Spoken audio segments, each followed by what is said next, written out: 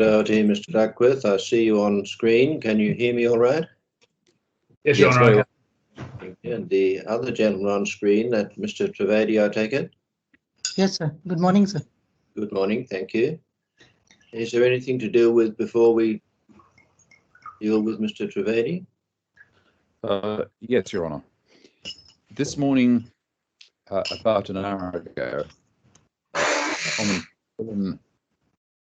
requested us to put in, and have already put into the bundle, a new document, which is a news article about UBI Bank.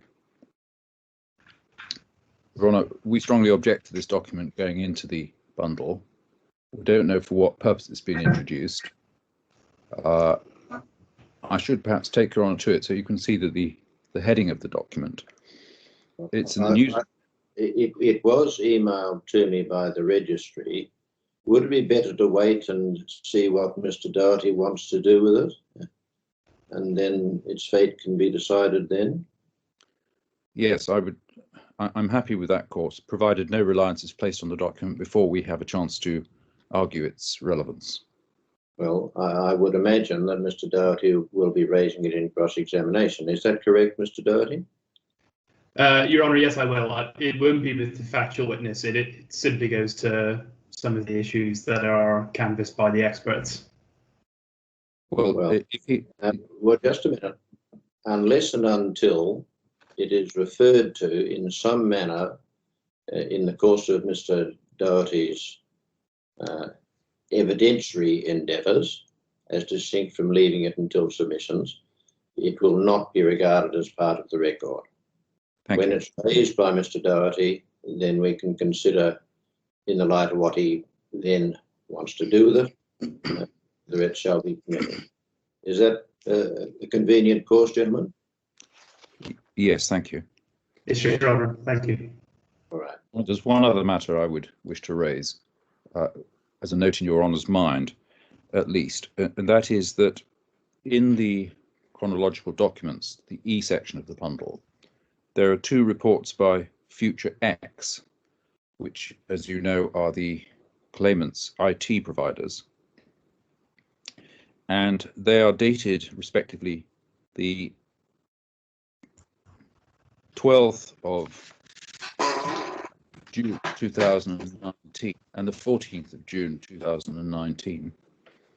I can show Your Honour those documents if you know.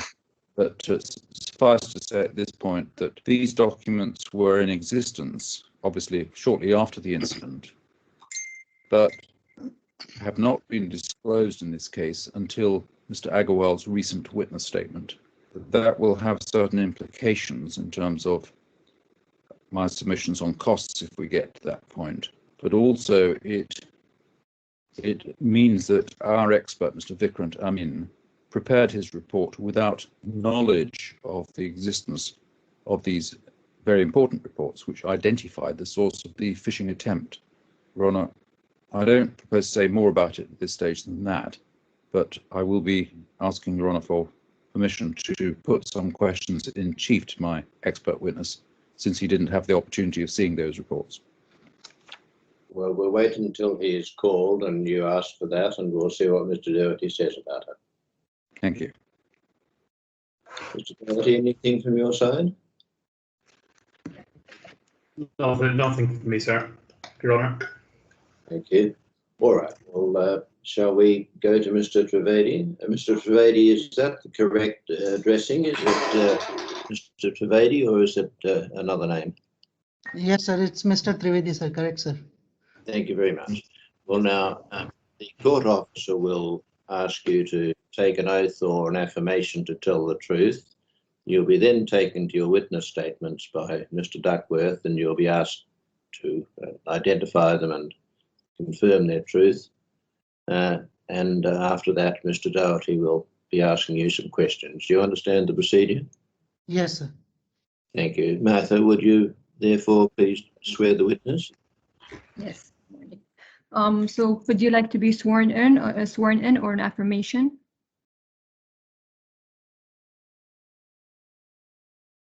Yes. Swearing in or an affirmation, please? Affirmation. Affirmation. Could you please state your full name and address? My full name is Puneet Trivedi, and my address is 513 Sultan Building, Al Faidi, Bar Dubai, UAE. Thank you. Could you please repeat after me? I sincerely and truly declare and affirm I sincerely and truly declare and affirm that the evidence I shall give shall be that evidence that I shall give shall be the truth, the whole truth, and nothing but the truth. shall be the truth, the whole truth, and nothing but the truth. Thank you, Mr. Trivedi. Yes, Mr. Duckworth.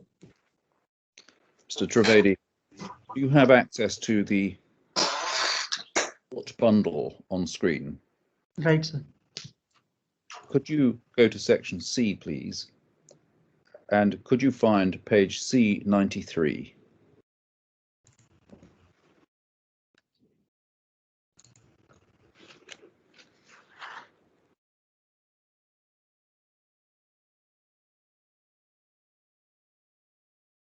Yes, sir.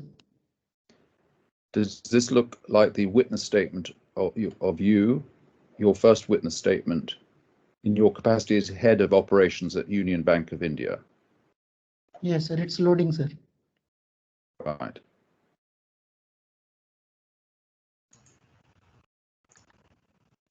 Yes, sir. It is the first page of my witness statement. Thank you. Now, could you go to, please, page C100?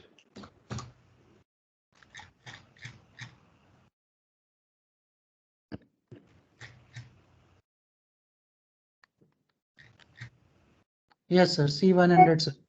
Is that your signature? Yes, sir. It is my signature. Could you now turn to, please, C237?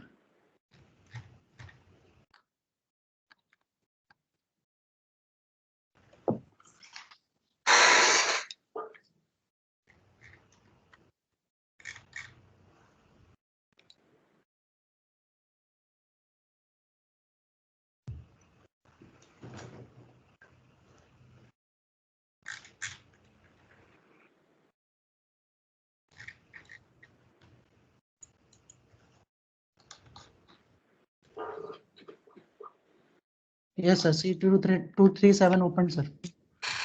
Is this your witness statement in reply to the first witness statement of Mr. Girish Agarwal? Yes, sir. And then finally, could you turn to page C241?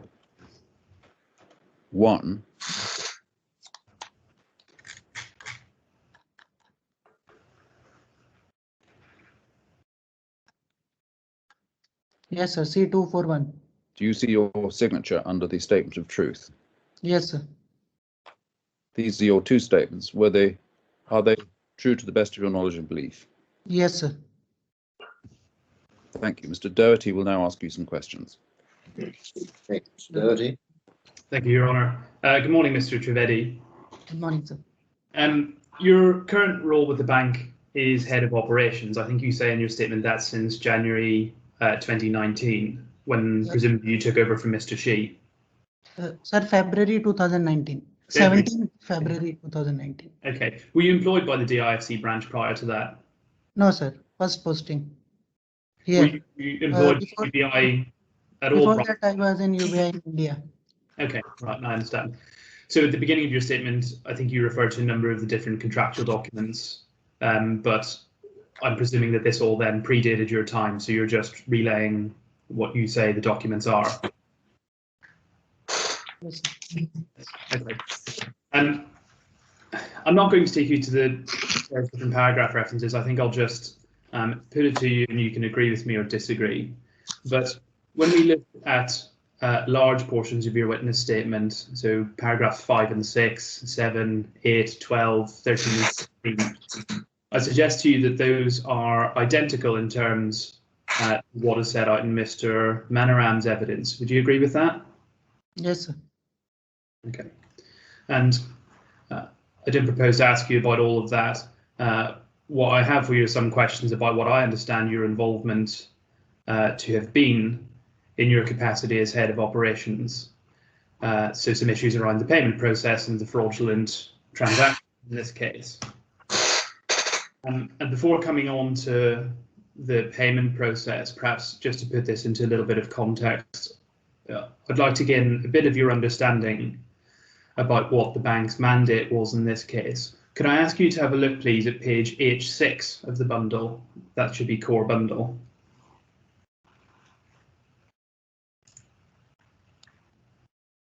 Sir, page 86 Yeah. and bundle So it's bundle H. H. Yeah. And then within that, it should be tab 2, page 6. H86, yes, sir. Do you have that? Yes, sir, I'm opening.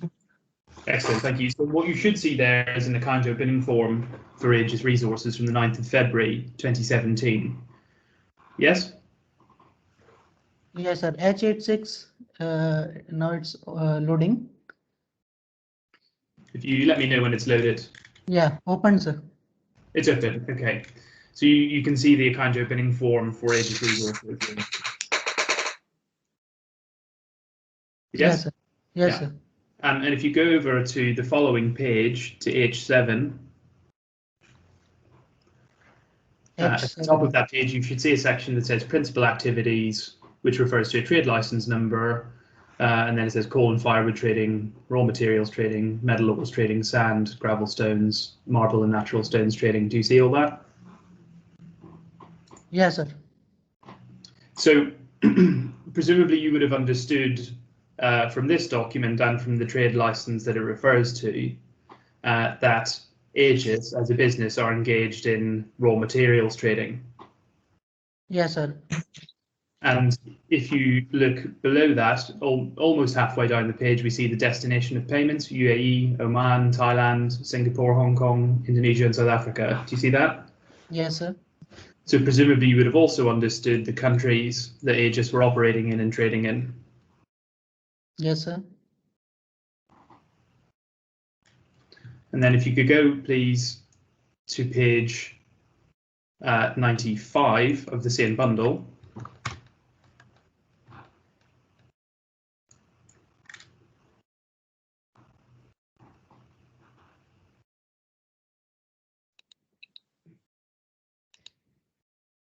And if 95 open, sir.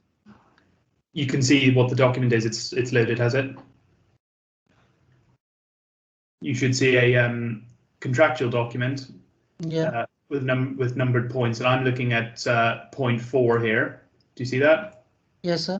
So it says the borrower and the lender agree that the renewed facility shall be utilised for the supply of any goods and services for the manufacturing of steel to JSW Steel Limited.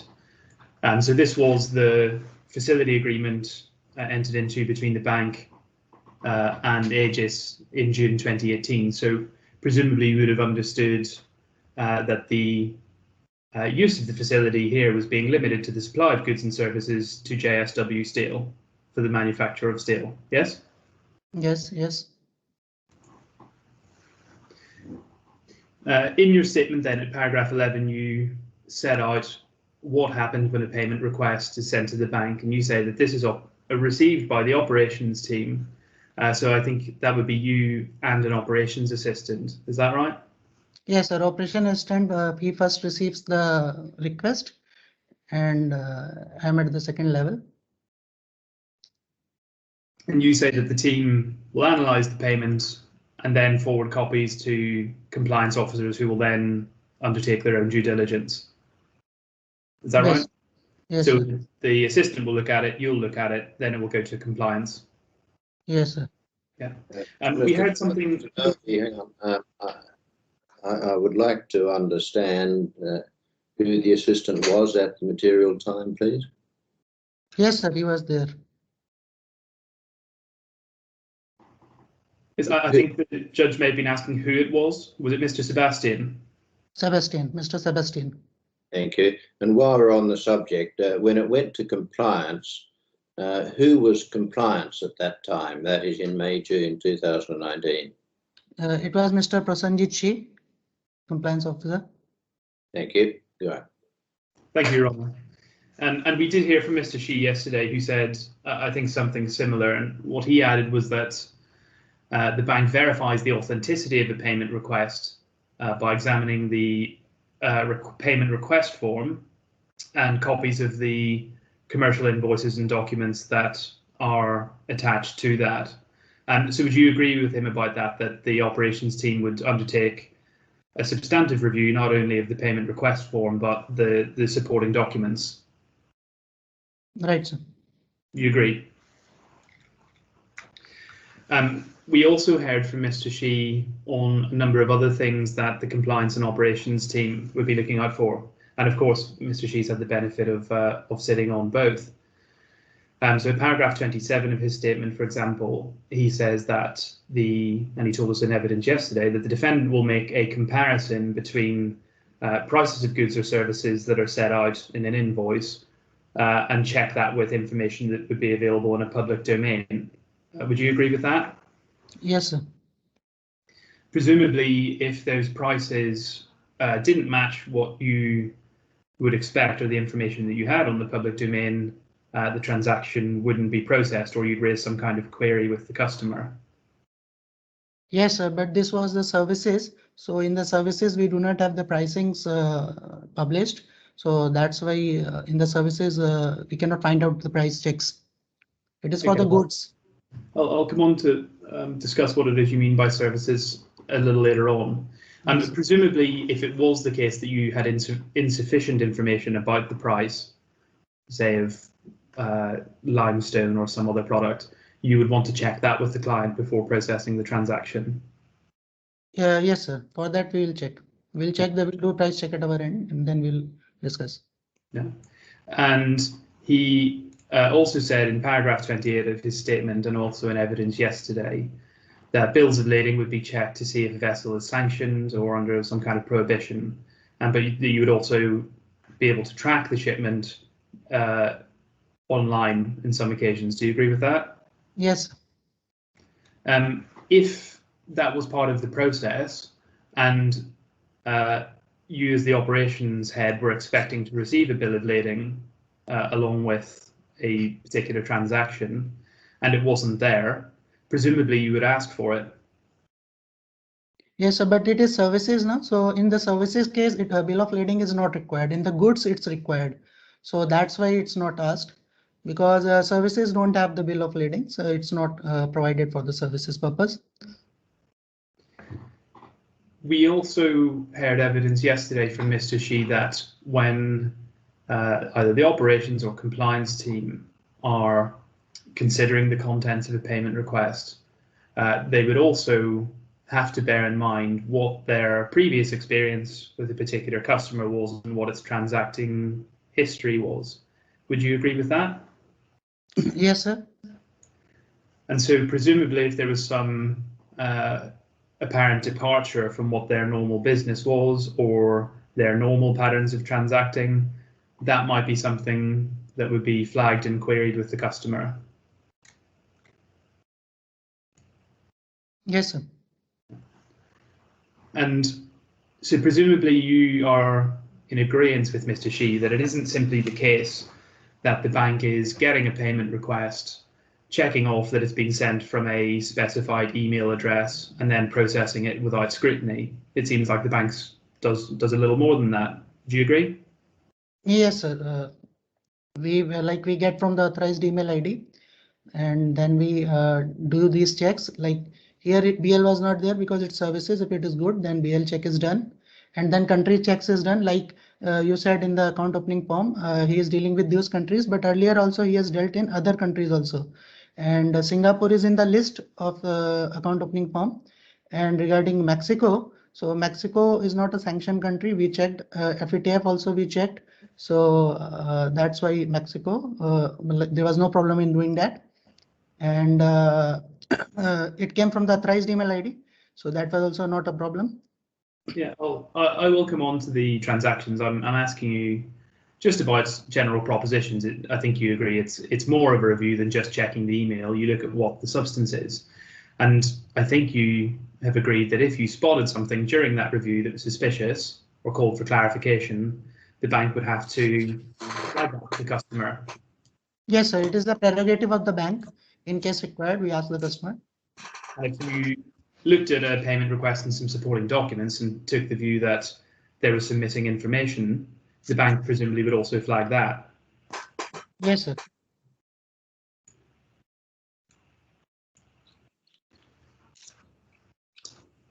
In your statement at paragraph 12, you suggest what the payment process followed between the bank and Aegis was. So at 12A, you say that the signed payment request form, you check it was signed by the authorized signatory and contained details of the beneficiary and purpose of the remittance.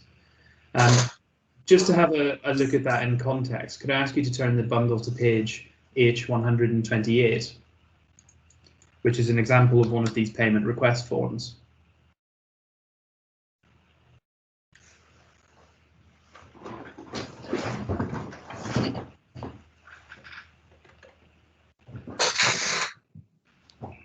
H128, sir. Open. Yes. Open, sir. You've got that. Perfect. Yes. So this is an example of what we would say is a pretty typical transaction in the context of Aegis business. So I'm going to use this particular transaction to explore with you how the payment process worked in practice. And what I'll do is suggest to you what we say are some common features of this payment process, and you can tell me if you agree or disagree. But Yes. we can see here that this particular request is 4th of March 2019 for $465,000, and the beneficiary here is K-Line India Shipping Limited. And we can see that the purpose of the remittance is payment of ocean freight.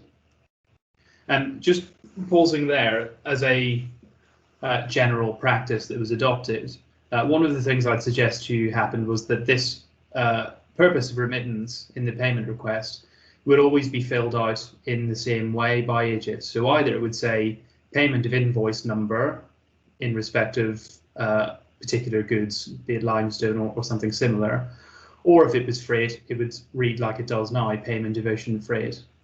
Would you agree with that? Sir, actually, it is the decision, or it is the party who is sending the remittance request. They are mentioning it, the purpose of remittance. So that can be different. Like he is dealing in 5-6 things related to mining services operations. So related to that, like assembly of tools, mining tools, it can be the purpose of the remittance. Mining services can be purpose of the remittance. Purchase of limestone and dolomites can be the purpose of the remittance. So it can differ every time as per his requirement. An invoice is mentioned for that. I think perhaps we're getting ahead of ourselves. I don't think I'm suggesting that, in theory, this section couldn't say anything. Of course, they could type whatever they wished in there. It could have nothing to do with the remittance whatsoever. But the point I'm putting to you is that prior to the 30th of May 2019, when we have the first fraudulent payment request being made, I'm suggesting to you that as a matter of practice, every payment request submitted by Aegis was filled out in one of two ways. It either said payment of invoice number or it said payment of freight. Would you agree? That I have to check, sir, in all. But presumably you have no specific examples in mind where that wasn't the case. Yeah. Okay. And paragraph 12B, you say that the payment request enclosed copies of invoices raised by the beneficiary. And so if you look at page 129, which is the very next page, we can see the invoice that comes along with this transaction. So you see at the top of the page, we have K-Line India Shipping Private Limited, and underneath that we have all of the contact details for K-Line, so address, telephone number, fax and email. Do you see that? Yes, sir. And if we go down on the right hand side, we obviously have the invoice number and date, date and place of supply, and then we have 6 references to bills of lading and the weight of the cargo that they're carrying. Do you see that? Yes, sir.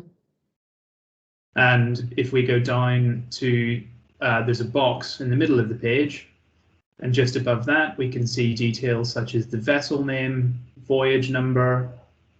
We can see where it's going from. So in this case, it's Ras Al Khaimah to Mumbai. So that would be both locations identified by Aegis on their account opening form. And we can see that the cargo here is limestone. And we know how much limestone, of course, because we've got the total quantities. And then we've, on top of that, got the price in the box. On the right-hand side, you see that 465,000. Do you see all that? Yes, sir. And then if I can ask you to look at the very top left of the page, we see reference to Aegis Resources Dmcc, and then it says on behalf of JSW Steel Limited. Yes, sir. Yeah. So what I would suggest to you is that although there may be some cosmetic differences between what one company's invoice looks like and another's, that in all of Aegis transactions, what we'll actually see is that they're set out in more or less this same amount of detail.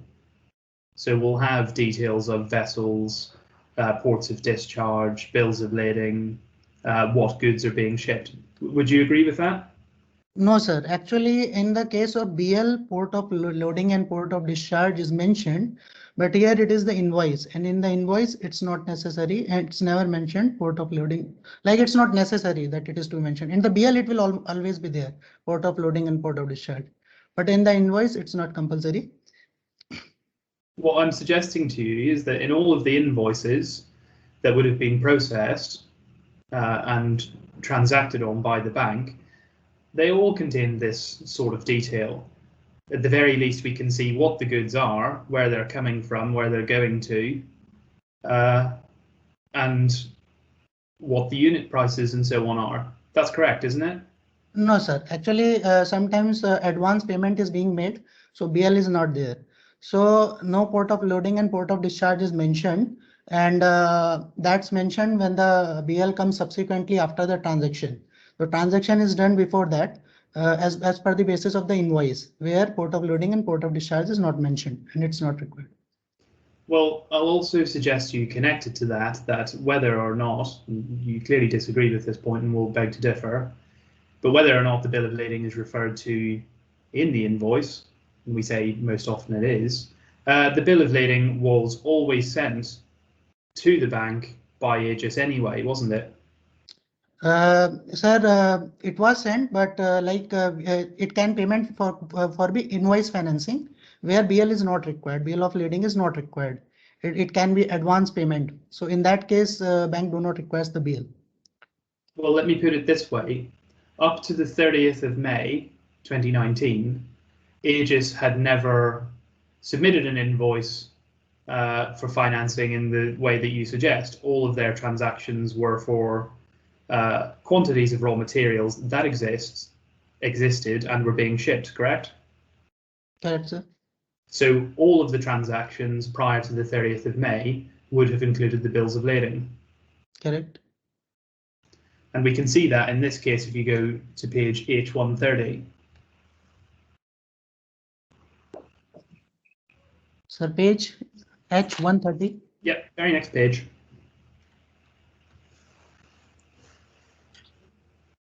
Yes, sir, open, sir. And so this is, you would have got the bill of lading. You would have reviewed this, yes? Yes, sir. Yeah. And we can see on it, it refers to notify address JSW Steel Limited. Do you see that? Yes, sir. And we've got some of the same details we had in the invoice. So the name of the vessel, the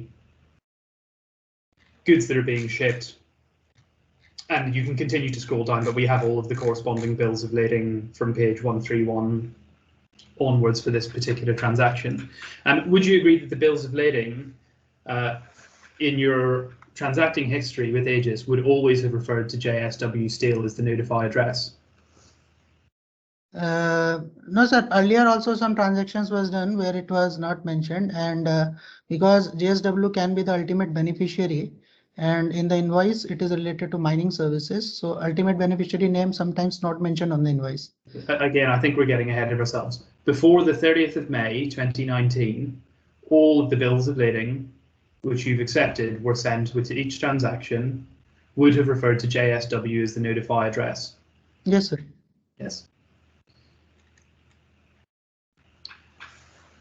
Now, what's also quite interesting about this is if you skip forward to page 136. H136, sir? Yes.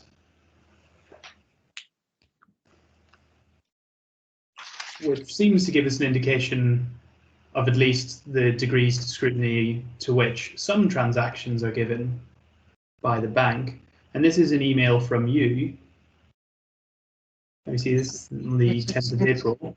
It's loading, sir, just a second. Yes, and now it's open.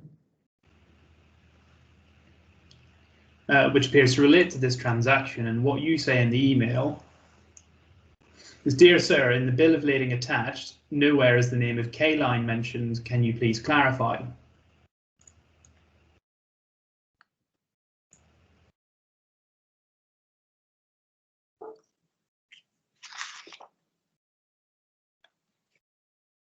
Yes, sir.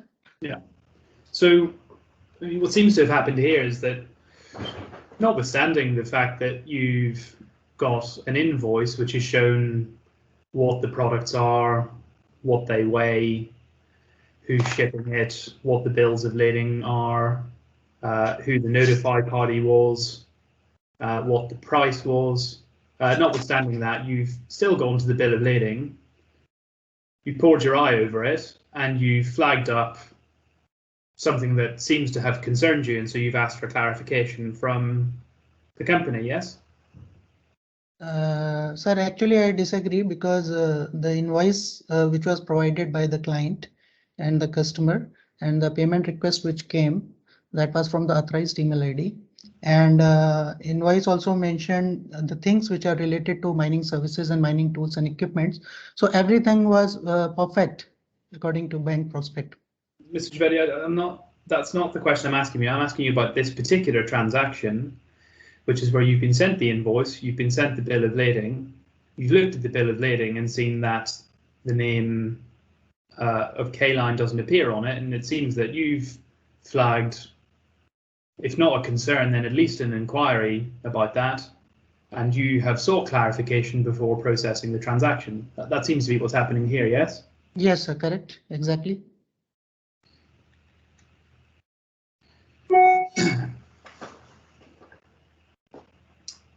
So I want to ask you then about what you say at paragraph 12C, which is that the claimant always sent its payment request to the defendant from the authorized email ID. Again, this is a question which I'm asking you about what happened prior to the 30th of May 2019. And would you agree with me that prior to that time, a transaction had never been processed on the basis of email instructions alone? Sir, actually we have three processes. Either we require authorized email ID payment request, or we require fax, or if it is from the unauthorized email ID, then we make a phone call. So there are three processes, or we get original document from the customer. So there are these kind of options we have for the payment. Okay, well, that's interesting because it seems to be slightly different from what your colleagues have told us. But let's look at that in some context, perhaps. Could you go to page 102 of the bundle?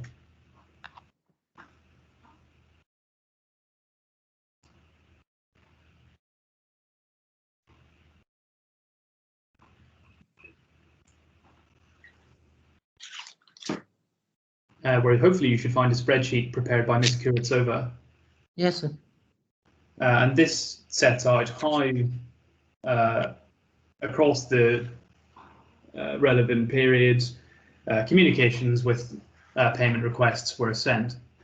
And so if you look at page 102, so I mean, for example, you joined in your role in February 2019. So if you look from row 1 through to row 36, we can see in that period of time, with one exception where there's a fax error, every single instruction during that period was sent by fax, correct? Yes, sir. Fax was also one of the option for the payment request. And we can also see that in addition to those being sent by fax, on each occasion, what we have evidence of at least is either or both of an email being sent and a telephone call being made. Sir, if a fax is sent, that is sufficient for us. And if it is coming from authorized email ID, that is sufficient for us. And if it is from unauthorized email ID, then we have to make a call.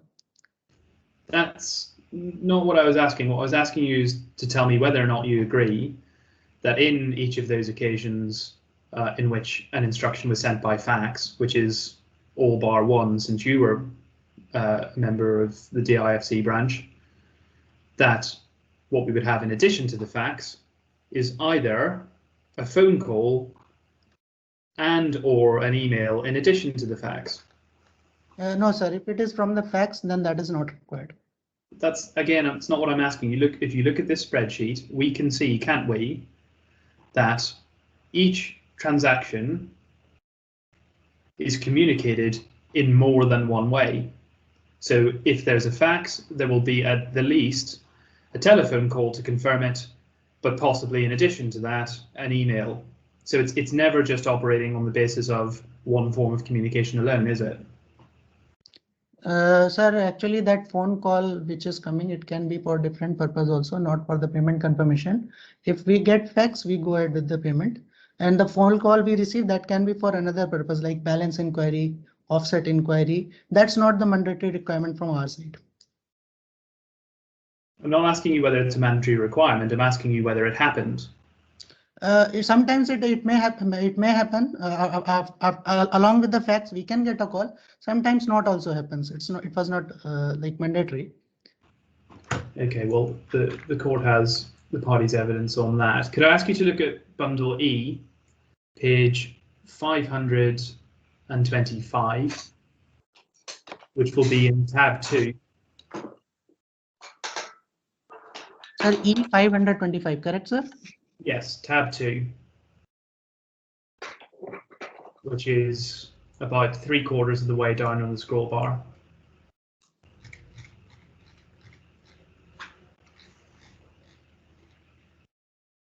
E525 open, sir. You've got it. Yes, sir. Good. So this feeds back to what you were just saying, what you've said in paragraph 14 of your statement, which is the defendant relied on the payment request form sent by the authorized email ID. Well, here's an example where we have an email from the authorized email ID attaching 3 documents. We've got 2 PDF documents, which are an invoice and a bill of lading. And then we've got the ARD payout, which is the payment request. And we can see that that's a Word document, can't we? Yes, sir. So if that is a Word document, that could not have been signed, correct? Yes, sir. So this is an example of an email being sent. So this is in March 2019, about a month and a half after you've started, where the bank couldn't act on the email because the email didn't contain the signed payment request. Yes, sir.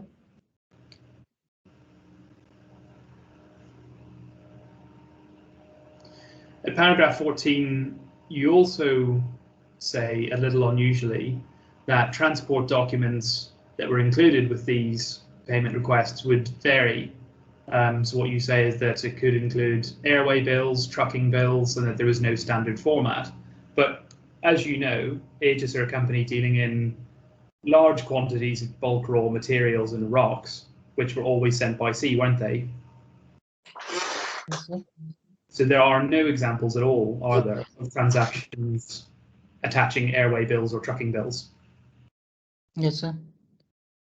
In paragraph 16, you make reference to the provision of Dun & Bradstreet reports. The court's already seen some contractual provisions regarding that, but what you say is that these reports would be requested at the bank's absolute discretion and wouldn't be required in advance to avoid unnecessary delays. Can I ask you, just in Bundle E, tab 2, which I think you're in, sorry, tab 1, just to look at one document on this. It's 286, which is right at the bottom. Sir, E1? Yeah, E tab 1, page 286. So can you please repeat the page number? Yeah, it's E 286. 286. Yeah, so it should be in tab 1 on your case lines browser. Yeah, E286 opens up. Yeah, so here we can see an email. This is from Mr. Shi, the court seen it yesterday, but it says, please provide us with the DMB report so that the TR request can be processed. A payment of more than 100,000 requires DMB report of the beneficiary. So what this seems to be suggesting to us is that the bank are requesting it. They're sending the request before the transaction is processed. Correct? Sir, actually, no. This is the prerogative of the bank. This report is required. And secondly, earlier also we have sent request for the DNB and we got it delayed. So we got the email as the sufficient proof of the same for the transaction. Yes. What I'm suggesting to you is what this email shows is that the bank is asking for the DNB report before the transaction is processed. Yeah, bank. It is a prerogative of the bank, sir. Yeah. And even if it didn't get it, we've seen evidence suggesting, and Mr. Shi says that he would ask for an undertaking that one be provided at a later date. Would you agree with that? Yes, sir. It's totally decision of the bank. Bank may ask. I'm going to come on to the fraudulent payment request in just a second. I want to pause at what you say at paragraph 19 of your statement, which is that the defendant determines whether the payment request is in compliance with the terms and conditions of the facility by verifying the purpose of the transaction, the beneficiary, the country the beneficiary is incorporated in. So on that, based on what you say, logically it must be the case that if the stated purpose of the payment request does not comply with the terms and conditions of the facility, you wouldn't process that.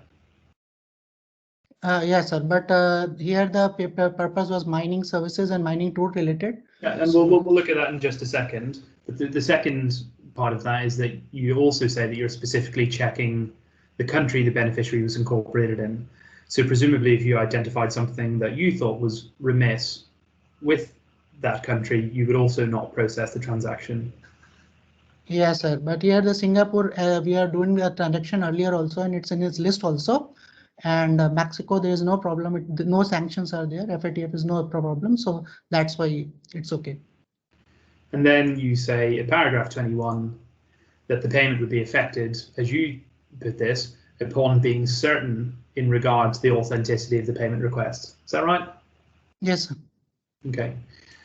So I'll come on to the fraudulent payment request. You don't actually say anything about this in your evidence, notwithstanding that you were the head of operations, but I have some questions for you anyway. I'll take you to these as quickly as I can, but can you look at page 186 of Bundle H? Okay, sir.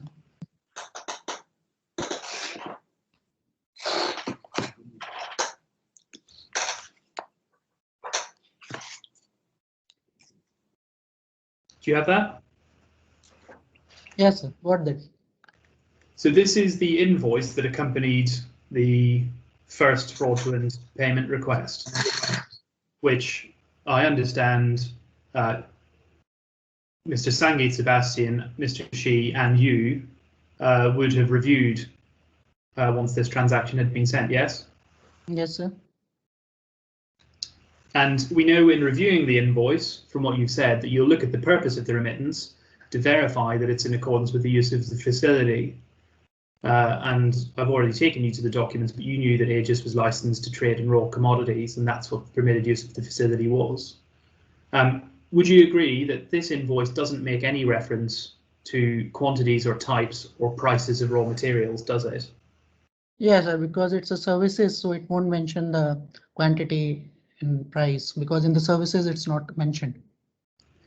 So given what you knew about what Aegis was licensed to do, when you reviewed this document, how could you possibly have told that this was a transaction relating to limestone or dolomite or coal or pyroxenite?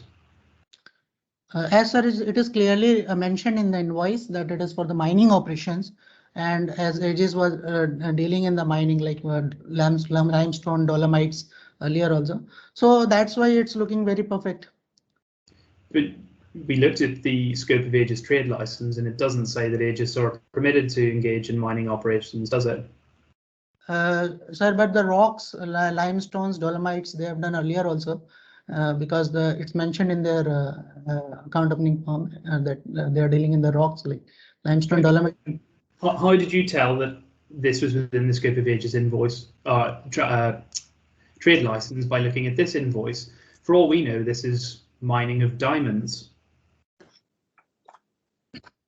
Sir, actually, sir, earlier also mining operations and related to mining services transactions were done in the Aegis, limestone, dolomites.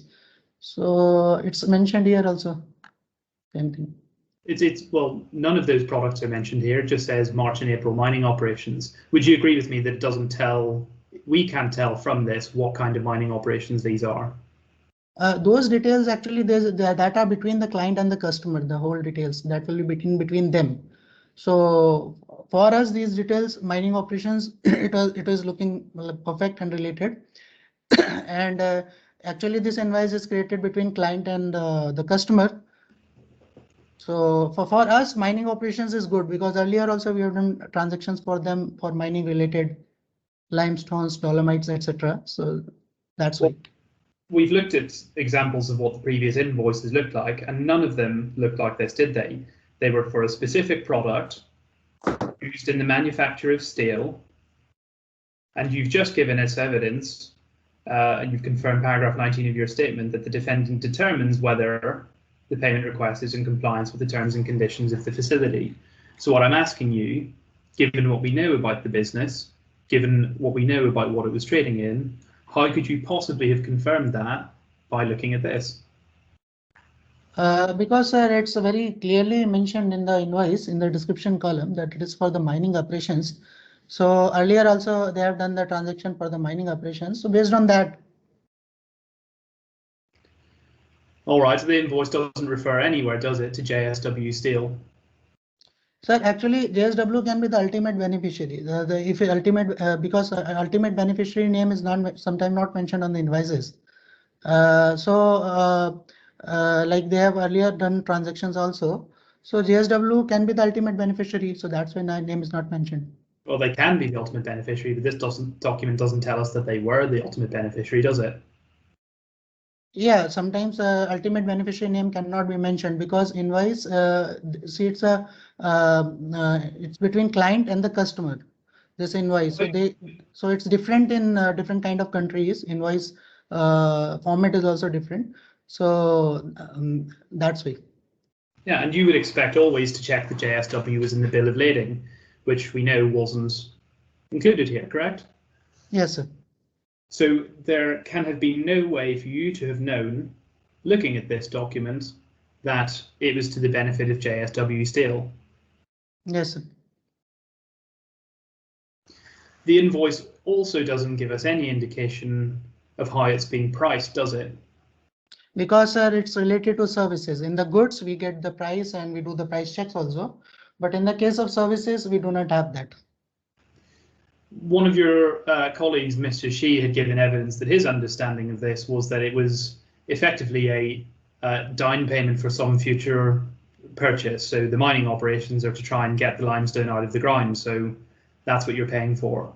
If that was the case, it doesn't give us any indication, does it, of quantity of limestone, or even if it is limestone. It just says mining operations without explanation, correct? Yes, sir. But as I mentioned, that mining operations is mentioned, so it is services. And so services, we do not get any price checks for that.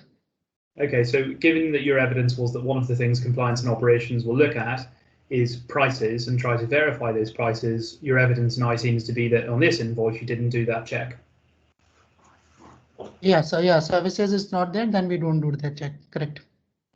And we also know, and you agreed with earlier, that people, when they review these transactions, should have in mind their previous experience with the customer's transactions to know whether or not this has been a departure from their business operations or a change in pattern.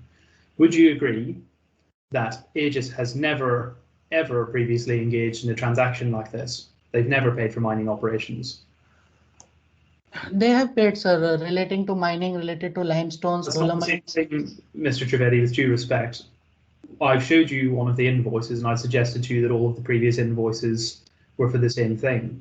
So what I'm suggesting to you now is that nowhere will we find, before the 30th of May 2019, an invoice which relates to the payment of mining operations. That's right, isn't it? Yes, sir. So given that you will have, when you were looking at this, no doubt had in mind Aegis' previous business, how could you possibly have satisfied yourself that this was a legitimate transaction within the course of Aegis' business operations? Because, sir, as they have mentioned in this, that they are dealing with the rocks, they are dealing with the earlier also they dealt in the limestone dolomite. So it also specifies that only. So it's similar in nature. We heard evidence yesterday from Mr. Shi, and when he was asked questions about the provision of D&B reports, one of the things he said was, it is not necessary, as I've already said. We also checked ACRA. Now, as I understand it, ACRA reports are something you can get to check information about what an entity is. Yes, sir. ACRA. Yes, sir. For the Singapore-based, we can check, and we checked in the ACRA, and it was in the existence. Yeah, so you checked on ACRA. Yes, sir. And it was in existence in ACRA. Yeah. So you saw that the beneficiary here was Rideau PTE, and then you got an ACRA report to confirm that they existed. Yes. Is that right? Yes. Okay, well, the bank hasn't actually provided us with that document, but if I can ask you to look at page E728.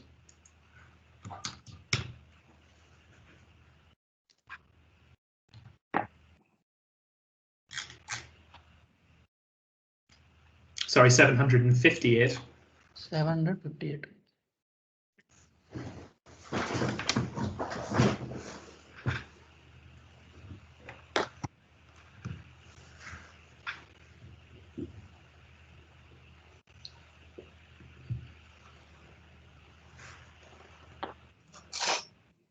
Got it. Do you have that document? Yes, sir. This is an ACRA report that Mr. Agarwal got hold of on the 13th of June, I think when he was in Singapore, for Rideau PTE. And both you and Mr. Shi have now given us evidence that said that you got one of these reports before processing the transaction. And if we look in the middle of the page, what this report tells us is principal activities of Rideau PTE were accounting and auditing services, including taxation advisory services. Do you see that? Yes, sir. Well, when you got this report and you read it, did you not ask, why on earth are an accountancy firm providing mining operations? Because, sir, as the purpose was services, so that was the reason, because it was not the delivery of the goods, and we checked the existence, so existence was there. That's why. Right, so it exists, and it exists to provide accounting services.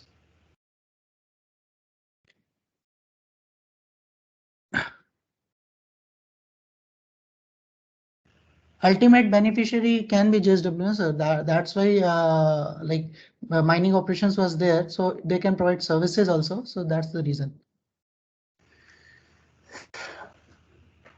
Well, I suppose I will put this to you.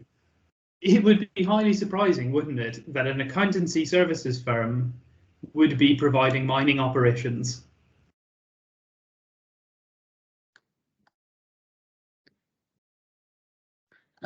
This point, sir, we have to check, sir. We'll check and revert.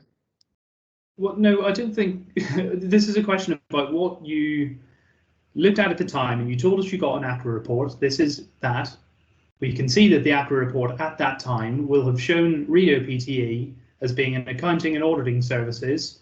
Both you and Mr. Shi have said that you looked at it, and what it's telling us is that Rideau are a company that have only been incorporated for 6 months by this stage, They're an accountancy and auditing services and taxation advisory services firm, and they're being paid close to $1 million for mining operations.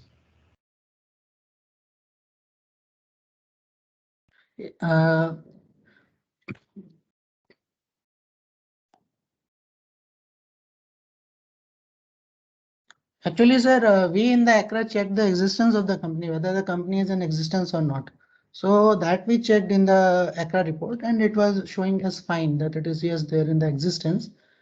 So and Reto Private Limited is there based in Singapore, and activities. Go on. And it is for the services activity. So based on the existence and it actually second thing is that it is totally in between the client and the customer, the invoice. Well, that's not what you've said in your witness statement. What you've said in your witness statement is you will check the purpose of the remittance, you'll check who the beneficiary is, you'll check where they are, and you'll make absolutely certain that it falls within the scope of the facility. That's what you said in your witness statement. What it seems to be you're suggesting now is you got this report, but you didn't read it.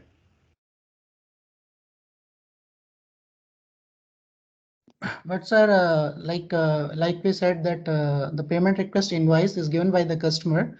It is a deal between the client and our customer. So invoice is raised to our customer by the client. So in that they have mentioned the mining operation is there and Reto PT is based in Singapore. So for checking the existence, we looked at the ACRA and we found that yes, it is in the existence there. Mr. Javedi, we've gone through before we got to these transactions what the process was at some length, and you confirmed that there was a substantive review. It was suggested that there were some quite rigorous sounding steps that would be undertaken as part of that review. And what you're now telling us is that, well, the transactions between the customer and its client, or its own customer, and it's nothing to do with us. So which one is it? Were you checking the transactions or were you not? We are checking the transactions, and like I said, we do the price checks. Like I said, we do the BL checks. The BL is there, and we do the country checks, whether sanction is there, whether FATF sanction is there, or European Union sanction is there. We check that. Okay, well, even just picking up on some of the examples you've just given, what we can see in this transaction is you didn't check if the BL was there, correct? Actually, it is a services, so BL is not required in that. You didn't check the price, correct? Yeah, because price is not mentioned for the services. Services, we don't check the prices. It's not available actually. And aside from checking if it exists or not, you haven't checked who the beneficiary is, even though you've got a report to tell you that. Yes, sir. Beneficiaries in the invoice, sometimes ultimate beneficiary is not mentioned. In the BL, it's mentioned. So that's the reason. Right. Can you look at page 195, please?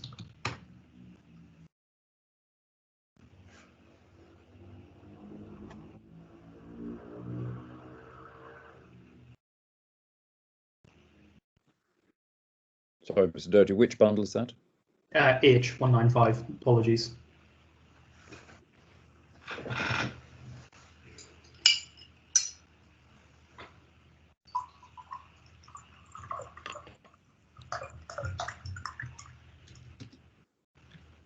Got that, sir. We'll come on to this in a minute, but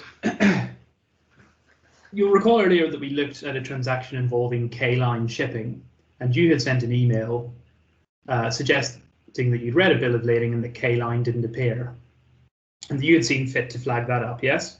Yes, sir.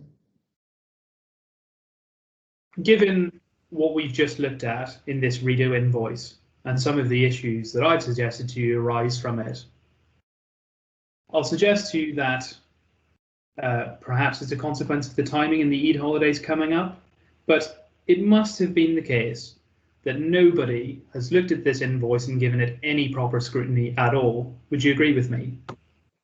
No, sir. We checked it at our level. Well, we'll agree to disagree. This 195 is the second fraudulent invoice for Clamor Robotics in Mexico. and we can see that it purports to be for mining tools and equipments in the United States for just shy of $250,000. Now, in circumstances where we have an invoice for mining tools and equipments, you will have known when you were reviewing this document that Aegis only client, ASW, was a steel manufacturer. A steel manufacturer, I'd suggest you would have had no use at all for mining tools, would it? Or robotics for that matter. Robotics actually, sir, sometimes name of the company, they do not denote the business of the company. Like Apple, we know Apple Orchids. So like there are so many companies where name do not denotes the business. So, like we see in the case of Apple or Orchids and all. So that is the case. And other than that, invoice is fine, like everything is there. Yes, well, perhaps you tell me, when you read this invoice. One moment, Sorry. please. Have we lost Mr. Duckworth? He's disappeared from my screen. I can see his initials, but yes, he's disappeared. Perhaps he can... There he is. I think I accidentally turned the camera off. I apologise. Not at all. You missed just one answer, I think, from Mr. Trivedi. Are you content to catch up with it on the transcript? No, I heard it anyway. I intended to switch the audio off, but by mistake switched the camera off. I apologise. No problem. We'll continue. Thank you. Thank you. So as we know, JSW are a steel manufacturer. So given that we know that Aegis' sole trade is the provision of goods to JSW, when you read this invoice, did you not think, what possible use could JSW steel have for mining tools? Like sir, as I mentioned, like they were doing the raw dolomites, limestones, and rocks transactions. So here it is also the mining tools assembly can be there. Assembly of the machines can be there for that purpose. So here mining tools and equipments is mentioned. But why would either JSW Steel or Aegis, a commodity trader, be buying and assembling mining tools? Because as they are dealing in the rocks, they are mentioned earlier also in their account opening forms and all. So for that purpose, they may require it. All right. Well, I've already put it to you. I'll put it to you again. Aegis was not licensed to undertake mining, correct? But for the rocks purpose, they can do the mining related services. They can trade rocks. We both agree on that. They cannot undertake mining activities, can they? Yes, sir. So what possible use could they have had for mining tools? Mining tools, they may require it for the purpose of this limestones, dolomites, and other rocks, stones, other stones. But you've just agreed that the company is not allowed to undertake mining. No, sir. As I said, that they in the rocks like limestones, dolomites, they were dealing. So mining equipments are required for that. So assembly is to be done. Machinery assembly is to be done for the because we have to mine it. So for that, this mining tools and equipments is perfect, actually. It's perfect, is it? Yeah. Okay. Did you inquire when you read this as to why mining tools were being sent to JLT? Actually, that do not raise the suspicion because it's partially related. So it does not raise a very suspicion in this case. If it would have been certain different thing, kind of thing, apart from this, then it can be. So what, someone's going to drive into the roundabouts at JLT, go into reception and say, I've got some mining equipment. Do you mind if I put it in the lift? Bring it up. But for the purpose of like rocks, mining tools are required because assembly is there. Some assembly is to be set up, machines assembly. So for that, mining tools and equipment is required. Coming back to the evidence on whether there would have been price checks, we don't know here, do we, what the mining tools or equipment is, what the quantities are, and there's no way for us to check their price, is there? Regarding that, sir, actually it is assembly of machines. So when assembly is there, we cannot do the price check because there are various kind of machines. Suppose 10, 11, 12, 15 kind of machines are there which are to be assembled. So for that, we cannot do the price check. Okay, sorry, it may be that I've missed this. Could you point out to me where in the invoice it says it's for the assembly of machines? Sir, mining tools and equipments, these tools can be assembly. They can be assembled. So for that, we cannot do the price check.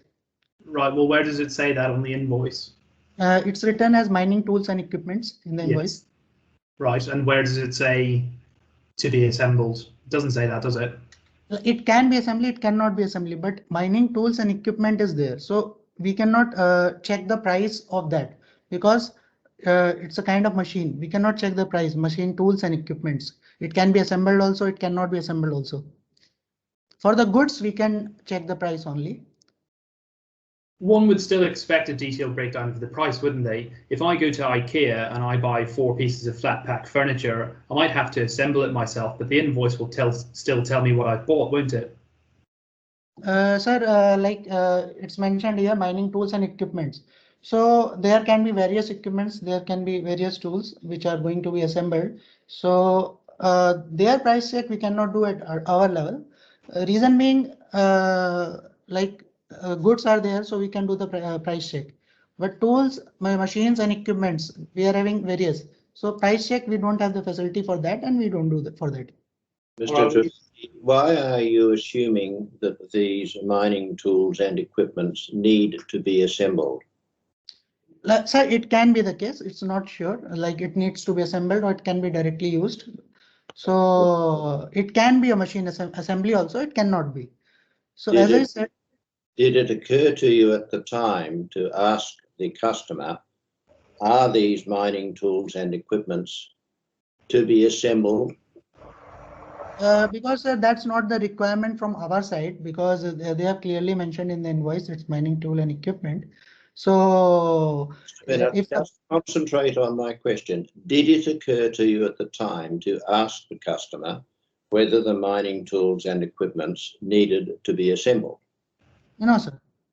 Did it occur to you at the time to ask the customer, tell me what the mining tools and equipments are so that I know whether or not I am able to check the value attributed to them? No, sir. Thank you. Carry on, Mr. Doan. And coming back to what you've just said, which is it's a matter between the customer and their client. If you had just received an invoice that said goods, $1 million, would you process that?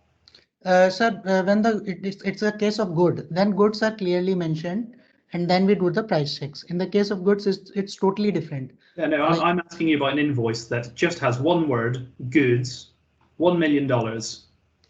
No, sir, type of goods is mentioned there. When it is a good, it will be written like suppose it is a metal scrap, or suppose it is a heavy steel metal, like goods will be mentioned. So there we can do the price check. No, I'm asking you about a hypothetical scenario in which you receive an invoice. So let's say in this box here where it says mining tools and equipment, take that away and just put in the word goods, origin, United States. No, sir, we'll not do that, because what would you do then? Because type of good is not mentioned there. Okay. When you looked at this invoice, you would have seen that it is a transaction in Mexico. And of course, as we know, one of the things that will have been looked out for is the location of the beneficiary. And we also know that one of the things that's taken into account is the company's previous transacting history and patterns. So when you read this and you saw Mexico, how is it that you could have been satisfied that this was within Aegis historic transacting patterns? Actually, sir, any party can expand its business for the business need in other countries. And Mexico, we did the FATF check, we did the European Union sanction check. So Mexico, there is no problem. It is a very all the checks, country checks, it has passed. So that's why that is the reason. This is a banking relationship where you have been specifically told what countries are going to be transacted with.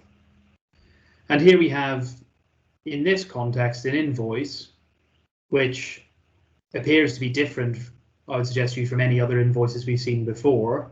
It's for a different sort of product, you and I may dispute whether or not it's a product that Aegis were even allowed to engage with at all. Too long and convoluted. Ask your question, a concise question. Did you take into account the fact that the countries that Aegis traded in were set out in the account opening form? Yes, sir. Earlier also they have done transactions which are not mentioned in the account opening form apart from that.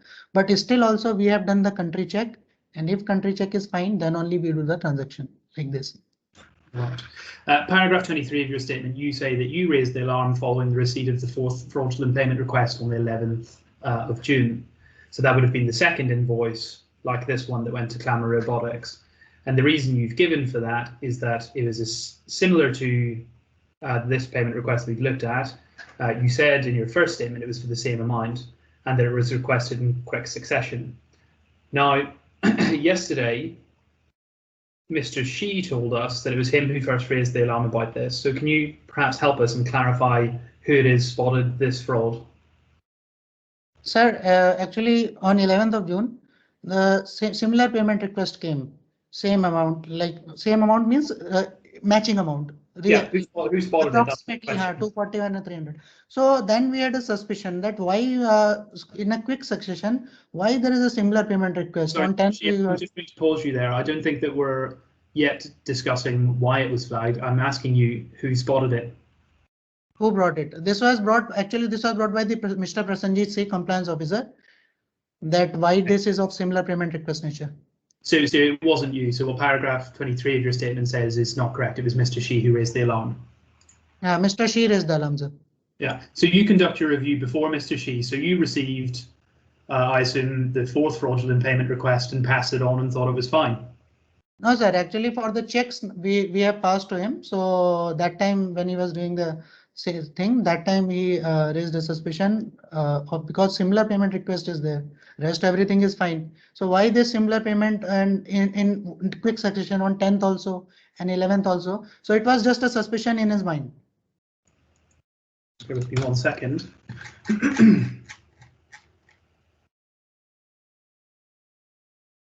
Yeah, that's not what happens though, is it? You said this pretty clearly at paragraph 11 of your statement. Mr. Shi doesn't get it first. What you say is the operations team, upon receipt of the payment request, reviews and analyzes the payment and forwards the copies of the request and other documents to compliance officers. So operations get it first, they review it, and then they send it to compliance. That's what you've said in your evidence. Yes, sir. So if that's been followed here, you've reviewed the fourth payment request, you've satisfied yourself, apparently, that you were fine with it, and then you forwarded it to Mr. Shi. Yes, sir, absolutely. Because invoices, payment request, authorized email ID, signatures, everything was very perfect. There, like for operations team, authorizing everything is there. So when we forwarded to him, then he raised suspicion because of similar payment request nature only. There was no any other reason for that. Right. Just because similar payment request reason. Because right. Everything was perfect, sign was there, authorized email ID, everything. Yeah, and in setting this out, you've all gotten yourselves into a bit of a muddle, haven't you? Because I'd suggest you looked at the fourth payment request after the... Please, no commentary. Your job is to ask questions. Mr. Trivedi's is to answer them. You do not make a comment like that one about you've got yourselves in a muddle. If what you have said is correct, which is that you were concerned about the fact that there were transactions in quick succession for the same beneficiary, those same features would have applied, wouldn't they, for the third transaction, which was made the next business day for the same amount to the same beneficiary? Because, sir, that payment amount, first amount was 826,000 and then 241,000. So 826, 241 is a different amount in different party. Now here on 10th and 11th, the amount is very close. Very like it's absolutely we can say that 80%, 90% closed. So that's why he raised a suspicion. Then why such a similar payment request is coming? That's the reason. What I'm suggesting to you is that on the 30th of May, we have a transaction for 826,000 to Rio PTE. Yes, it's processed. Yes, sir. And the email for that would have said that it was for payment for March and April mining. And then we have the Eid holiday. And on the first day that the bank reopens, we have another transaction with said to be for the same services in the same months and for exactly the same amount. So I'm suggesting to you is that on your analysis ought to have raised the red flags. We got red flag because of the same amount only, and the same party, it's going and its amount is same and quick succession, like one day only. Earlier one day we sent and today also we are getting the same. So what is the reason for that? That's why he got suspicion, Mr. Shi. So you're saying that you weren't suspicious when the same thing happened for the redo invoice? Is that Yes, correct? sir. Yes, sir. Okay. And we know that there was an internal meeting with some of the bank senior officials, including you, and that a decision was made after that that a Mr. Manish Kumar would call Mr. Agarwal after that meeting. You will agree with me, presumably Mr. Kumar is not giving evidence in these proceedings. Yes, sir. So the only person who is giving evidence in these proceedings that was on that call was Mr. Agarwal. Yes, sir. Yes. Thank you. That's all I have, Your Honour. Yes, Mr. Duckworth, any re-examination?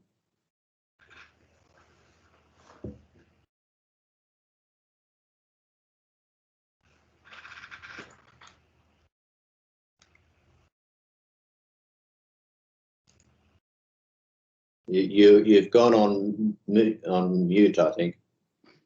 Thank you. Yes. Mr. Trivedi, in general terms, what is the purpose of the checks carried out by the bank? Purpose of checks is to check like the payment request which we have got. So whether it has come from the authorized signatory, whether it has come from the authorized email ID, like the payment request is genuine. This is the check. Then we check the price of the goods. Then we check the invoices. Then we check the BL tracking, like shipment is going from where to where. If the BL is available, if the BL is there in transaction. If it is advance payment invoice financing, then that is not required. And yes. Can I just break this down? What are you guarding against when you make checks? pardon, sir, can you repeat, please? What are you guarding against? What dangers are you checking for? So we are checking that there should not be any sanction. There should not be any European sanction. There should not be any FATF sanction. Transaction should not be done with the sanctioned countries. Goods should not be like explosives should not be there, like uranium and these things. They should not be in the transaction. And we check whether signature is matching or not. It should not be case that's authorized signatory. We have got a authorized signatory for every customer. So it should tally. It should not be different from that. And we check the email IDs. Authorized email ID should come from the authorized email ID. It should not come from some other email ID. When you check whether it's a prescribed country, whether it's a sanctioned country or company, we check when we process a transaction. Before that, we check the country whether it is sanctioned or not. And why do you do that? Because sir, some countries we have sanctioned. We cannot do transactions with them. We have got FATF sanctions, European Union sanctions, so we cannot do transaction with those countries. And you refer in your statement, paragraph 31, to having undertaken training for with AJMS Global. What's the nature of that training, please? Sir, that's actually KYC AML training. That is know your customer and anti-money laundering training that is given by the AGMS Global. Like we have to, like I said, we check the country. So this is the part of AML. Money laundering should not be done. And KYC, like know your customers, like whatever we are dealing with the customer, like goods, dual usage goods, we check. So these all training is given in the AGMS training program.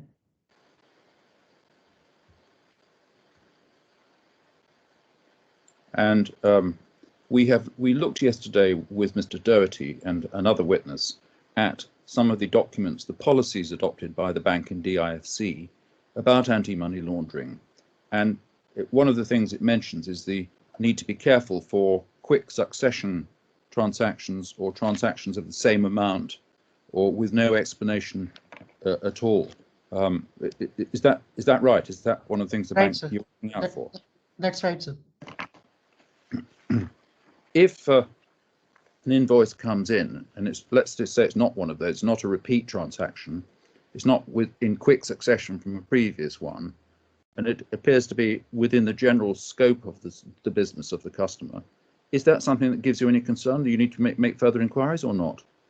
Yeah, if it is a quick succession and it is a similar type of nature, then we make inquiry. Yes, but if it's not either of those, just an ordinary invoice, and in this case says mining tools or something rather than rocks, does that concern you? No, sir. Then it is not required.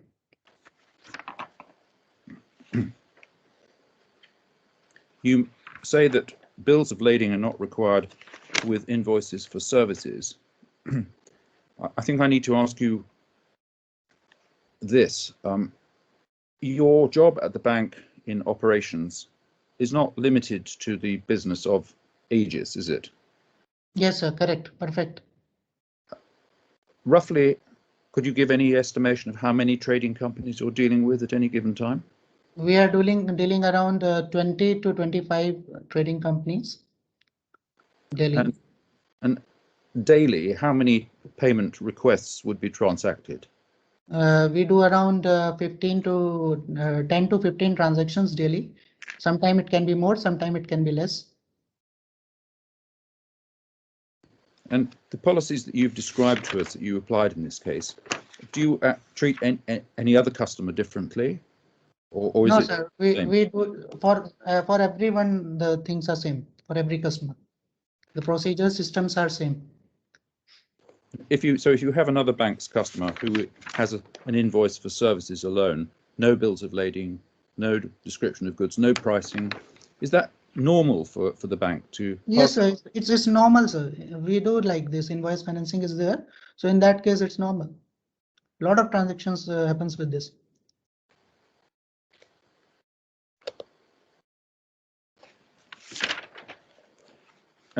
Again, let me ask you this: you check on the country, and I think you checked on the bank as well, didn't you? With Yes, sir. Bank we check, and this bank is in prime list. However, a customer can send to any bank. There is no problem, but it should not be sanctioned country. But in this case, this is a prime bank, prime list bank, so no problem at all. So even if it hadn't been a prime bank, you would have passed the RITA and the clamour payments, would you? Yes, sir. It is the customer choice because bank they can send remittance to any bank, even if it is not prime. But you've mentioned, and other witnesses have mentioned that in each case the banks were prime banks. Yeah. In each case here the banks are prime bank. So is there anything that you would call red flags here? No, sir. No, sir, because Mexico is a perfect country and UOB is a prime bank, so no red flags. One other thing you said that when counsel was asking you about why you check for bills of lading, country checks, authorized, no, not authorized ID, the presence of bills of lading, and the mention of the ultimate beneficiary. I think you said in answer to that question, it's the prerogative of a bank to make those inquiries. Right, sir, correct. Could I just ask you to explain what you mean by that, please? That's the right of the bank. That's the it's a right of the bank. If a bank thinks that's required, they can ask. It's totally as per the prerogative of the bank. And when you say in paragraph 19 of your statement, the defendant determines whether the payment request is in compliance with the terms and conditions of the facility by verifying the purpose of the transaction, the beneficiary, the country, and the beneficiary is incorporated in, etc. Based on that manner of working, did the retur invoices and the clamour invoices, or the payment requests rather, in relation to those beneficiaries, did they or did they not satisfy the test that you apply in paragraph 19 of your witness statement? Yes, sir. These invoices satisfy our criteria. As per our criteria, they are satisfying all conditions.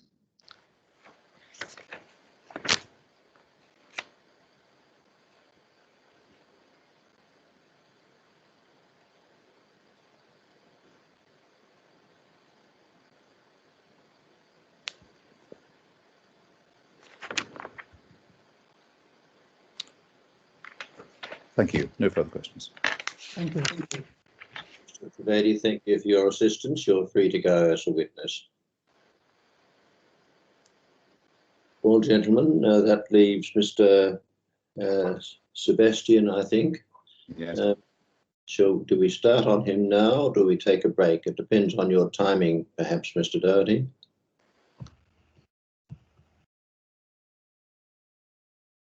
I think I can be relatively brief. I'll try and get it done in sort of 20 to 30 minutes.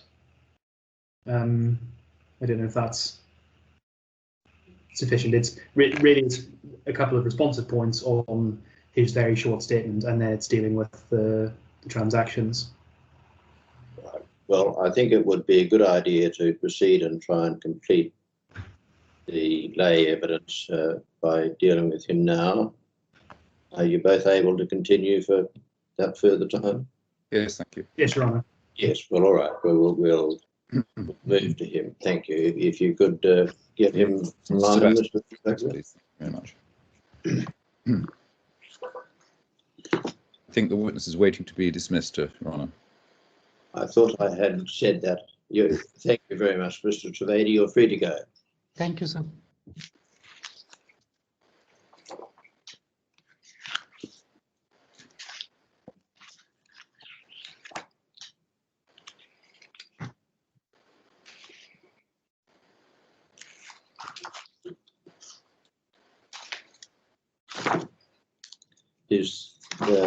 What's the right address for the next gentleman? Is it Mr. Sebastian or Mr. Sanjeev? I'm not entirely sure, Your Honour. I think we'll ask him that if we may. Right.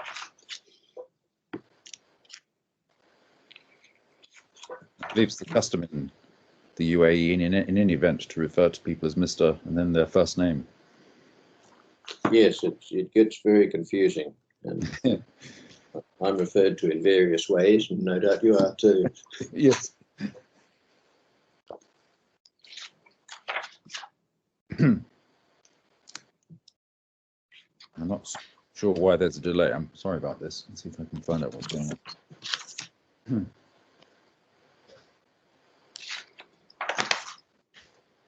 Hello, sir. Good morning, sir. I'm Sangeet Sebastian. Yes, thank you. I confess I'm uncertain as to whether to call you Mr. Sebastian or something else. What's the right address? Sorry? How do I call you, Mr. Sebastian? Or Sebastian is fine, sir. Sebastian is fine. All right, thank you.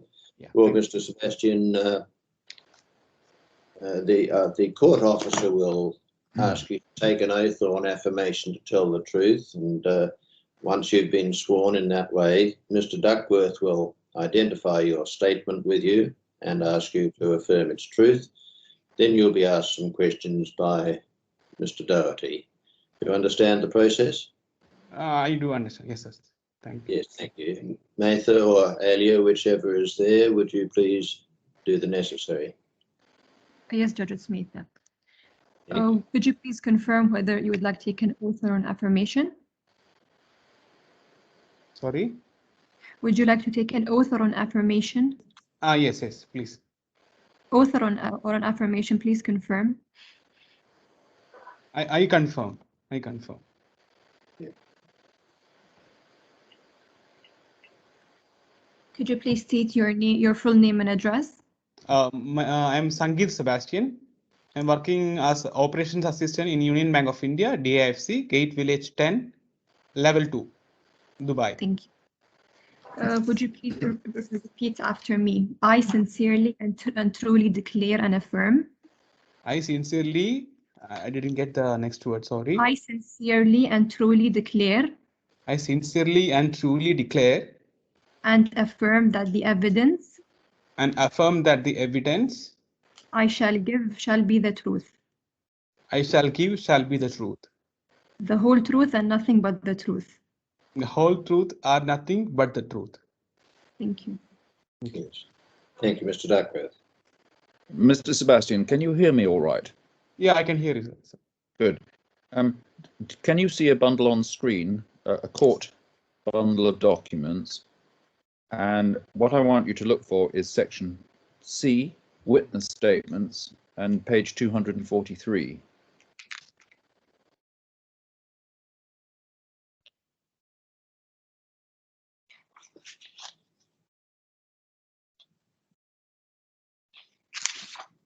So can you please repeat the bundle? Sorry, which bundle? C243.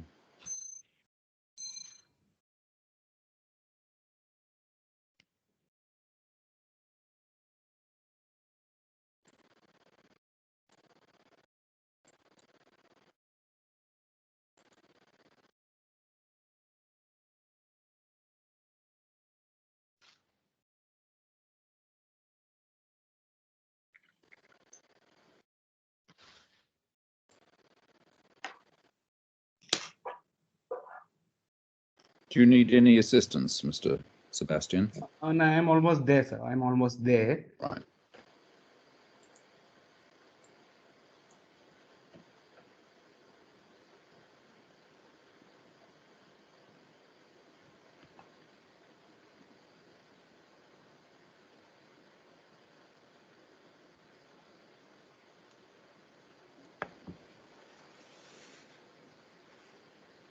Yeah, sir. I am on 243. Thank you. Does this say witness statement in reply to the first witness statement of Mr. Girish Agarwal, and has it got your name underneath it? Yes, sir. Yes, sir. And would you then go on to page 245, please? Sorry, to page 246.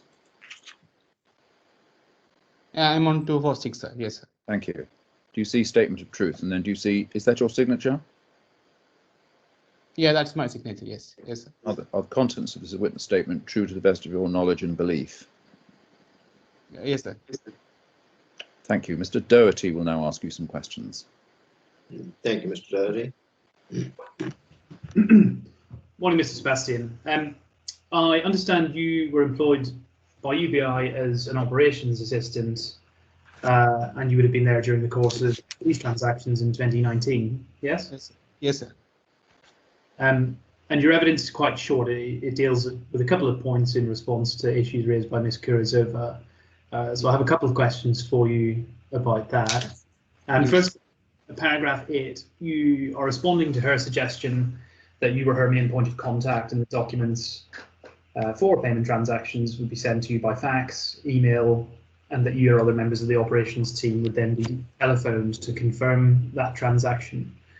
And your evidence is that telephone calls were an irregular practice. With that in mind, could I ask you to look at bundle H on the navigation pane on the left-hand side of your screen, and it's tab 2 within bundle H, and then it's page 102.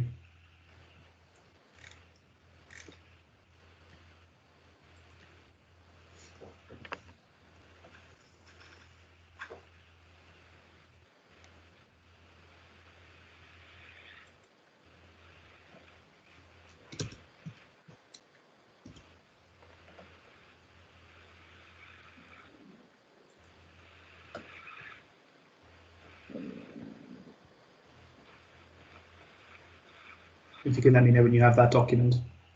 Yeah, I'm on 99. I'm almost there. Sorry for the Not a problem. delay.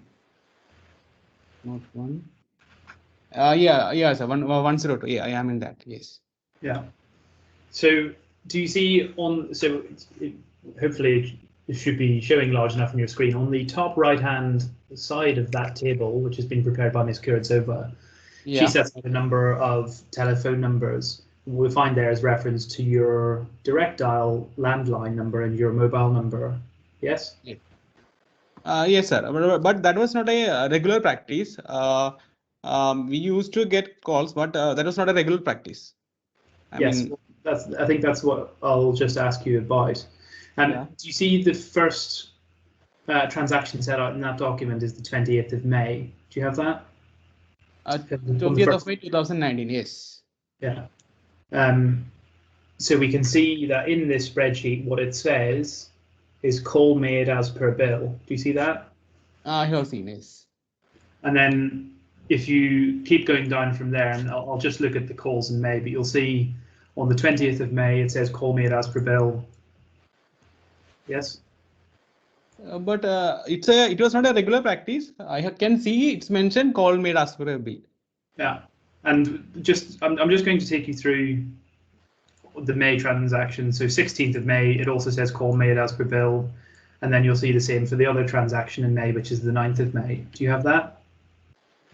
Yeah, I can see here. I can see here. Yes. Yeah. So can I ask you then to go to bundle E?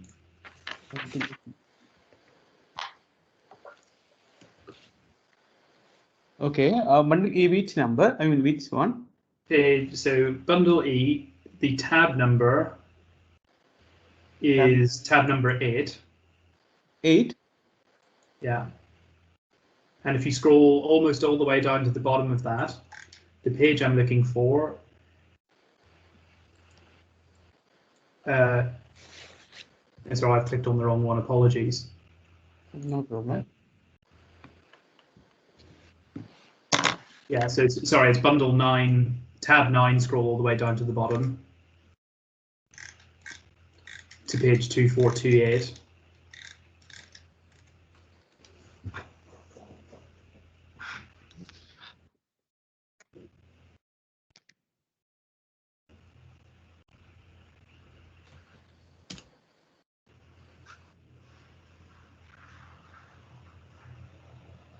If you let me know when you've got that page.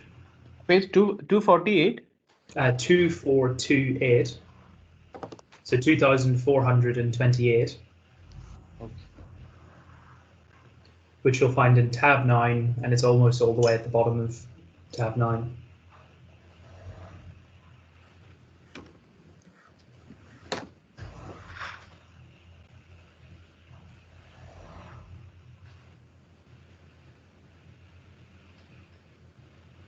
If you could let me know when you have those documents.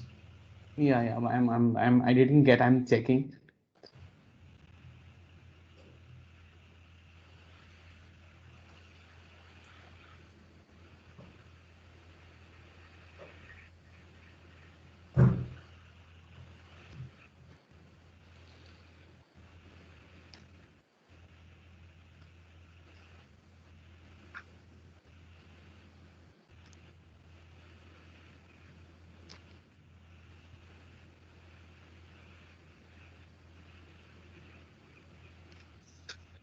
Sorry, we are referring to 9th one. I mean, the 9th tab in bundle E.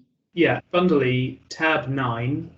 Okay. And then it's, if you, on the scroll bar on the right-hand side, go all the way down to the bottom.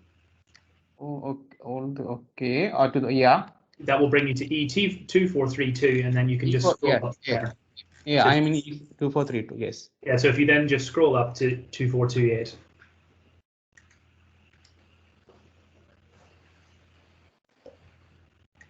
And 29 and E242, yeah, 2428, yes, exactly. So this is a do phone bill showing the phone calls that were made during May 2019. And very quickly, if you look on the right-hand column, okay, in the middle, okay, we highlighted faintly in yellow, but you can see there that on the 20th of May, we have calls to your direct dial number highlighted in a sort of faint yellow. Do you see that? 20th of May. Okay, I have seen.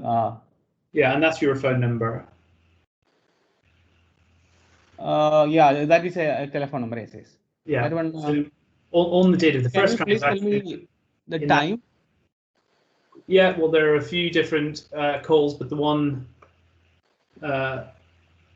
I'm looking at here, so for example, we see there's 1042, and then it's a call at 1328 and 1609 04 386 5911. That's your number. Call lasting 2 minutes and 40 seconds. Yes? 1 second. I can see here at 12:43. One call is there. It lasts for 1 minute and 22 seconds. I'm looking at entry the 20th of May. Yeah, 20th of May. Yes. 28th to 8th of May.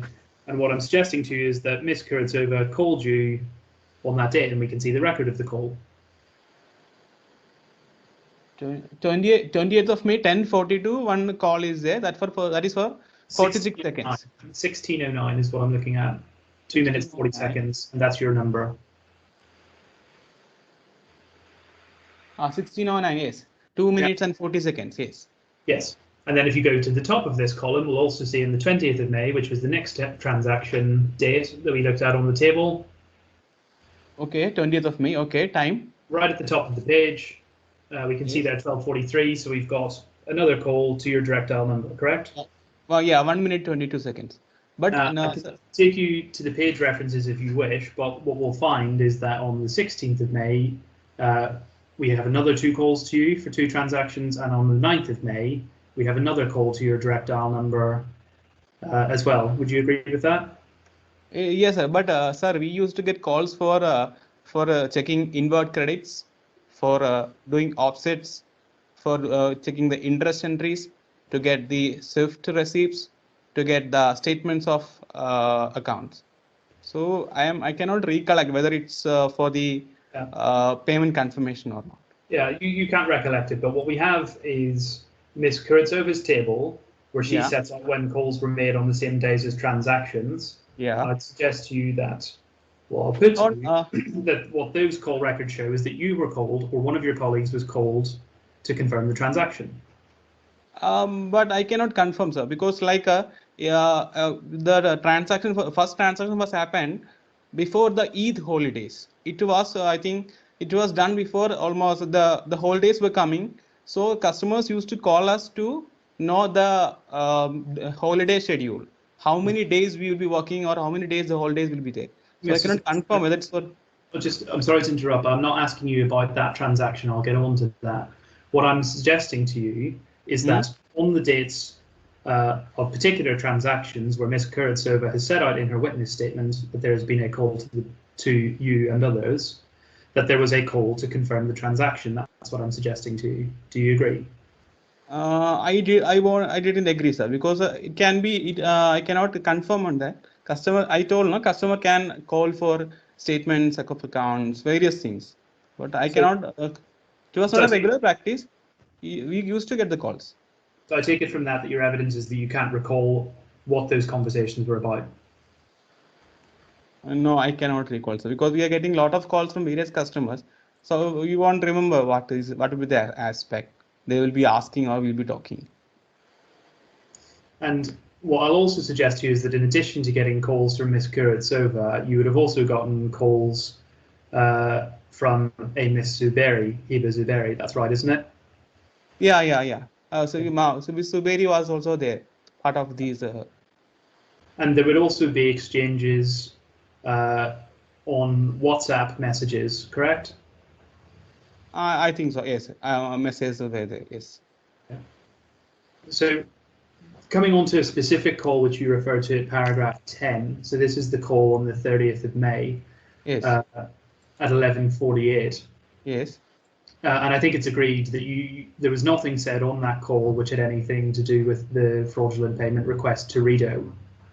No, I think she called for inquiring some holidays schedule, I think. Yeah, I don't think there's any dispute about that. But what you say is that at the time you received that call, the Rido invoice had not yet been sent and received. And your reasoning for that, I think, is that you say the timestamp on your email. Yes, I think, sir, after that, I think after 10-15 minutes, I think I have received it. Almost 12:30. you say in your evidence that you received it at 12:17. Hold it, Mr. Doherty. Things are getting rather confused. Mr. Sebastian, would you wait until Mr. Doherty has finished asking his question, Okay. then think about it and then answer it, and then Mr. Doherty will wait until you've finished your answer before he asks the next question. So let's take it more slowly, all right? Okay, sir. Thank you, sir. Sorry, sir. Right. Mr. Doherty will now ask a nice, short, concise question, I hope, and you wait, answer it, and when you've done it, he will ask the next one. That's the system. Yes, okay, sir. Thank you, Your Honour. So your evidence is that you didn't receive the email until 12:17 on your timestamp on your email. Could I ask you to look at the document in which you set that out? So Bundle Age, tab 2, page 182.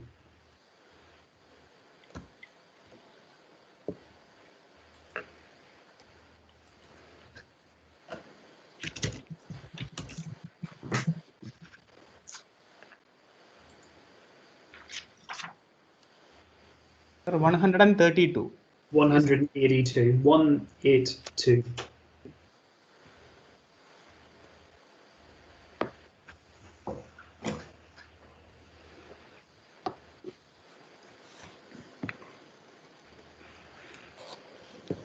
Yeah, sir, I'm on 182. And so this is the email you're referring to, I think, where you say the timestamp says that it's 12:17 p.m. Yes? Yes, sir. And your evidence is that you say that reflects UAE time. Yes. Could I ask you to look at page 180, so 2 pages before that? Yes, I'm in 180. Yes. This is the other email with a different timestamp of the same email, and this one says 10:47 a.m. Do you see that? Yeah, yeah. I can see 10:47 a.m. Yes. Yeah. There is a 1.5 hour time difference between India and Dubai, correct? Yes. And there's a 1.5 hour time difference between these emails, yes?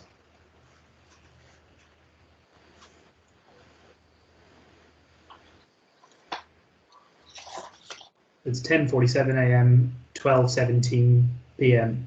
That's one of yes. Yes. Yes. And the time in the UAE is the earlier time, isn't it? Yes. UAE is GMT plus 4, Yes. India Standard Time is GMT plus 5.3, yes? Yes. So I'd suggest to you that it's in fact the earlier time here that is UAE time, it must be.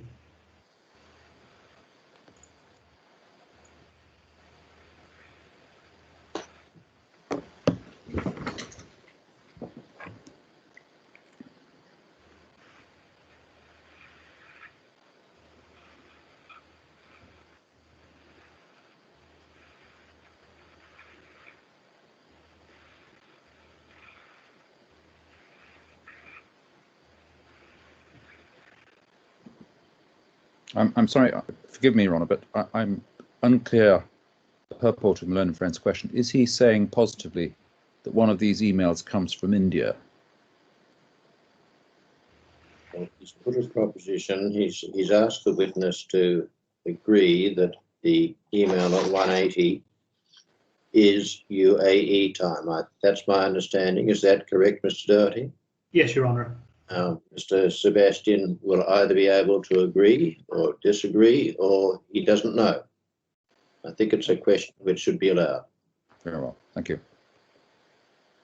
Your Honor, I'm confused after this one. After seeing this, so I cannot answer this one. Okay, let me at least put it to you then as a proposition. If the earlier email, the 10:47 a.m. email, was UAE time, would you agree that it was received before you spoke to Ms. Suberi on the phone? Sorry, sir. Come again. Sorry. So, in your witness statement, one of the things you're saying is that that you couldn't have mentioned to Ms. Suberi on the phone the Rideau transaction because the email was sent after you spoke to her on the phone. So what I'm suggesting to you is that if in fact the earlier time reflects UAE time, that the readout transaction would have been sent to you before you spoke to her on the phone. That's what I'm suggesting to you.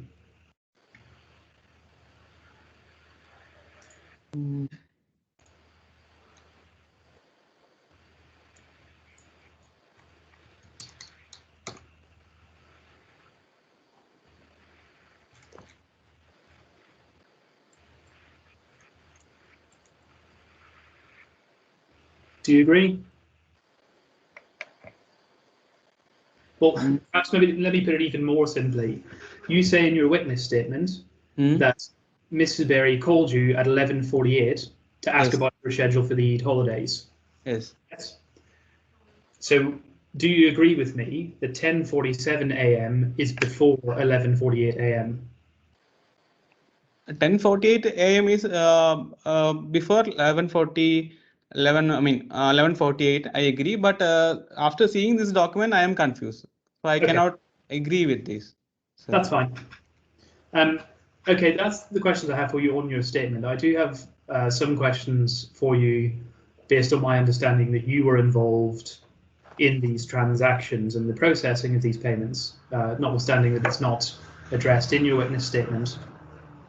Slightly before I come to that, I just want to ask you, were you aware at the time that Aegis trade license was limited to the engaging in specific activities? So coal, firewood trading, raw materials trading, metal ores trading, and stones trading. Do you agree with that? Yeah, I agree with that. Yes, sir. And were you also aware that in Aegis account opening form, there was a list of specific countries that it was engaging in? But sir, Aegis, as company grows, companies will expand their business. So that's not quite, I'm sorry to interrupt you, but it's not the question I was asking. It was just whether you were aware at the time that there were a specific list of countries in the account opening form. No, I am not aware actually. Okay. I'm on, I guess. That's fine.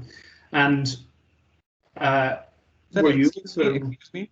My battery, laptop's battery is about to drain. Let me connect the charger. Sorry. Yes, okay, not a problem. Thank you. Tell me, sir. Sorry. Yeah. Were you also aware at the time of the transactions that the use of the facility was for the supply of goods and services in the manufacturing of steel to a client called JSW Steel? Yes. Most yes. Yes. Mr. Shi had said that in his witness statement and in his evidence that when a payment request was sent, it would be analysed and reviewed by the operations team and compliance team. So would that accord with your own recollection? Yes. But primarily, we will take the printout and I will give to my operation head. Then he will give to a compliance team. So are you saying that the operation head is responsible for reviewing it and not you? No, I will first check the prima facie, the primary check of all this. So you're the first check, you pass it to the operations head then? Yes. That is the problem. What Mr. Shi had also said that he verifies the authenticity by reviewing the payment request and copies of the commercial invoices and supporting documents. So would you agree with him about that? You'd look at the request and the invoice and bills of lading if they were attached? Yes, sir. Yes. And if you spotted something during that review that you figured was suspicious or called for clarification, would you then flag that to the customer? Yes, sir. If any suspicion is there, we will call the customer. Yes. And if a document you find to be missing completely, would you request that document from the customer? Yes, sir. Yes. Could I ask you to look at page H 186?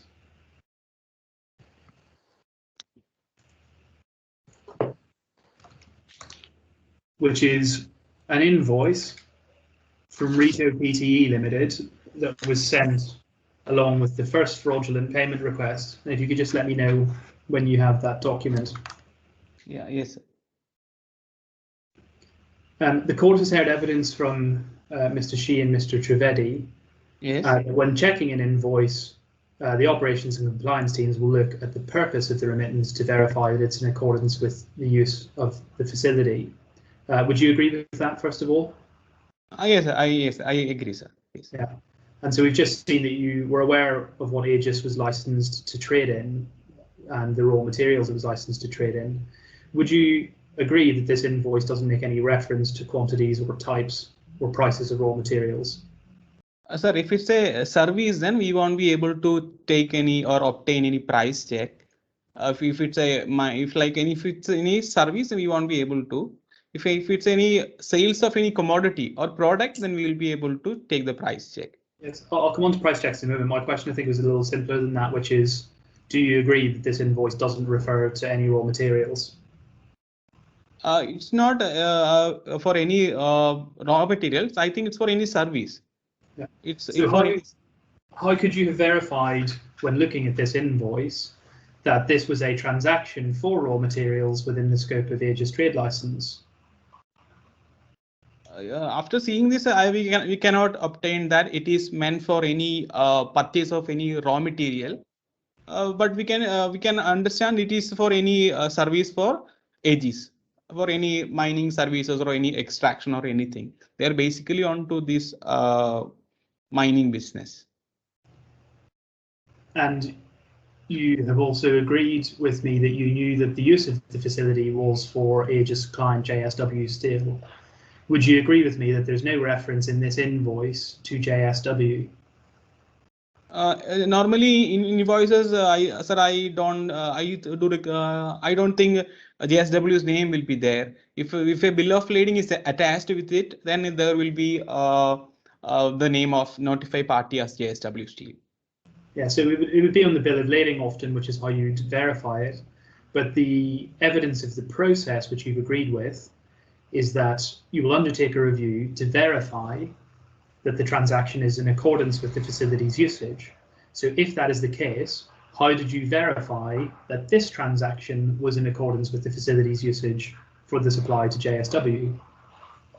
Sir, if it's a invoice financing, then it will be an advance payment. There won't be any transport document, bill of lading or way bill or airway bill will not be attached with this. So we considered it as invoice financing. If it's for a service for Aegis. Can I take it in a roundabout way from your answer to that is that you could not have checked that this was a transaction relating to JSW Steel from this invoice? We won't be able to derive, sir. After seeing this, it's for, but basically they are dealing only for JSW Steel. We've also heard evidence that part of the review process would be that the individuals reviewing these documents would have in mind their previous experience with a customer and its transacting history to see if there's been some kind of departure from that. You've just referred to this being some kind of financing payment or some sort of advance payment. Would you agree that prior to the 30th of May 2019, Aegis had never undertaken a transaction like that? I cannot recollect, sir, because my windage before that is quite low. I was onto the system. I mean, I have joined on 2018 October, so I cannot recollect, sir, whether it was done or not. You don't know whether there were any transactions like that. We also know that one of the procedures is to look at prices and to check those against publicly available information. Would you agree with me that this invoice does not give us any indication of what types of operations are being provided here or how the invoice breaks down? But sir, prices we won't be, for services we won't be able to evaluate the price, but the company's name, the firm's presence was there in the internet. Reto, it's a Singapore-based company. We have checked the corporate regulatory registry, ACRA. So it was showing the company is existing, the company is genuine. Yeah, and we've looked at the ACRA report already. I don't know if you were present for that evidence or not. Okay. Were you present when Mr. Trivedi was giving his evidence? No. Miss Subedi? No, Miss Trivedi, who was giving his evidence earlier this morning. Okay. Did you hear that evidence? Is what I'm asking you. No, I don't know actually. Okay. Well, in that case, I think in fairness to you, I probably ought to show you the document. If you bear with me, I'll get Yes, sir, please. Document reference.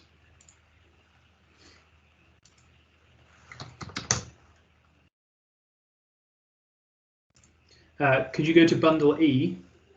Bundle. Page 758. Bundle E, which tab? I mean, which one? Yes, of course. So it's Bundle E, tab 3. Tab 3.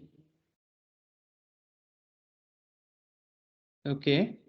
And it's about halfway down the scroll bar. Within that tab, it's page 168 of 298, if that helps you locate it. May I know the page number? Yeah, so it's page number 758. 750.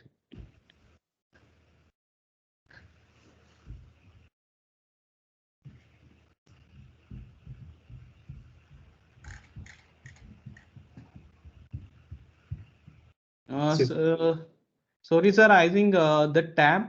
Let me repeat it again. Bundle E, third one. Yeah, third one. I'm talking about the page reference that's at the bottom of the page. But if it helps you navigate, you'll see also things like page something of 298. So if you can find page 168 of 298, you'll find it there. Yes.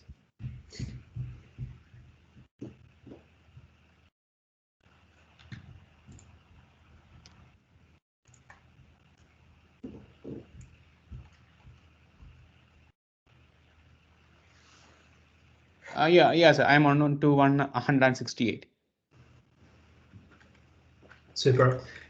So what you'll see here is an ACRA report for Edo PTE from the 13th of June. So this isn't the one obtained by the bank, but as you've said, the bank did get one. Sir, sorry. I think I am on the wrong bundle. I can see the signature of my previous boss, CEO. Yeah. I think I am onto the wrong bundle. So bundle E, the third one. Yeah, Bundle E, tab number 3. Tab number. Okay. And using the page reference at the bottom right of the page, I'm looking at E758. E758.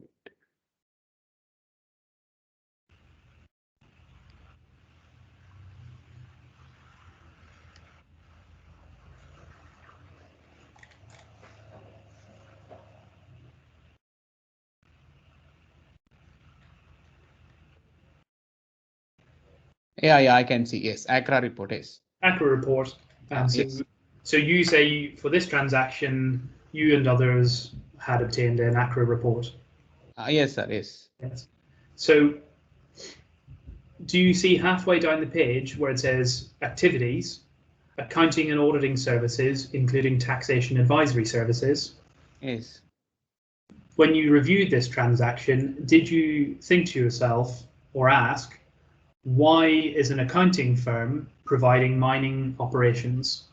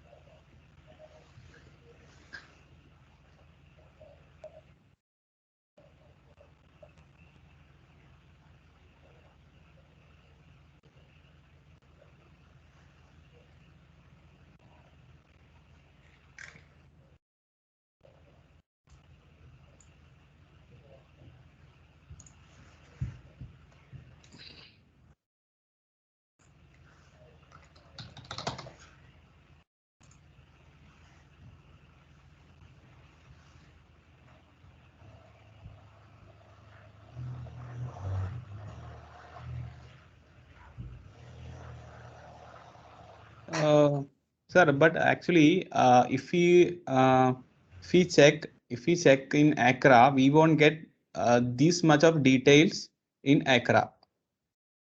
If you go to public domain check, or if you go to Google and if you check Singapore company registry, you won't get this much of detail for the company which you are looking for. Well, this is an ACRA report. It says that on the top right-hand side. We after seeing this, we'll be able to derive that the company is in existence or not. We won't be getting the business activities. In order to get that, we have to get the trade license, the complete detail from the regulatory body we have to get, sir.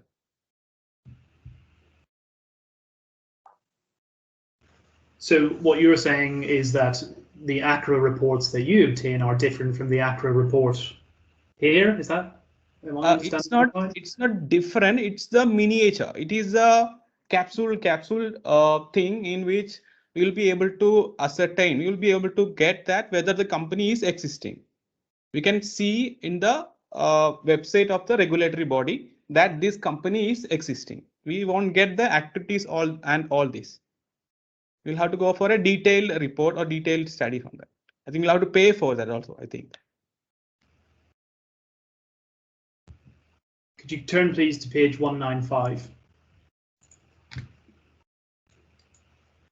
H195, that is, sorry, bundle H, core bundle.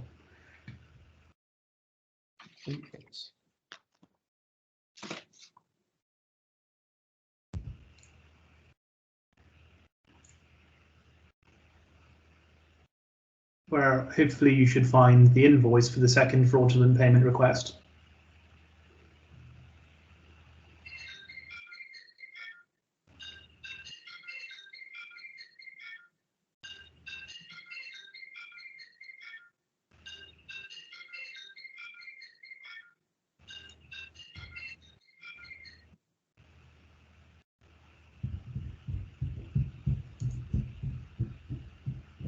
Yeah, I can see that. Page 194, 195, yes. Yeah, so here's an invoice, this time for mining tools and equipment. Yes. You knew that the facility was to be used for provision of goods and services to JSW, who were a steel manufacturer. Yes. Can you explain to me why, when you reviewed this invoice, you thought that a steel manufacturer would have any use for mining tools or equipment? Steel, actually, the main commodities purchased by Aegis are like limestone, dolomite, pyroxenite, and all these things. So these are extracted from the earth through mining operations. So we considered this as the procurement of any machinery or tools for the purpose of mining. Yes, but you know, because you know what it says on the Aegis trade license, that they're not licensed to undertake mining, and you know that JSW are a steel manufacturer. So why would either party have any use for mining tools? The JSW, Aegis is buying tools and machineries for JSW. That's what we have considered, sir. Prior to the 30th of May 2019, there were no transactions, were there, for mining tools or equipment from Aegis?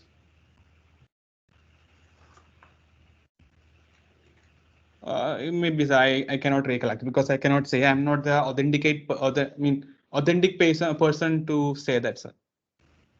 Well, one of the things that we know, and you've agreed you would have been looking out for when conducting this review, is the company's historic transaction patterns and what you knew about its business. So when you looked at this invoice, how could you have been satisfied that this fit with Aegis historic transaction patterns? It's if you see that the invoice address, it's addressed to Aegis, and shipment is also to Aegis, and we ascertained, or we concluded that, or we considered that this is for the procurement of mining tools and machineries. And yes, and we have processed this one. And even if we look at that on its own terms, this invoice doesn't tell us, does it, what types of mining tools or equipment it is? No, it's roughly or vaguely told as mining tools and equipments. Correct. Yeah, so given that one of the processes is to check off prices against publicly available information, when you looked at this, did you not think, well, what types of equipment so that I can check and verify these prices? Maybe heavy machinery or heavy product. I mean, machines which are used for mining activities. So we have considered the procurement of all this. But where does it say that on the invoice? It's mentioned mining tools and equipments. So we consider it as it's for the purpose of procurement of all these tools and equipment. Do you agree with me that it doesn't tell you any detail about the type of equipment? Type of equipment, it is not giving any ideas. Yeah, and it doesn't tell you the quantities. No, it is not giving the quantity also. Yes. Can you tell us where in this invoice you saw reference to JSW Steel and satisfied yourself that this was within the facility's agreed usage? Sir, in that case, sir, if you have a transport document, then only we'll be able to ascertain or conclude that this purchase or this movement of goods or movement of service or is for JSW Steel.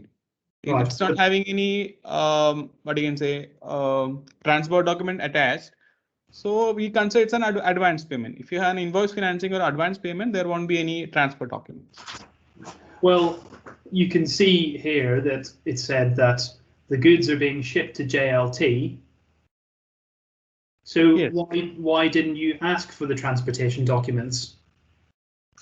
Sir, the practice is like what? See, we are doing, I mean, if we are doing invoice financing, but the customer will give you a contract or a invoice.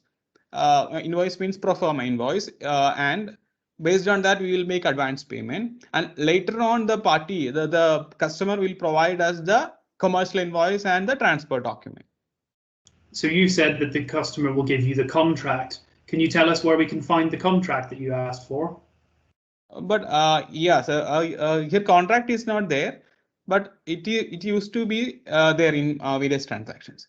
But why didn't you ask for it in this case then?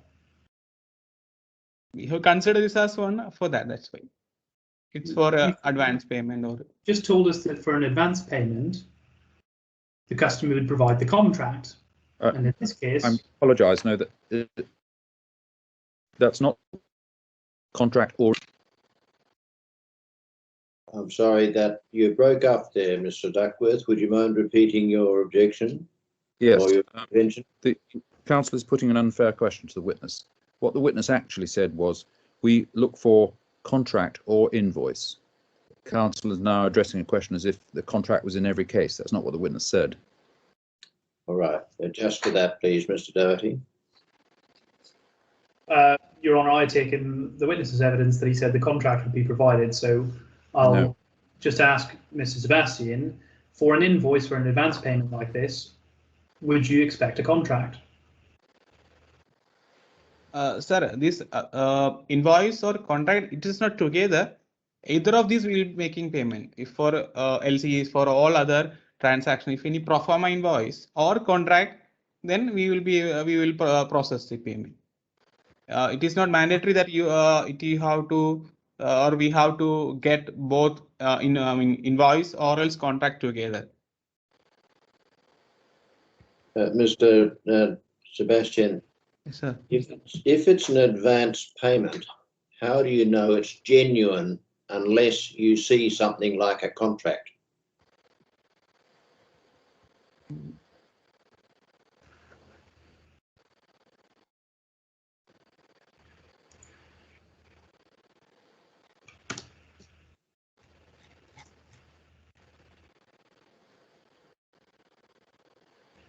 It's genuine, sir. We used to see the invoices of customers are of various types, sir. So we thought it's a genuine. We can see the I think similar like digital signature type things in this invoice also, and the presence of the company is also we have seen it in the public domain also.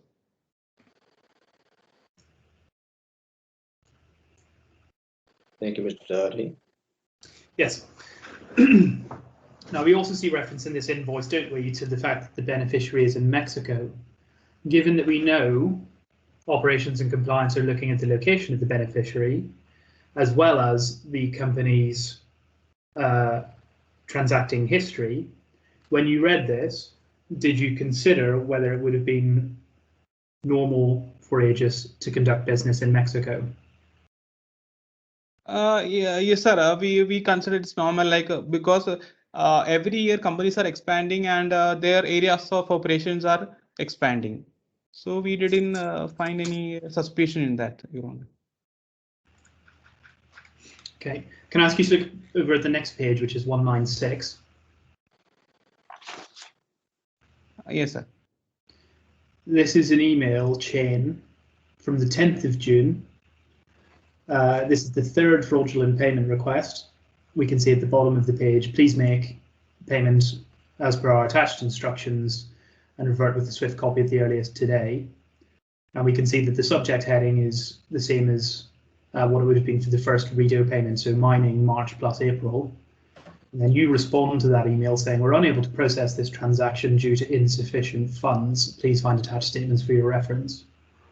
Would you agree with me, first of all, that this payment request was being made on the next business day after the first payment request had been made? Yes, sir. Yes, sir. 30th was the last, and June 10 was the next one. Yes. Yeah, and it was from the same supposed beneficiary and for the same amount. Yes.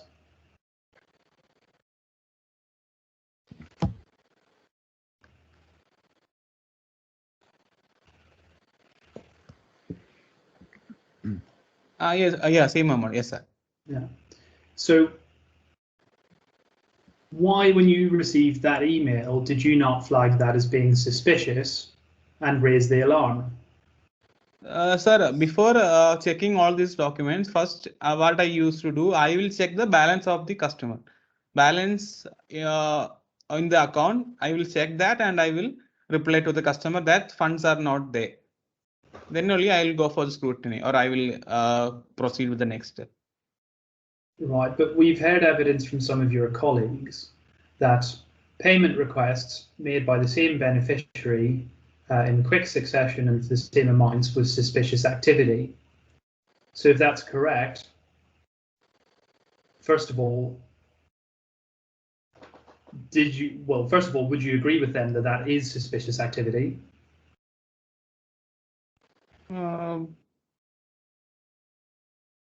Sir, I cannot agree, sir, because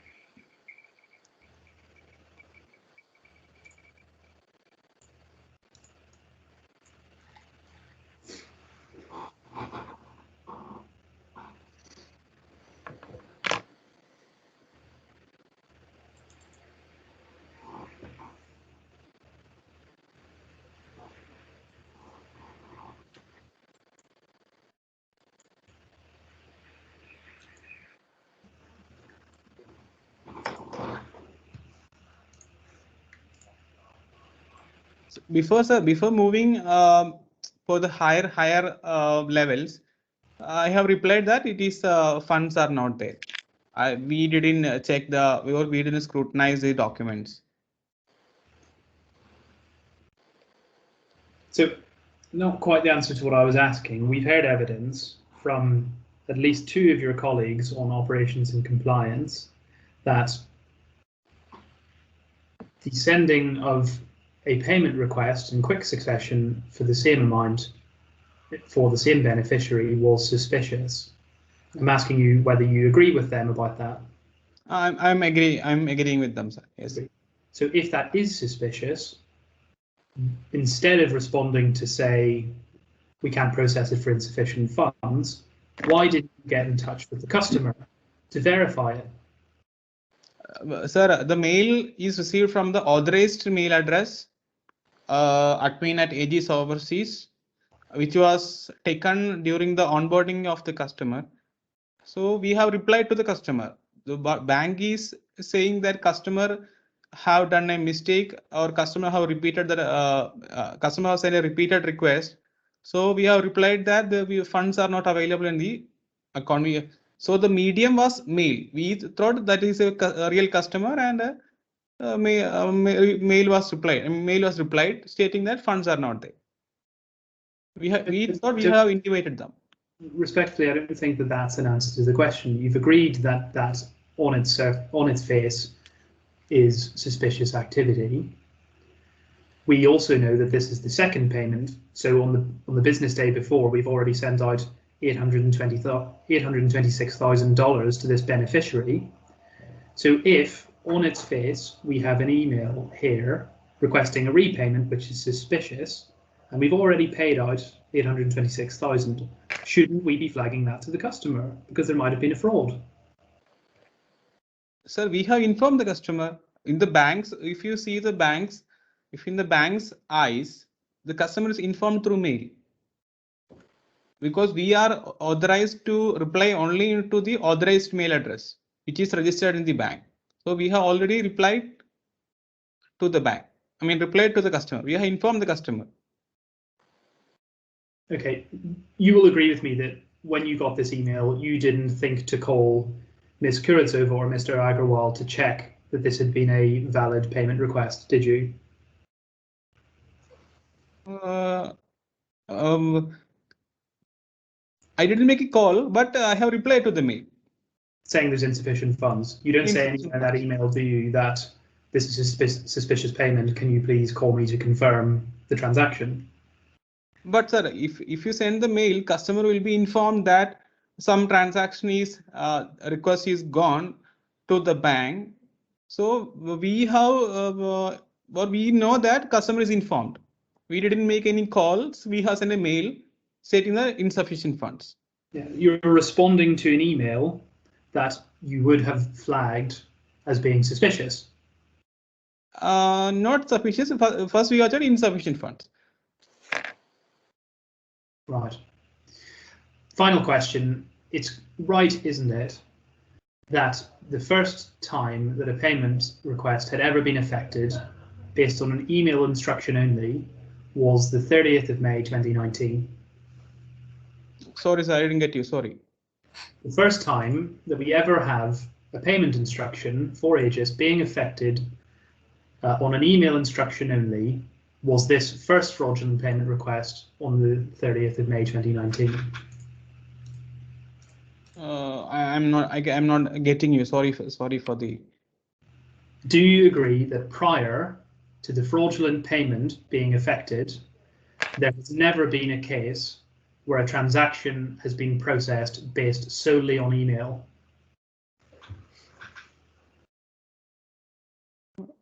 Our transactions are processed solely based on email if you're getting from authorized mail address.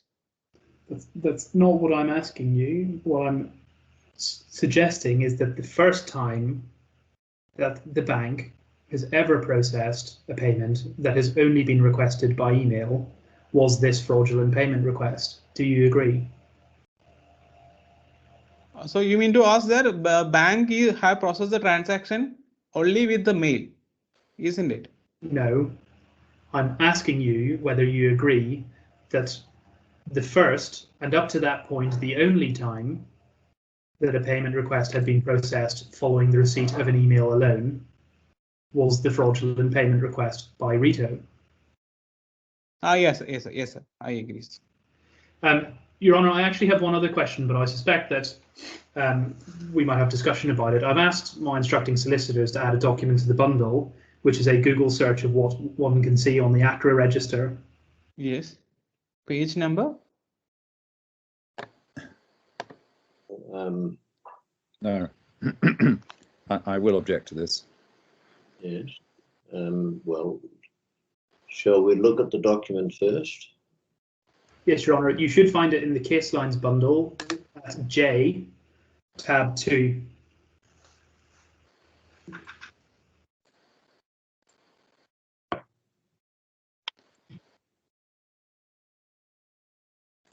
May I know the bundle? Sorry. Mr. Sebastian, don't you worry about this for the moment. You just sit quietly while there's a discussion with the two lawyers, please. All right? Yes, sir. And perhaps I can assist, Your Honour. I think it'll be obvious to you, but the reason I've asked for this to be included is that it was suggested by Mr. Sebastian that they might perform a different search of the ACRA register and that wouldn't provide the same level of detail as the document he was taken to. So the purpose of this is just well aware of that. Yeah, I have logged out and have to log in again. Ah, yes.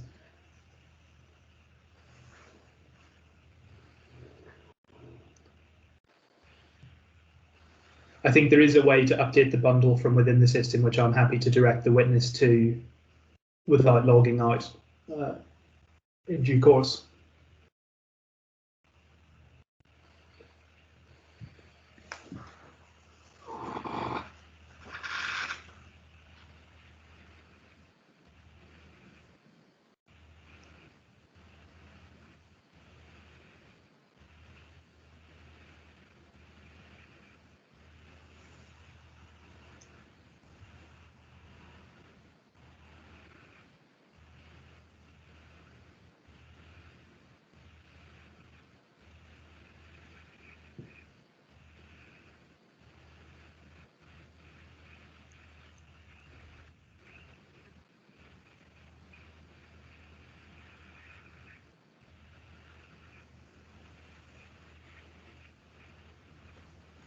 Yes, I have the document. I have not looked properly at it yet in case there's some objection to my doing so.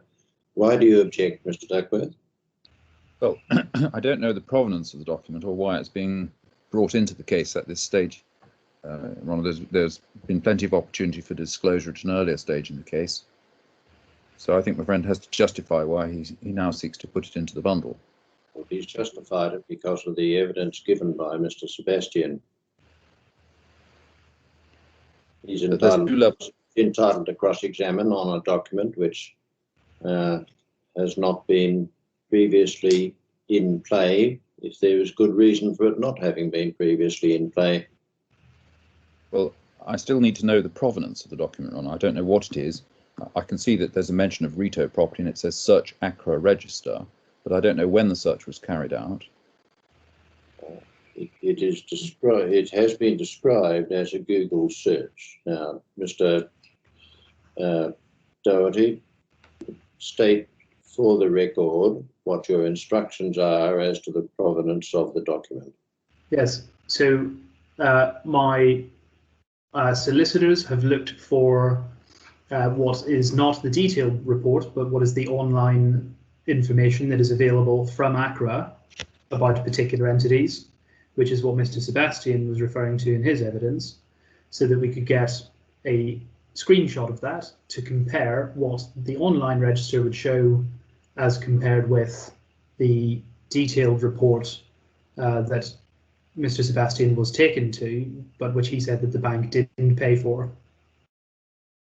And they have done that just now.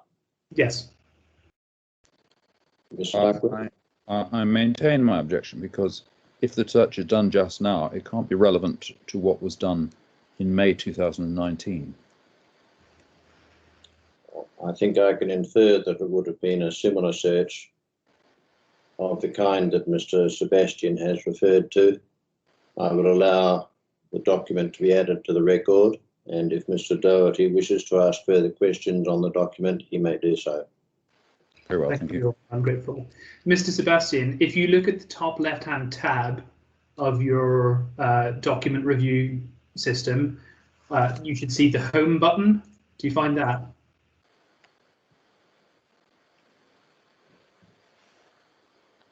Yeah, I can see that.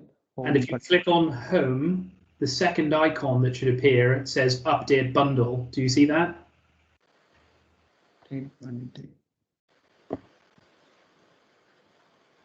Yes. Can you click on that, please? Yes, clicked. And hopefully then, if you go on the left-hand review pane, you should see a bundle J.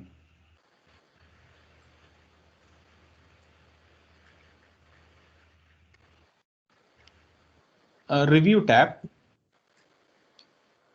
Yeah, so on the left-hand side where you've got where it sets out bundles E, H, and so on, at the very bottom there should be J.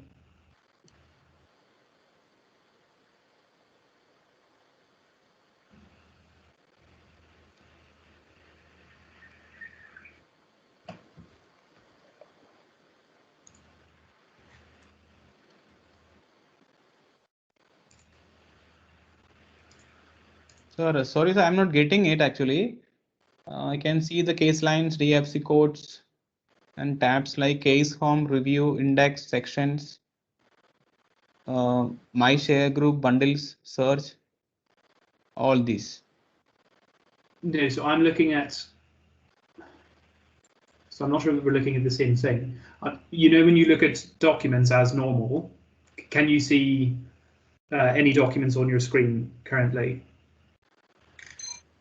So, for example, the last document I was looking at with you was 196. Is that still there? I mean the bundles tab. I mean, you mean the bundles tab which we are referring on the core bundles, all this bundle A, B, C. Yeah, it's the same tab that I've been using to navigate you throughout. It should start. You should have things like A, pleadings, B, orders, Yes. witness evidence, D, correspondence. Yes. Yes. D, expert evidence, and then it should go all the way down to J. I can see only I, sir. I after this, it's the tab is ending there. Can I ask you to go back to the home tab again and click on update bundle again? Yes.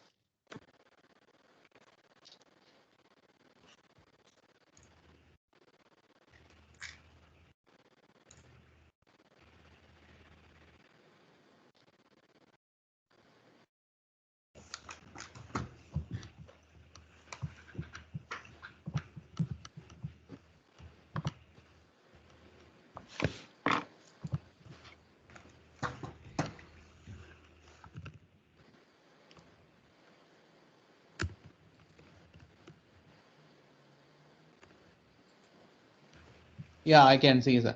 I have found this J bundle. Yeah, perfect. So if you click on J and go to tab 2. It's asking for download. I mean, I can. So I have to navigate to the previous one. I mean, where the in which the all bundles are lying. I'm not sure I understand what happens when you click. Yeah, I got it, sir. I got it, sir. Got it. Okay. So this is the online version of the search for the ACRA register for Radio PTE Limited. Do you see it?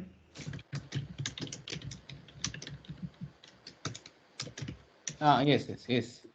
And if you go down to the bottom of that page, we can see industry, accounting and auditing services, including taxation advisory services. Do you agree that? Do you see that? Yes, I can see. Yes. Yeah. So this is telling us the same thing as the other document I referred to you to earlier.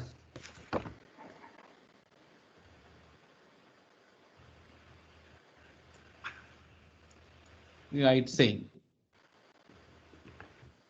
Do you not have to put it more directly to Mr. Sebastian? That this is what he should see then? If you had looked at the online ACRA register at the time, I'd suggest to you that you would have found that exact same information, which is that the industry it was in accounting and auditing.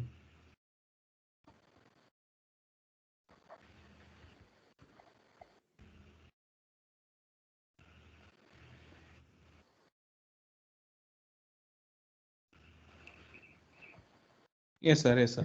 Yeah, and just to put it in even clearer terms, perhaps, when you look at the online ACRA register, it does tell you what industry a company is operating in.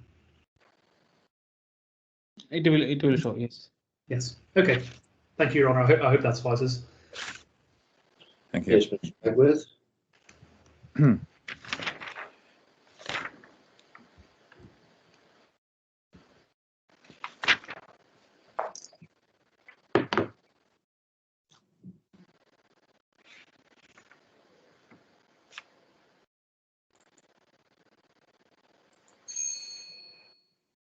Mr. Sebastian, you're the first rung of the ladder, as it were, when payment requests come into the bank. Is that right? Yes, sir. Yes.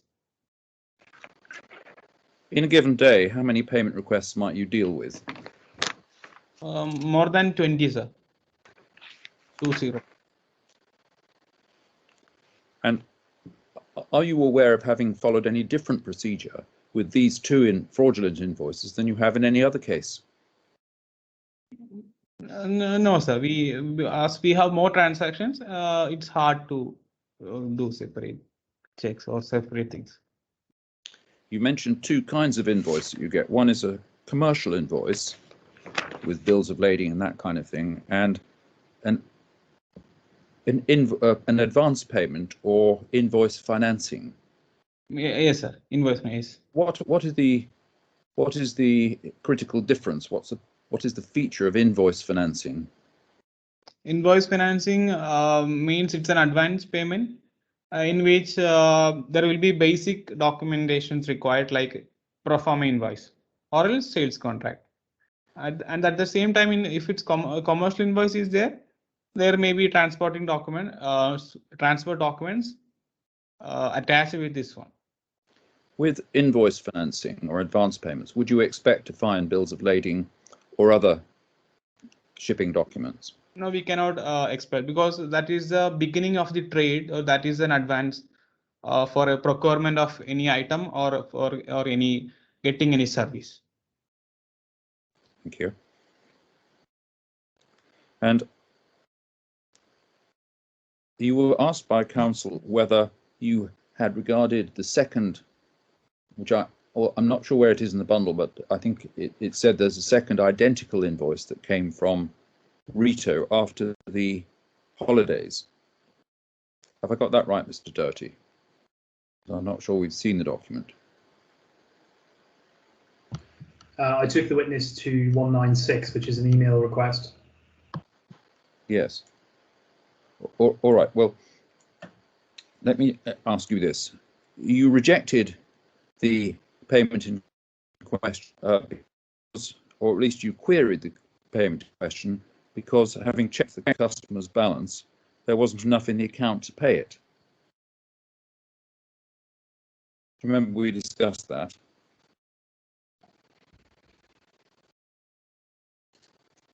Sorry, can you answer yes or no, Mr. Sheep? Mr. Sebastian, can you hear me? Yes, sir. I didn't get your question. Sorry. Please repeat again. I'm sorry. Okay. Mr. Doherty asked you questions about the suspicious invoice that was asked for the same amount as the previous invoice at the end of the Eid holidays. You said that you queried it because there wasn't sufficient balance in the account. Yes, sir. Yes, I have said yes. And so you raised the query with the customer for that reason. Yeah, I have raised the query, sir. Yes. Yeah. So I just want to establish the order of events here. When you looked at an invoice to verify it, what was the first step you would take? I will first check the mail, whether it's from authorized mail. Then I will take the printout and I will check whether invoices are there. Then I will pass to my reporting authority, operation head. Then he will further pass to compliance officer, then CFO, then CEO. Then we will process the transaction. All right. At what point in that sequence of events do you check the customer's balance? First, I mean, that's the first step which I am doing, whether balance is there or not. If balance is not there, rest all activities are of no use. So I will check the first thing as balance is there on. So does that mean there's no point then in printing it out and passing it up to your superiors for processing? Yes, sir. I will. Yes, it means that printing of the documents and passing to the customer. I mean, passing to the reporting person. Thank you.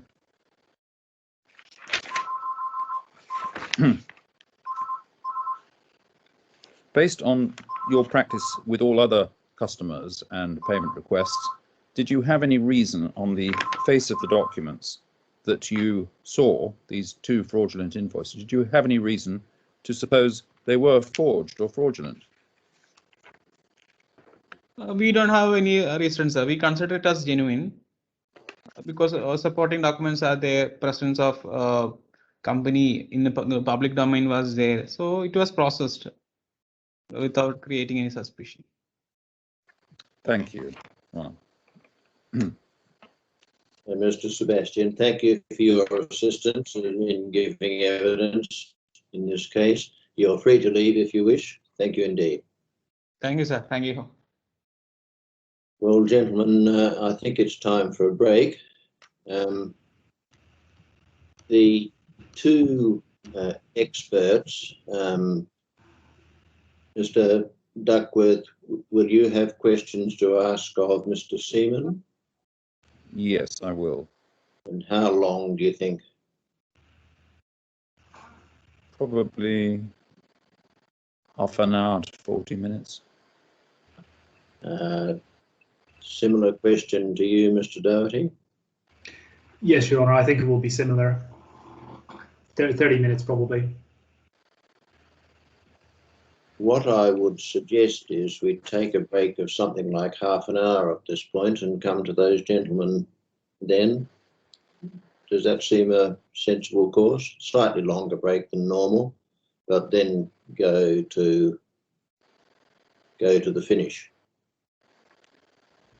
Yes, Your Honour, there's one other thing you should consider, which is that in the case of Mr. Amin, our witness, he hadn't seen the Future X report at the time when he wrote his report.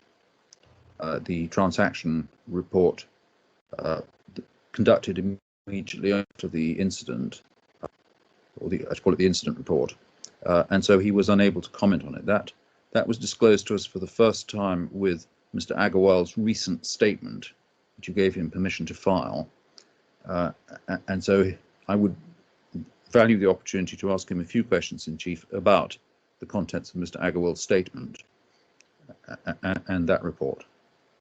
The nature of the questions?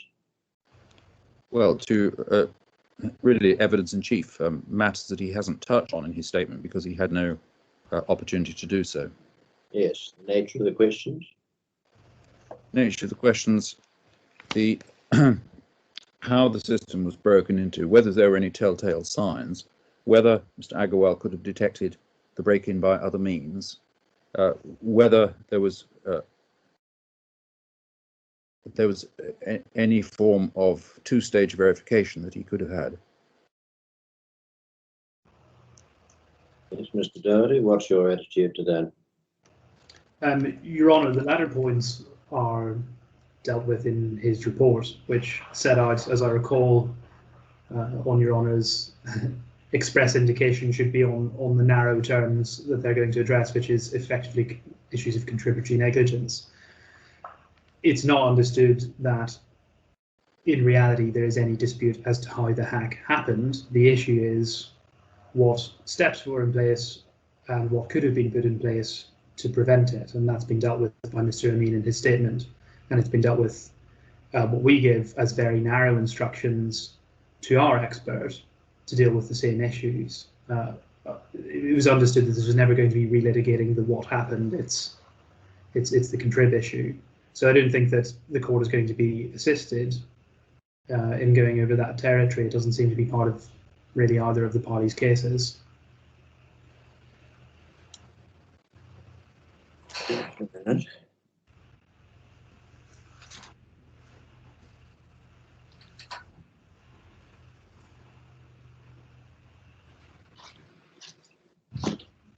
What Mr. Duckworth has indicated is, I think, within the description of the facts to be established by his expert evidence. He is simply saying that he now has, as a result of Mr. Agarwal's statement, some more information and better information on which to base the expert's report. So I'll come back to my question. Do you have any objection to him asking the questions of the kind that he has indicated? Well, Your Honour, I think the primary objection would be Well, I can probably raise my objections at the time if I think that they're treading on issues that aren't those to be established by the experts. So, for example, if it's getting into disputes that disagree with the mechanism of the hack. So it's one thing for the expert to comment on his evidence in light of full knowledge of what happened. It's another thing entirely if he starts to suggest that he's disputing the contents of the Future X report. Do you see what I mean? But perhaps that can just be dealt with as we go.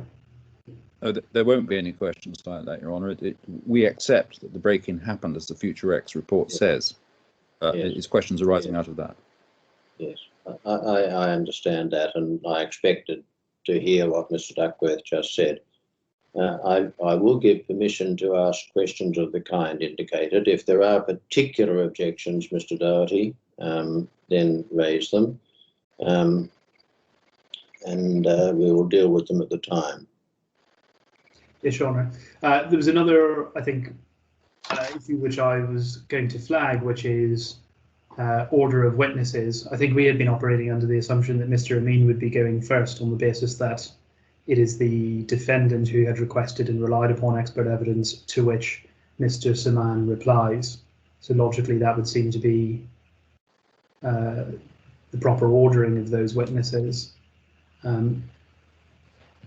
It's whatever seems to be the sensible order. Is it that more sensible? That is your witness first? That seems perfectly sensible, Your Honour. Yes, I'm happy with that. Yes. And then final point, Your Honour, it had occurred to my solicitors this morning that I don't think we've ever formally released Mr. Agarwal, but given that we've come to the end of the factual evidence. You are correct. He was specifically not released, and perhaps he should be now. Any objection, Mr. Duckworth? I would be grateful if you could stay on until the end of the day, Your Honour, because it may arise out of the expert evidence that haven't been broached with him before or dealt with in his witness statement. I might need to put something to him as a result of the expert evidence. Yes. Well, I think he should stay under the control of the court for the time being. Mr. Doherty will see how it all pans out. Certainly, Your Honour. Very well. In half an hour adjournment, and are you quite content with that? Do you want a slightly longer time for reasons of sustenance or something? 30 minutes is fine, Your Honour. 45 minutes would be appreciated. I have received further instructions I need to digest, so I'd appreciate the opportunity to do that. All right, 45 minutes then. I'll see you then. Thank you.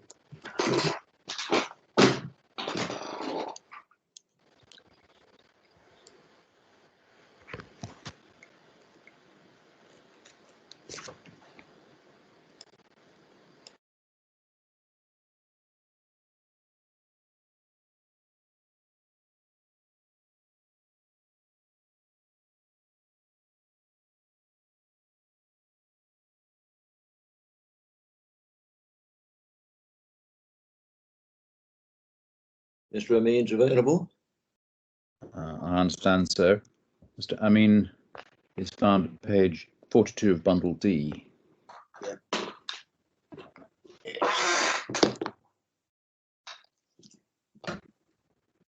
Yes.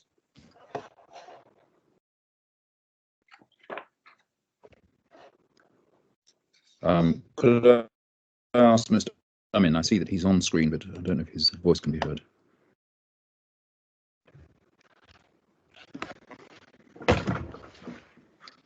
Yes. Mr. Amin, can you see and hear the two and myself?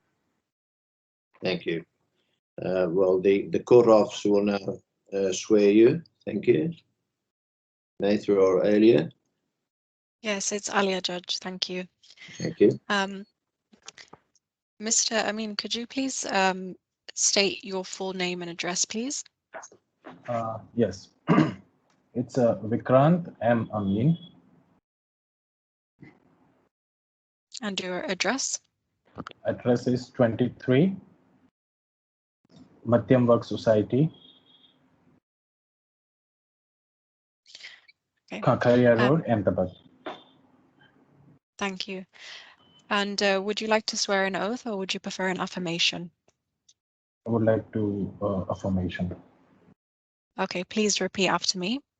Okay. I sincerely and truly declare I sincerely and truly declare and affirm and affirm that the evidence I shall give that the evidence I shall give shall be the truth, shall be the truth, the whole truth, the whole truth, and nothing but the truth.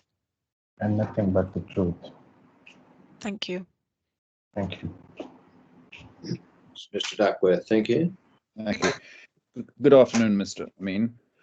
Would Good you afternoon, sir. kindly turn to the bundle of documents on screen and look for tab D, page Okay. 42.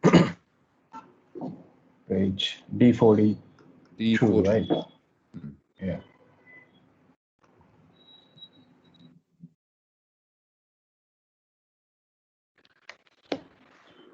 Do you have that? Yeah. And Okay. is this your report dated Yes. the 4th of March 2021? And if we Yes, scroll sir. through the narrative of it to the, I think, what is our page D49?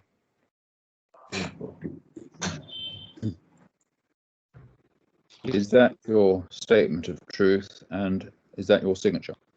Yes, sir. Are you giving your evidence to the best of your ability to assist the court on expert matters? Yes, sir. Thank you. Could I ask you please to look at bundle E, page 78. Bundle E. I'll just get the Which- page number again. Just bear with me a moment.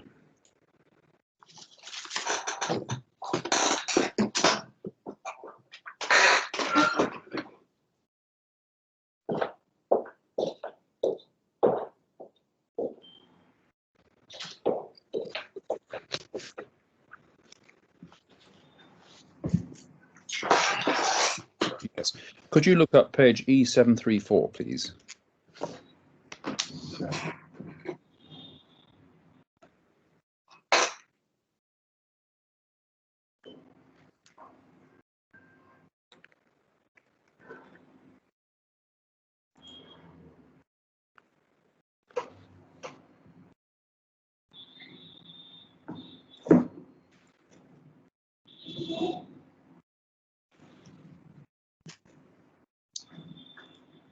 Let us know when you find it. Yeah. You got it? Hold on. It's on third number, right? Under E. Yes, E, I'm not quite sure it's part of the bundle, page 734. Let me just check that. You'll see that bundle E is divided into various sections, and you should be able to find 734 Right. from that. Got it, sir. You got it? Yeah. Okay. Yeah. Incident report one. Yes, the incident report from Future X. If you look at the next page, scroll down one, you'll see that's dated the 12th of June 2019, yes? Yes. Now, can you scroll on to page 773, please? 773. Actually, 771, apologies.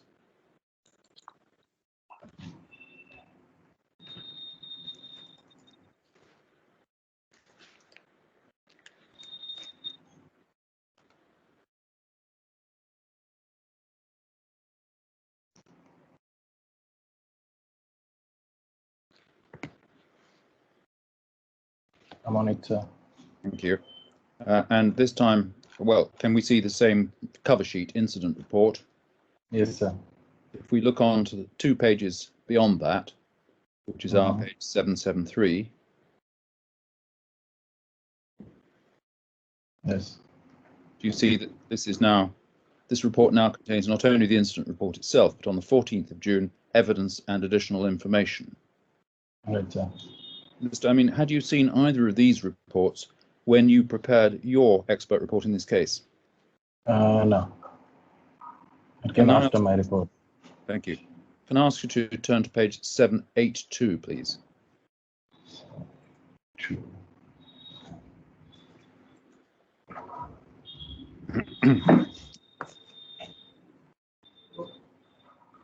I'm on it, sir. Thank you. Okay. This is a screenshot Mm-hmm. of the phishing email that Right, sir. Mr. Agarwal opened.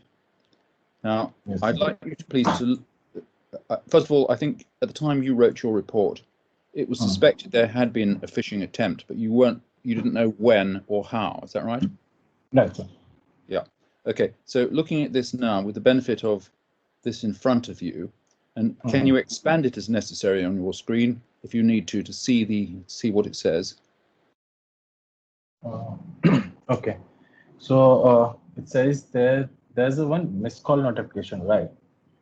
And All it right. is from email drive@outlook.email.message.com. Yes. Right. What I would And like to do, please, just listen to my question.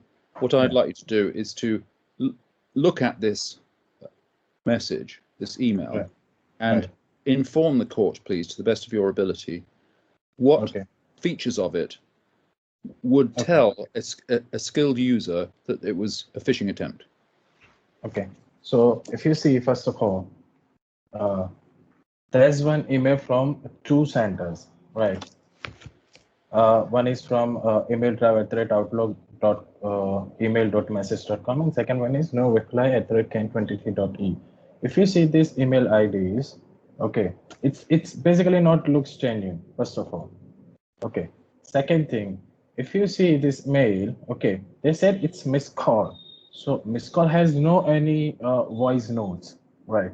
If it is a voicemail, then you can get one voice note, right? So missed call has no any voice note. And the third thing is there's no any kind of service which provided by Microsoft like missed call. Okay.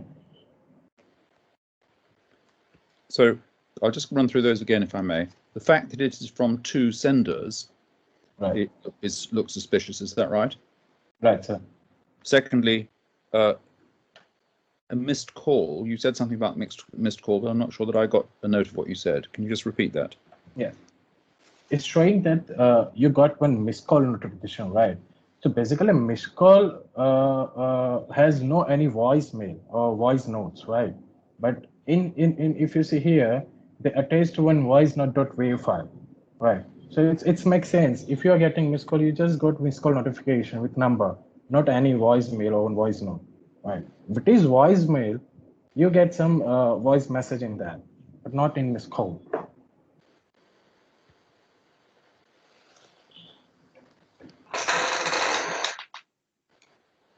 So the attachment voicenote.wave.html Right. is not the sort of service you would expect from a voicemail forwarding server. Is that what you're saying? Yeah. From missed call notification. Even Microsoft is not providing that sort of service, like missed call notification. What else would you expect a skilled user to notice when faced with an email? Would you expect them simply to click on the attachment, or what? Right. Okay. So first of all, we definitely check for senders. Okay, we are not that technical. If we click on particular HTML or that WAV file, it will take you to the another window or another tab, right? So on that tab, you are already logged in your mail, and it is also asking for another your credential, like your mail credential. So that's a bit tricky if you see. Right. If you're already in your mail and you're clicking on some file, and it already asks for same mail ID and password. Okay. So basically that not make sense. So that's something tricky. If it is WAV file in attachment, why should it take to you the another page? If a person opening such attachment then gives his identity and password, what is the effect of that? It's basically you can record your credentials from anywhere. It's just like you're typing the mail ID and password, and I'm getting all the mail ID and password in plain text. So basically what will happen, if you click on that particular attachment, it will take you the another tab you write that email ID and password, what will happen? It will refresh your page to the original site, original Microsoft site. Okay, so first time when you enter, it shows like it's an incorrect password, but you type right password, okay, and will take you to the original website. And from there, what can the fisher do? What can the hacker do? They can get your email ID and password in plain text easily from this HTML page. Right, thank you. What is the advice you would give to any user of an email system with regard to phishing attempts? What's the sort of standard advice you would give?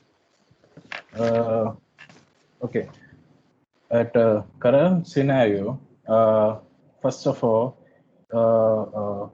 you can put a good strong password, a mixture of number, letters, and special character, first of all. Okay, and you should not implement same password everywhere, first of all.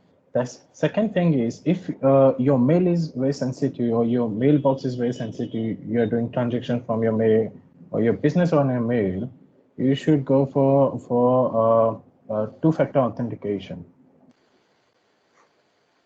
But before any question of two-factor authentication arises, when a user receives an email like this, what should he do with it?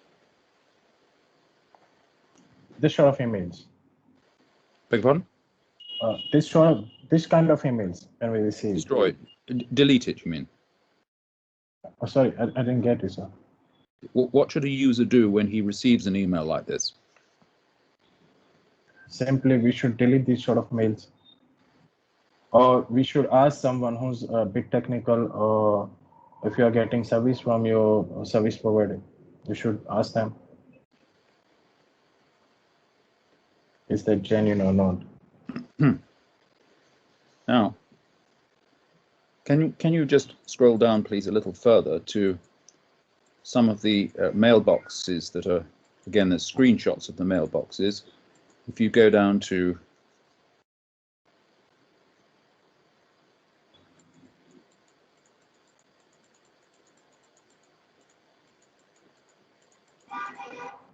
you'll have to scroll down a fair way to find screenshots of the mailboxes.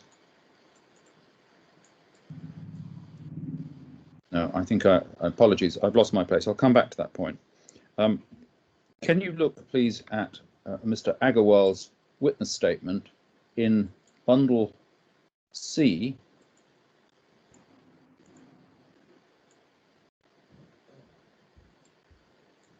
Can you see bundle C on the left? Yes, yes, sir. Yes, sir. And his statement is down to the bottom. Mr. Duckworth, are you not able to put your propositions without taking him to the statement? Surely that is the correct yes, way. All right then. In the course of his witness statement in reply to your report, Mr. Amin, there's a couple of things that Mr. Agarwal says, and I'd like to ask you about them. In the first place, he says in paragraph 10 of his witness statement that neither he nor Aegis are experts in IT. All right. Do you have any comment on that? Okay. That is not a question, Mr. Duckworth. Okay. If no, Mr. Amin. Sorry, yeah. just hold on a moment, Mr. Amin, until I sort this out. That's not a question, Mr. Duckworth. It doesn't ask anything. Let me rephrase it. Given the size and nature of his business, do you have it? I'm trying not to lead the witness, Your Honour.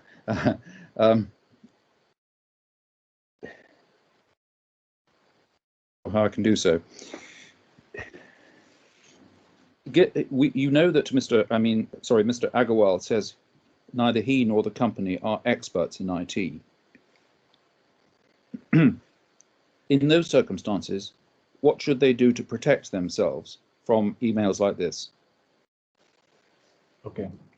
So basically, if you see, they protected their internal system with semantic antivirus, and they changed their email from G Suite to Microsoft Office 365. Right, that's it. And if you see, they changed their mail service from Google to Microsoft, but they didn't apply any security features on that, first of all, because Mr. Girish Agrawal is not a technical person, he said. So if someone, you should hire someone who's technical, who regularly audits your mail or your systems, right? You should apply some sort of securities on mail, because their mail is like you enter your password, you enter your mail ID, and that's it. It will open. So there's no sort of security applied, first of all. Then the second thing is, if someone access your mail from anywhere, you should get notification, right? So you should bind your phone, your system, your mail with each other. So if you are traveling somewhere, if you're not on your computer, or you're not in your front of mail, but your mail is important, you should get notification, just like on your phone or your devices, other electronic devices. Right. If I log in from somewhere else out of Dubai, so you can set such sort of request. Like if I'm staying in India and if I'm trying to open my own email account from US, I can't do that. That sort of solutions you should ask your service provider.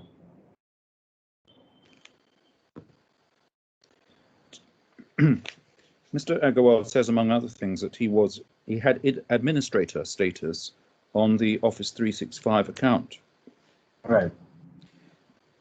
Given that he says he was not expert in IT, do you see dangers in that? Definitely, because he's 90% business is on mail. He's transferring money from mail. His document is on mail, so it's dangerous.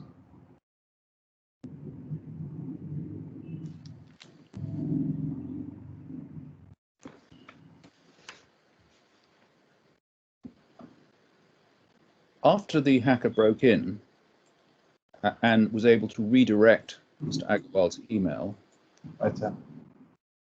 could he have found out that was happening? Or would that be completely outside his knowledge? Yes, sir. Like I said, you'll definitely get one notification when you sign in.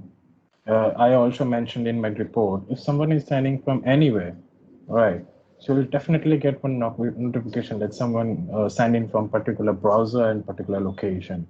So you'll definitely get to know that.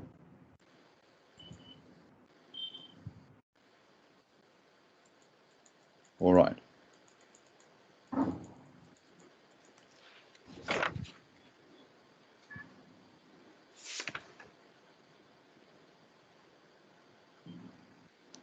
And lastly, in his witness statement, Mr. Agarwal criticizes an expression you use.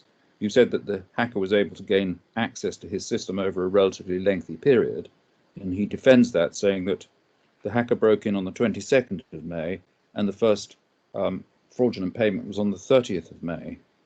Now, given that he takes issue with you over this expression, a relatively lengthy period, what's your comment on the lapse of time between the 22nd and 30th of May?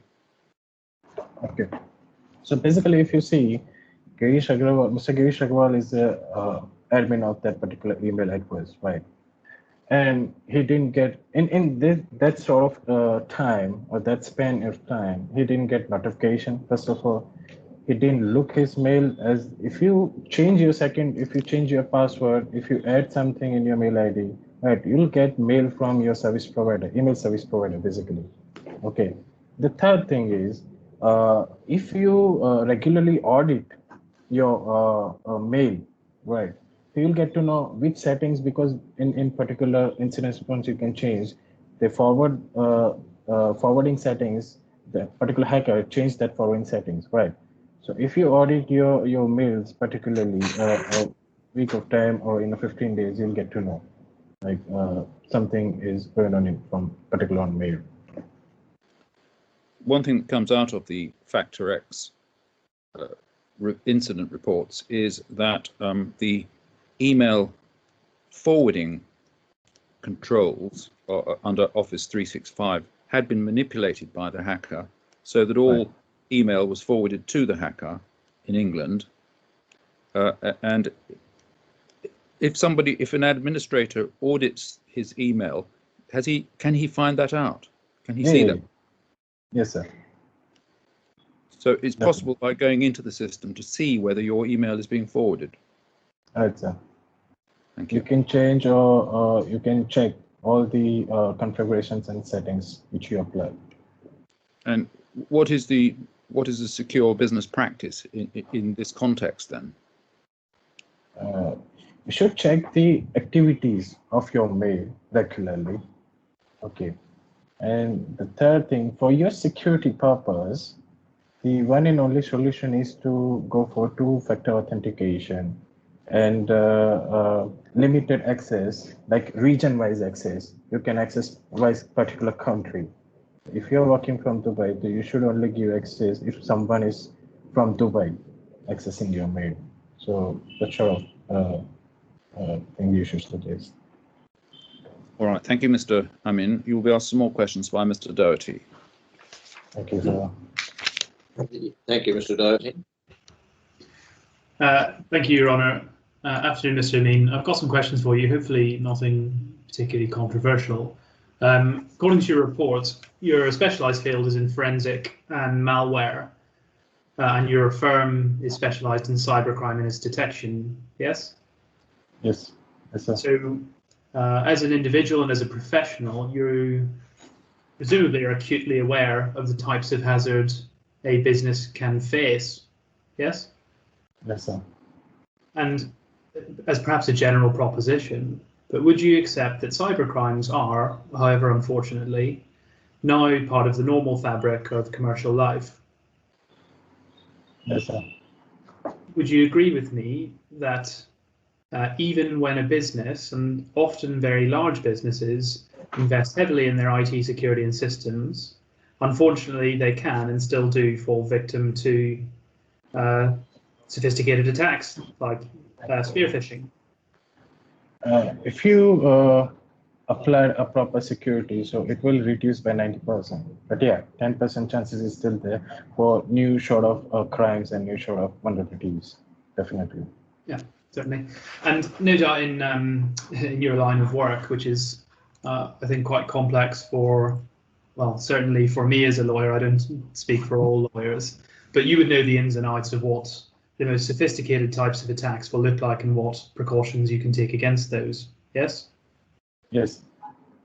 Would you agree with me that the techniques and tools that you, as a specialist, know to be effective in preventing those sorts of attacks are not necessarily known to non-specialists, so lawyers like me?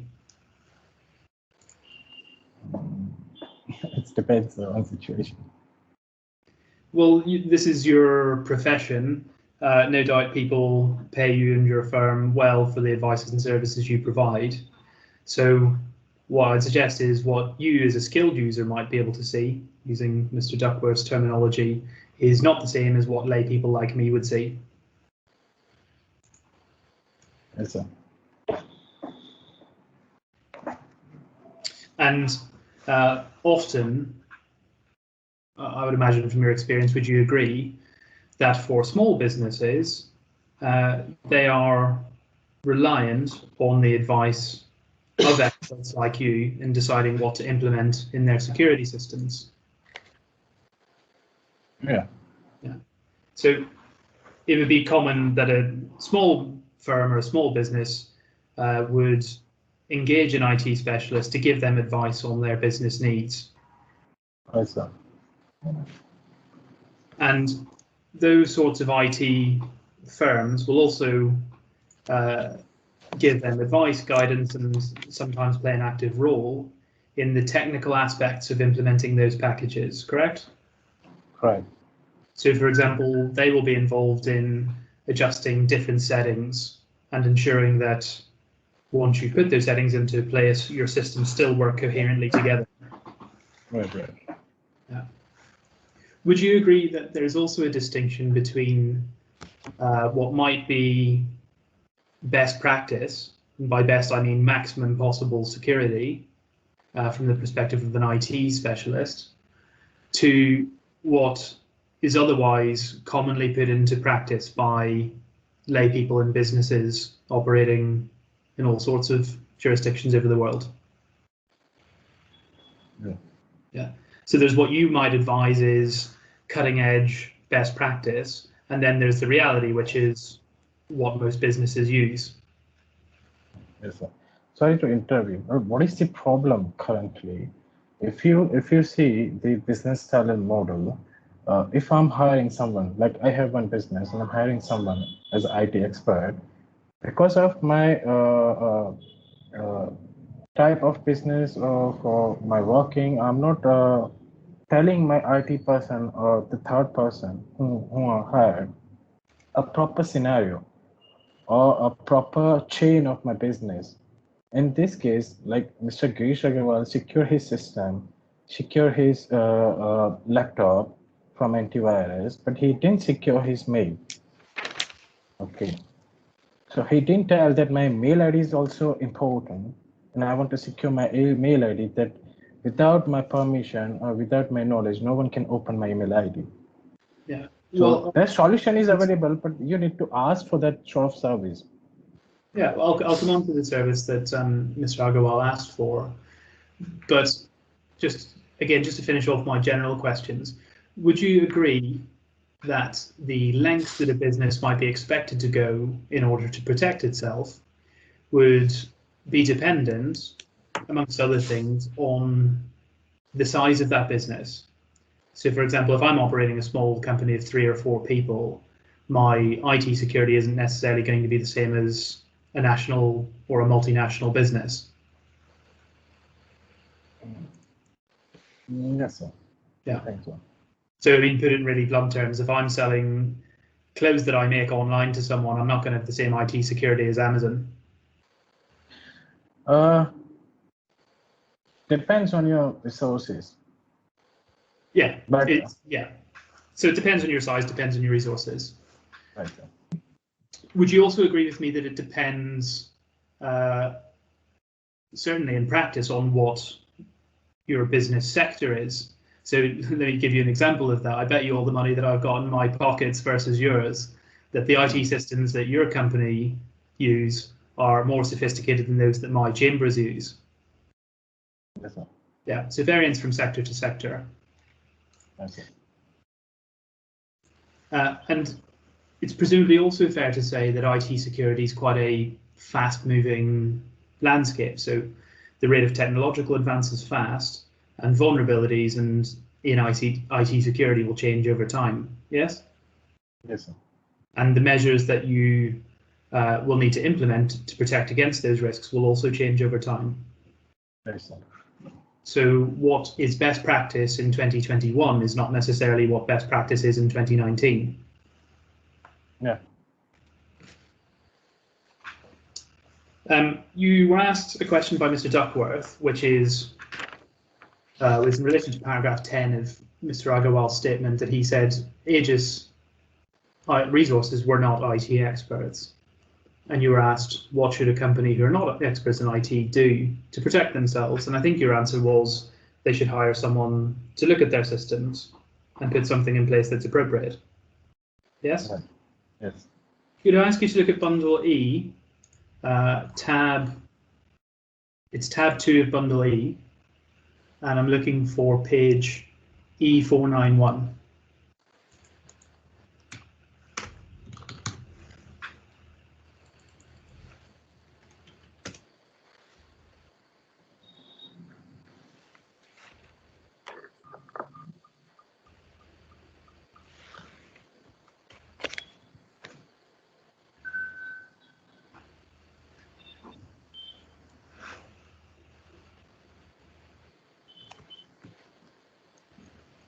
And if you let me know when you've got that, I'd be very appreciative. 491, right? Yeah, I'm on it. You've got it, great. So you should see there a FutureX proposal. We can see at the bottom of the page, it was issued on the 6th of February 2019. And this is a it says it's valid to the 6th of March 2019. So we're looking at a couple of months before the compromise in this case. And if you scroll over to page 492, we can see an executive summary that sets out some of what FutureX, it seems, have identified as the vulnerabilities it sees in Aegis IT systems. Yes? Yes. And if you skip forward 2 pages to 494, we see at the very top of the page, IT solutions. To fulfill your IT requirements, which FutureX have reviewed, we propose the following solutions. And then 1, FutureX recommends installing the industry-leading Symantec endpoint protection on all laptops used by Aegis. So they've received advice to implement Symantec. For laptops only. Okay. Yeah, and they've been told it's the industry-leading product in their IT security, correct? Right. And if you go forward to 496, Right. we have a second proposal, which is Microsoft 365. We recommend a solution that would cater to Aegis' immediate requires, as well as scope for growth in its business needs for the future. Keeping that in mind, we propose Microsoft 365, which brings together intelligence solutions like Office 365, Windows 10, Enterprise Mobility, and Security. And it obviously then sets out the features. So again, it seems that FutureX, so IT specialists, are recommending the implementation of Microsoft 365. Would you agree with that? Yeah, but these all the are products, okay? This not the security, you can say products. Okay, antivirus is there, but that's for system. Microsoft 365 is a service, basically. Yeah. It's not a security product. They just sold the products, basically. Okay, well, I don't agree with you about that. If I can ask you to look at 497. Do you see? Yes. The next part of the proposal is managed IT services. Do you see that? So Yes. What it's suggesting is our managed services cover managed endpoints. So we've got the IT security there, managed firewalls. That relates to security, and then also managed Microsoft 365. Do you see that? Yes, yes, yes. And it goes on to explain what they say the benefits of these managed systems are, as opposed to just a software implementation, correct? Right. And if we go over to page 498. On it.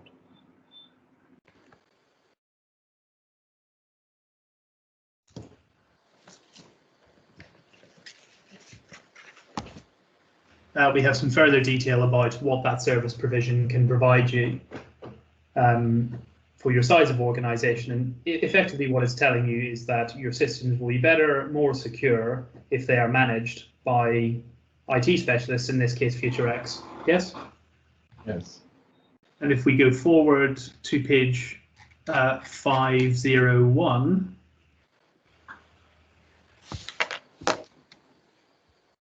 Right.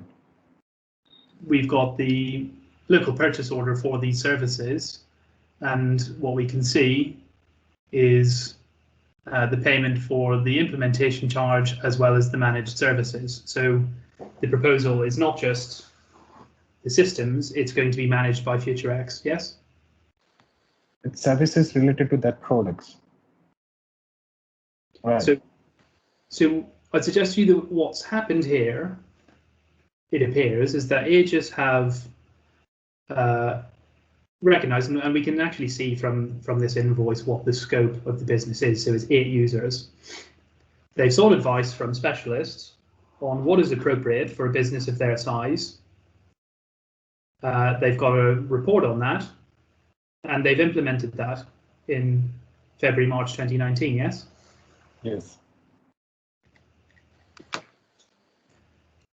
And so where we have managed services like this, one would expect that the system settings and system configurations would be put in place and updated as appropriate by the IT specialist, not by Aegis, correct? Right. And given that IT needs and security needs can change over time, if you've got a managed service, one would expect that updates to security or software or system settings would also be undertaken by those specialists. Yes? Yes, yes. I don't know if you've had the opportunity to read Mr. Siman's report, have you? Not exactly, sir. The other expert report in these proceedings. Have you read that before today? The Crow one. The Crow one. Yeah, the Kroll one, yes. Yeah. So paragraph 20 of that report, what it says is the summary of the systems that Aegis had in place. So it's a managed Symantec endpoint protection for workstations. We've got 2 managed firewalls, and we have managed 365 email. And what Mr. Siman says about that is that FutureX, the company who are managing this, were a cybersecurity focused IT company. And what he says is that this is consistent with what you would expect to see in a small business operating in the UAE in 2019. Would you agree with that? Yes. But if you see, okay, in his report, basically, if you see, he explained everything like security wise, particularly at that time, what sort of security you should implement. But what I see is they purchase Symantec, they purchase Office 365, and they purchase firewall. Okay, but if you implementing that sort of services or tools in your industry, to configure that, to use full feature of that is not implemented properly. Right. So if your business focused on computer only, so you should secure your computer with full features. Right. And if you are on network, you should very precise on firewalls. And your business is on mail, so you should go for a better mail security with all the features available in them. It's not depend on company standards, depend on user, and it's depend on time. Right. So if a company standard is not there to enable particular feature or security, but if you need it, if your business is on that only, and if you know something will happen in the future regarding my mail or my system, so you should focus and you should enable all the features of particular that product. Sure. And if you yourself were not an IT expert, what you would be expected to do is to go ask an IT expert and follow their advice, right? Right. Can I come on to section 5 of your own report, which is the section dealing with how could the break-in have been prevented or detected? And the paragraph 5.1, one of the things you suggest is that most email packages allow users to see how many devices are logged in.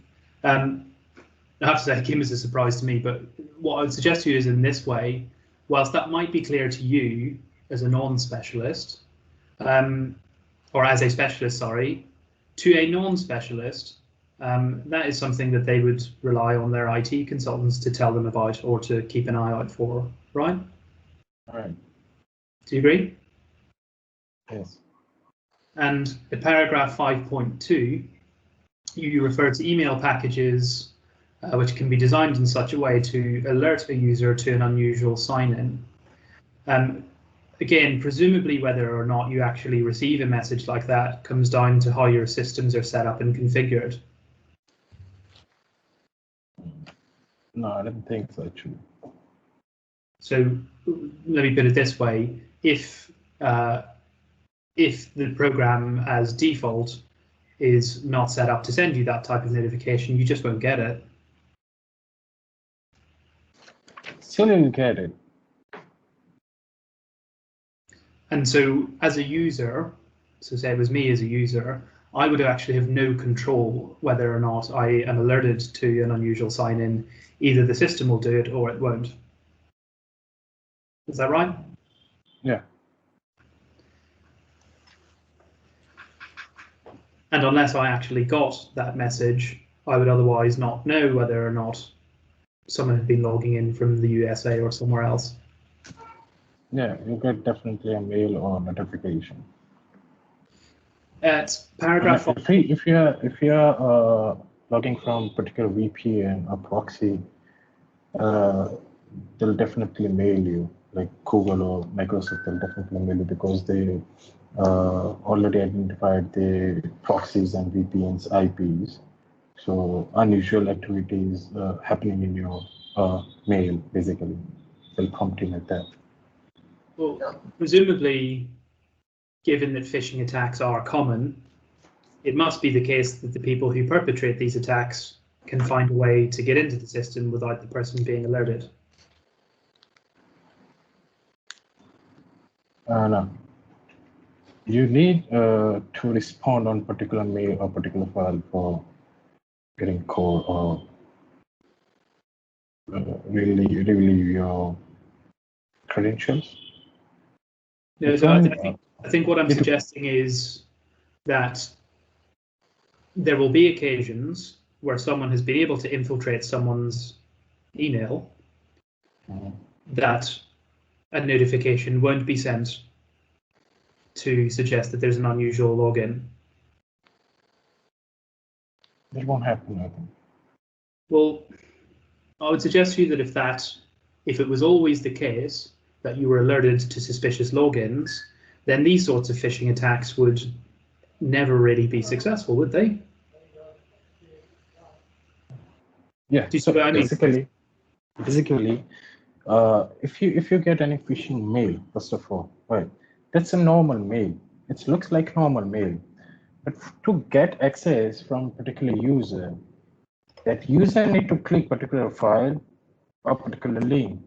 I think we might be talking at cross purposes, Mr. Amin. What I'm talking about is whether or not you get a warning email or a warning notification about an unusual login.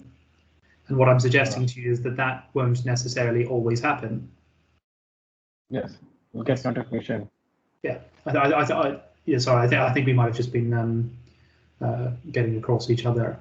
I didn't quite follow whether he's agreeing with you or not. I think he did agree with that proposition. You'll get notification if you log in on particular mail, definitely.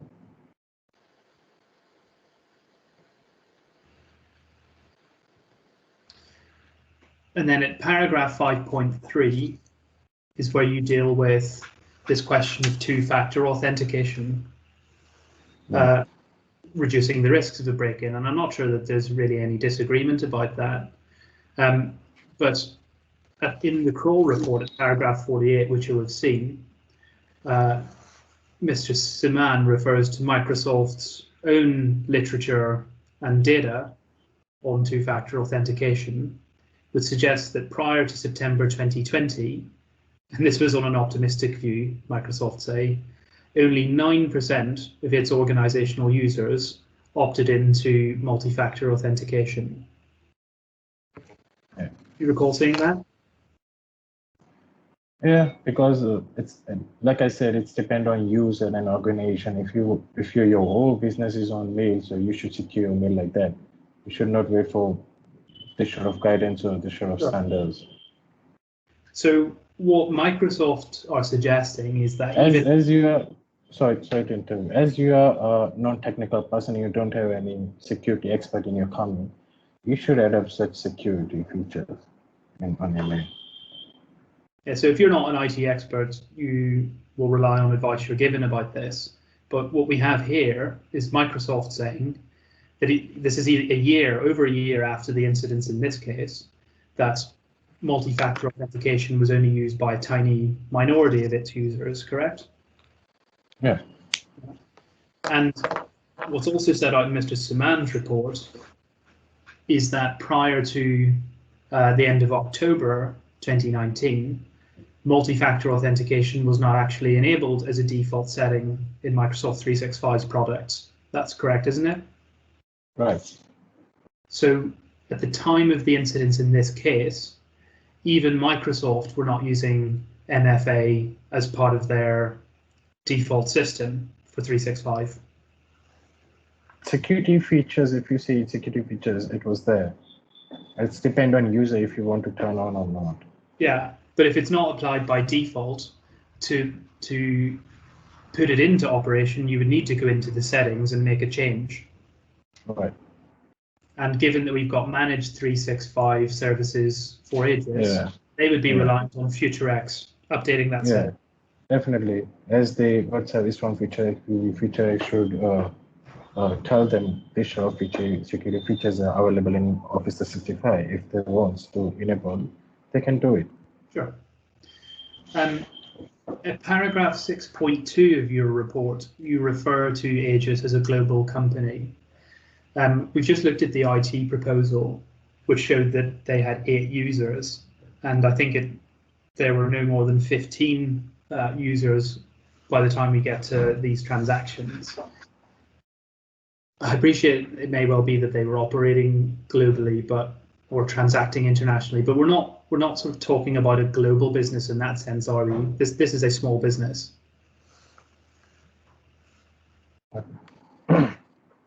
Do you agree? Because they're selling their products and import-export to other countries, either you can say it's global. They're working with different countries. Yeah, but when you say that, you're not suggesting that Aegis is a large business. You can say it's mid or mid-small. Between 8 and 15 people. Yeah, it's still. Yeah. At paragraph 6.3, one of the things that you seem to say is that the very fact that a hacker broke into the system suggests that without being detected, suggests that there were no proper security protocols in place, or if there were, they weren't being followed. So that's what you say. I suggest that can't be quite right, can it? As I suggested to you earlier in your evidence, even a very large business with very substantial budgets for their IT security, that they wouldn't be immune to compromise, would they? Yeah.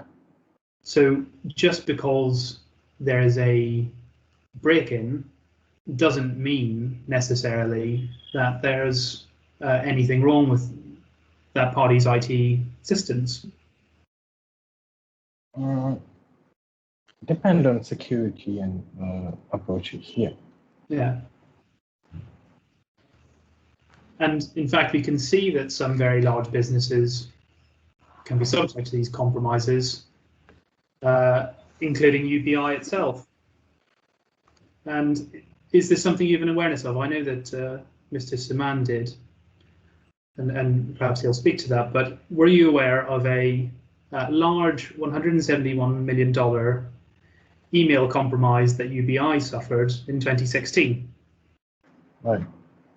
Is that something as a professional you were aware of? Okay. So in that context, if you see, the problem is not from bank side or not from UPI or from BIN side. The system which is applied for money transfer. The system of money transfer was fully secure at that time, very precious. Nothing is wrong with that particular system, but the problem is with the users.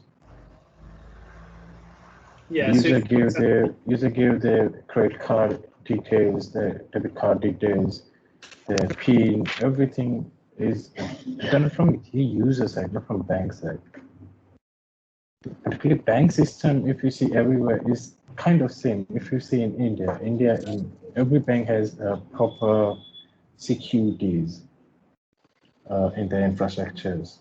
Even in this particular case, if you see, there's no any problem from bank side or no any security lapses in bank system or infrastructure. So, for example, there's a document, Your Honour, which I just want to refer the witness to very briefly, which is the document we discussed earlier this morning, the addition to bundle J, which is I'm not sure whether Mr. Amin agreed that he was aware of that fraud. I was not there, sir, in the morning. Sorry. Yes, Your Honour, the purpose of looking at the document is to see that a large business with functional security systems can be the subject of user compromised email hacks.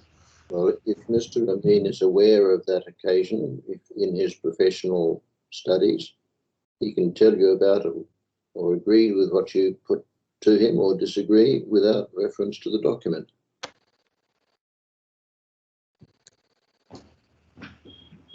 All right, Your Honour. At paragraph 6.4, the final thing that you suggest is that the activity would have been noticed with vigilance. But I think this comes back to a point we touched upon earlier. I would suggest to you that unless a user's attention is specifically drawn to the fact that someone has got into their email system, there wouldn't really be a way for an ordinary user to know whether or not that attack had occurred. Would you agree? Yeah, someday. Thank you, Your Honour. That's all I have. Any re-examination, Mr. Loper? Please. So, the effect of your evidence, as I understand it, Mr. Amin, is that two-factor or multi-factor authentication was available on Office 365 at the time, but had to be implemented by the user. Is that right? Okay. And on this question of whether a user would be notified of a suspicious break-in, can we look please at bundle E again at page 779?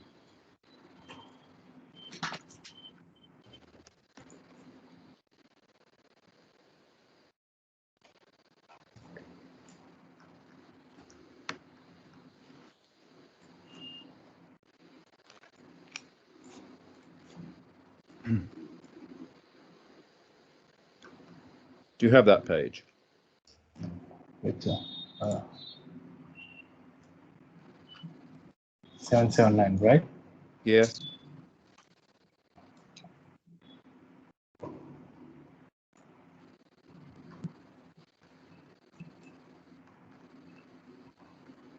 Yes, sir. On it. Do you see on screen there what look like screenshots of two mailboxes, Coastal at Aegis Overseas and Sourcing at Aegis Overseas? Do you see those? Yes, sir. And we can see from these screenshots that email is being forwarded to George Morgan, whoever he is. Let's call him the fraudster. Okay. But do you see above the forwarding address, it says the mailbox owner will be able to view and change these forwarding settings. Okay.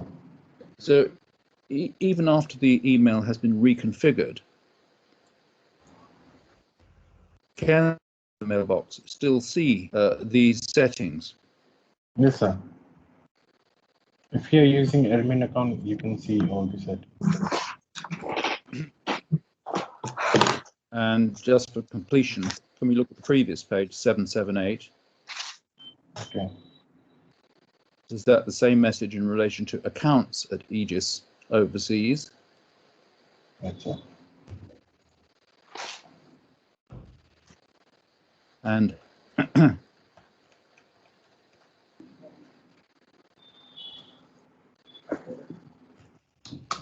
and at 780, do we see the same pattern with operations Aegis Overseas? Yes, sir. And 781 sourcing at Aegis Overseas. Yes, sir. So all of these settings would have been visible to Mr. Agarwal, would they? Yes, sir. And can we just clear up what you said about him receiving notifications from Microsoft? It wasn't entirely clear how that would happen or when that would happen. Can you just amplify that, please? Sorry, sir, I didn't get to it.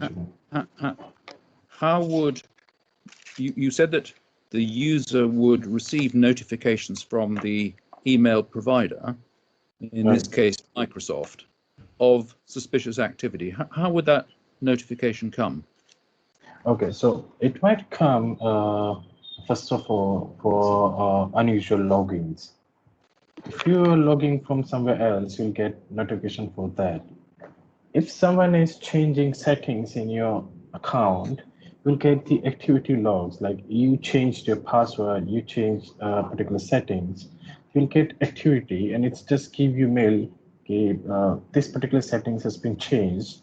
And if you want to see if you didn't do it, they'll give you one button to cancel all the settings.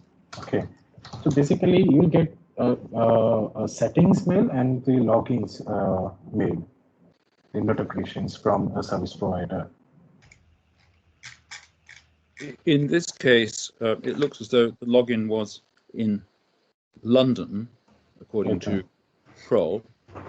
Is that the sort of thing that Microsoft would notify to the owner's mailbox? Right, sir. Sorry, was that a yes to my question? Yes, sir. If you're logging from London, it will notify that someone from London from particular browser with the OS logged So in. it'll be flagged up to the user, in this case Mr. Agarwal, so that he knows somebody else is trying to get into his account. Yes, sir. Thank you. And in answer to the question about the level of security that this company had sought advice on and had implemented through Future X, Yes, sir. Mr. Doherty asked you some questions about the size of the company, saying there were only 8 to 15 users, and that the level of security was appropriate for that level of, for that size of company. But you referred to something different. You said because they're selling in different countries by email, it's global. Can you just explain that, please? So basically, the mainly business is on mines and export import. So basically, they are selling and purchasing raw materials and products to other countries as well, and they are interacting with different countries from different countries from different countries, and they are interacting. Their payments and everything is cross border. So if you see, they are in touch with different countries and different companies. So you can say it like it's global. And you also said that the degree of security that you would expect a small business to implement is dependent on its resources. In this case, you may not know this, but in this case, in fact, many hundreds of thousands and sometimes millions of dollars were being wired to the bank as payment requests, and sometimes on a daily basis. So in the light of that turnover, what level of security would you expect a business like this to implement? A good level of security, like big companies are having the sort of security you should implement, because, and mainly, so you should implement your security based on your communications or based on your devices. Like you are using your phone for your business, you should secure your phone first. So you are using your mail, so you should secure your mail first. Your only work is on your laptop, you're a coder, you're a software engineer, so you should secure your computer. Based on your work, you should secure your devices like that. And for resources, if you see, the particular features, security features are there in the product, right? Like I said, you should, you need to enable your two-factor authentication for security purpose. That sort of features are already there in the product. You should, like, no one is going to ask for extra money for that, or not going to charge you for that sort of securities. So it's depend on user. Extra money to implement this feature, I think is one thing you're saying, is that right? Yeah. And that if you are transacting large amounts through this mechanism, through email, then you should take steps. Right. Thank you.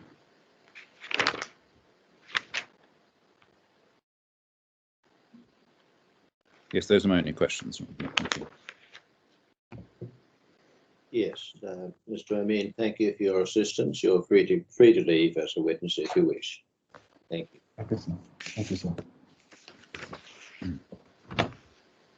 Right, well, gentlemen, Mr. Saman, is that the right pronunciation? I think so. Mr. Saman will correct us if we're wrong, I'm sure, Your Honour. All right, well, I'll leave that to you. Good day, Your Honour. Hello, councils. Yes, thank you. All right. Now, can you see and hear both counsel and myself? I do, yes, pretty well, thank you. Thank you. Well, I'll ask the court officer to swear you in the normal way. I imagine you're accustomed to it. Earlier, thank you. Thank you, Judge. Mr. Seaman, could you please state your full name and address? My full name is Eric Seman. I'm based in Dubai and Central Park Towers, apartment 3239 in the IFC Dubai in the UAE. Thank you. Can you confirm whether you would like to swear under oath or whether you would prefer an affirmation?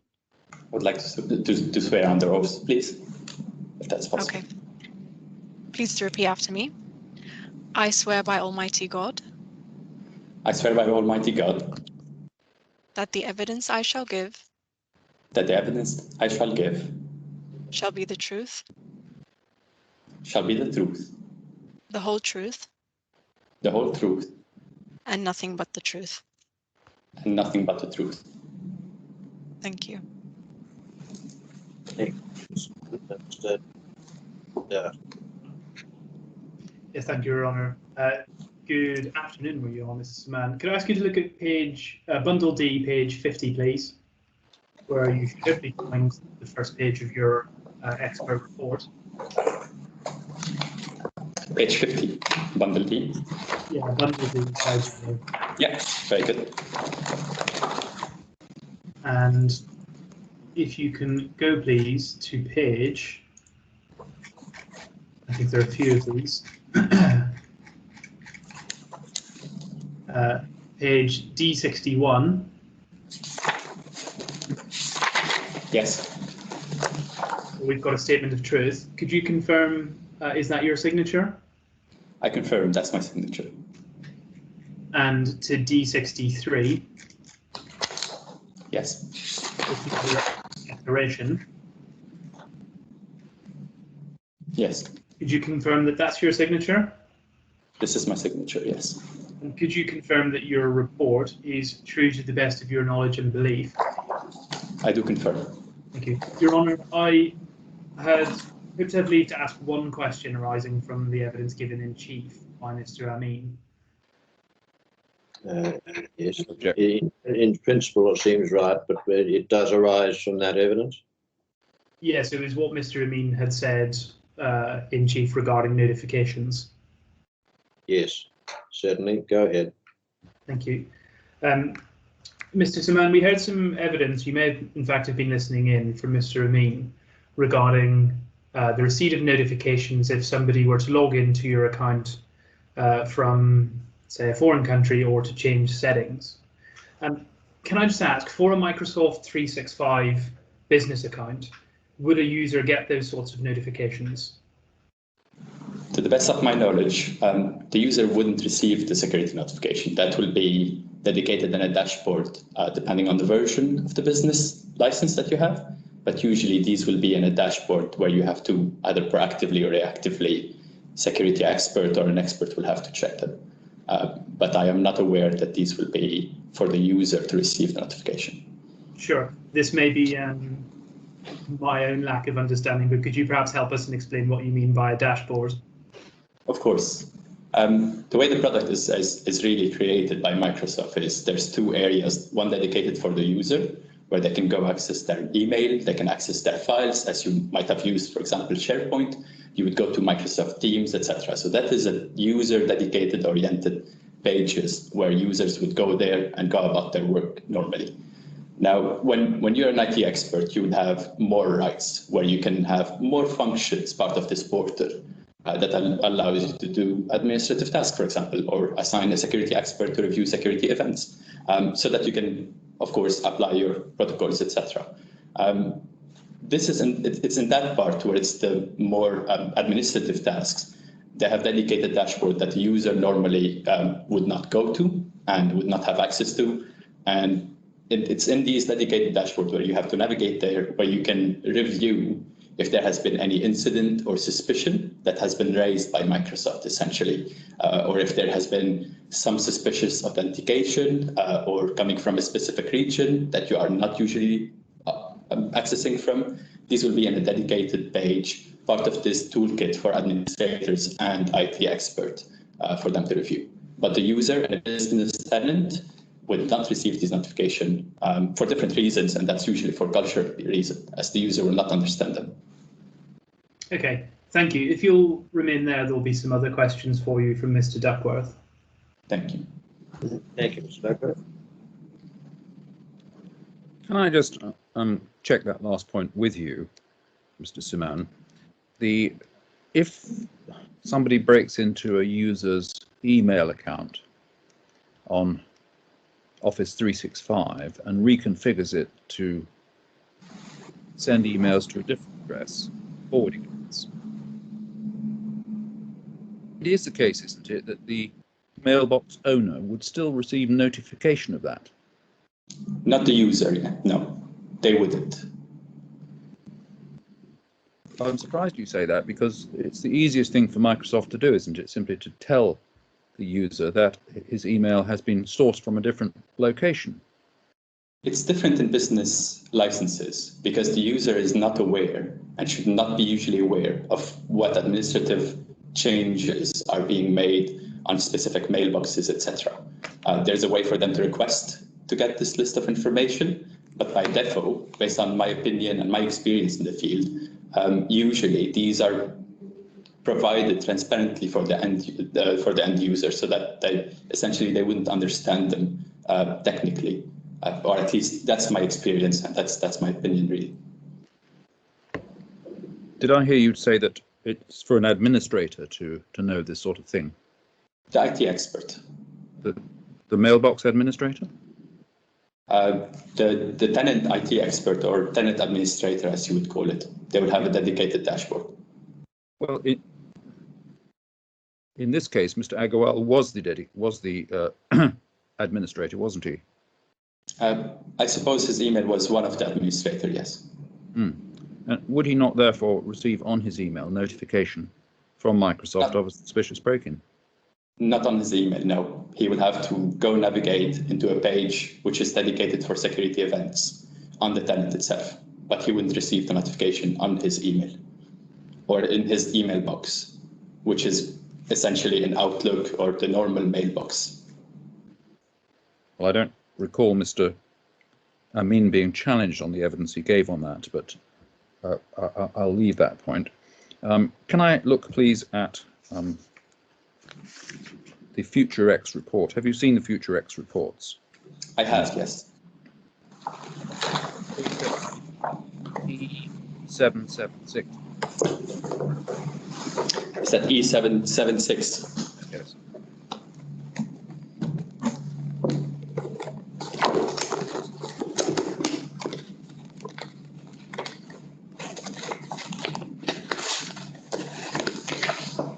Yes, I am on page E776.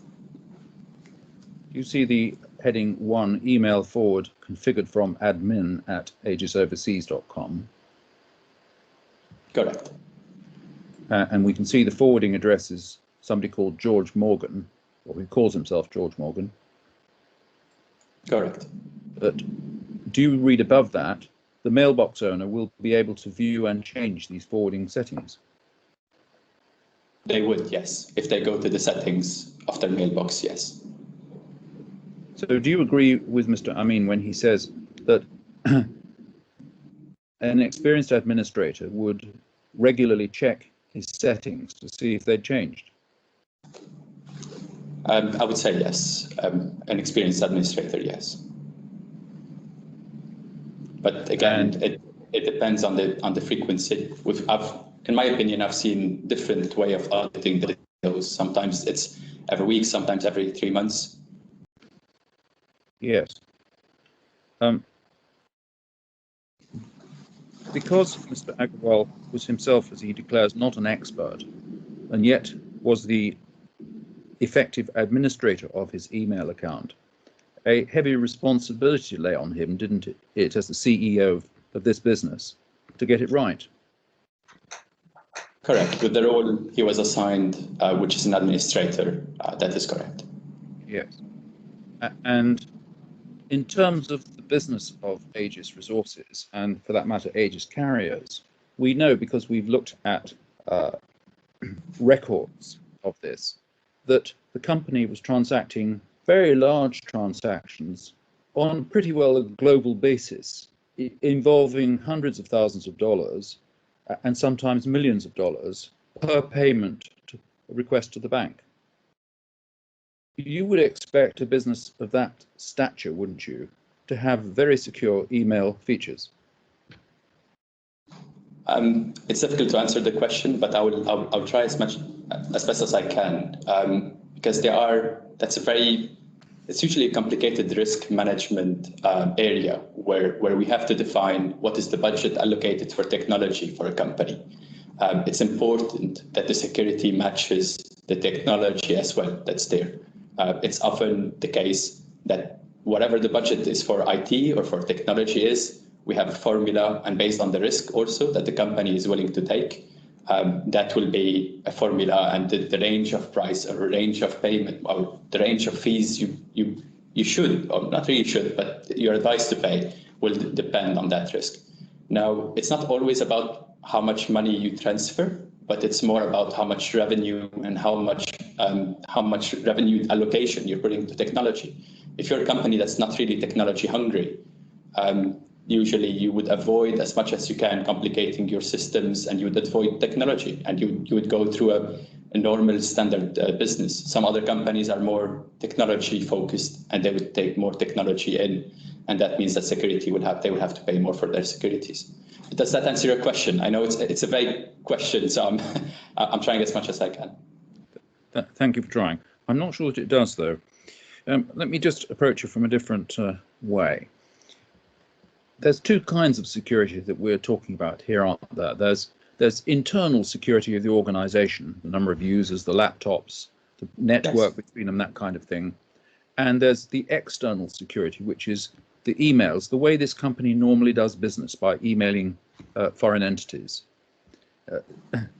We can put those in two separate boxes, can't we, conceptually?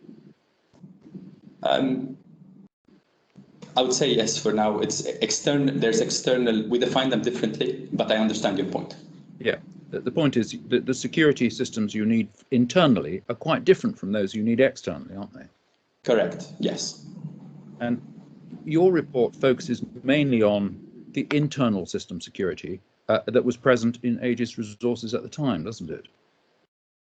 I based it on the security that was purchased as part of their services, managed services. I commented on all 3 points as they were. But you comment, don't you, on the internal security? You say that the level of security they had is what you'd expect for a business of this kind. It's really in line rather than expect. It's in line with what we've seen for similar companies. Let's look at paragraph 17 of your report, if we may. This is on page D54. Just one moment.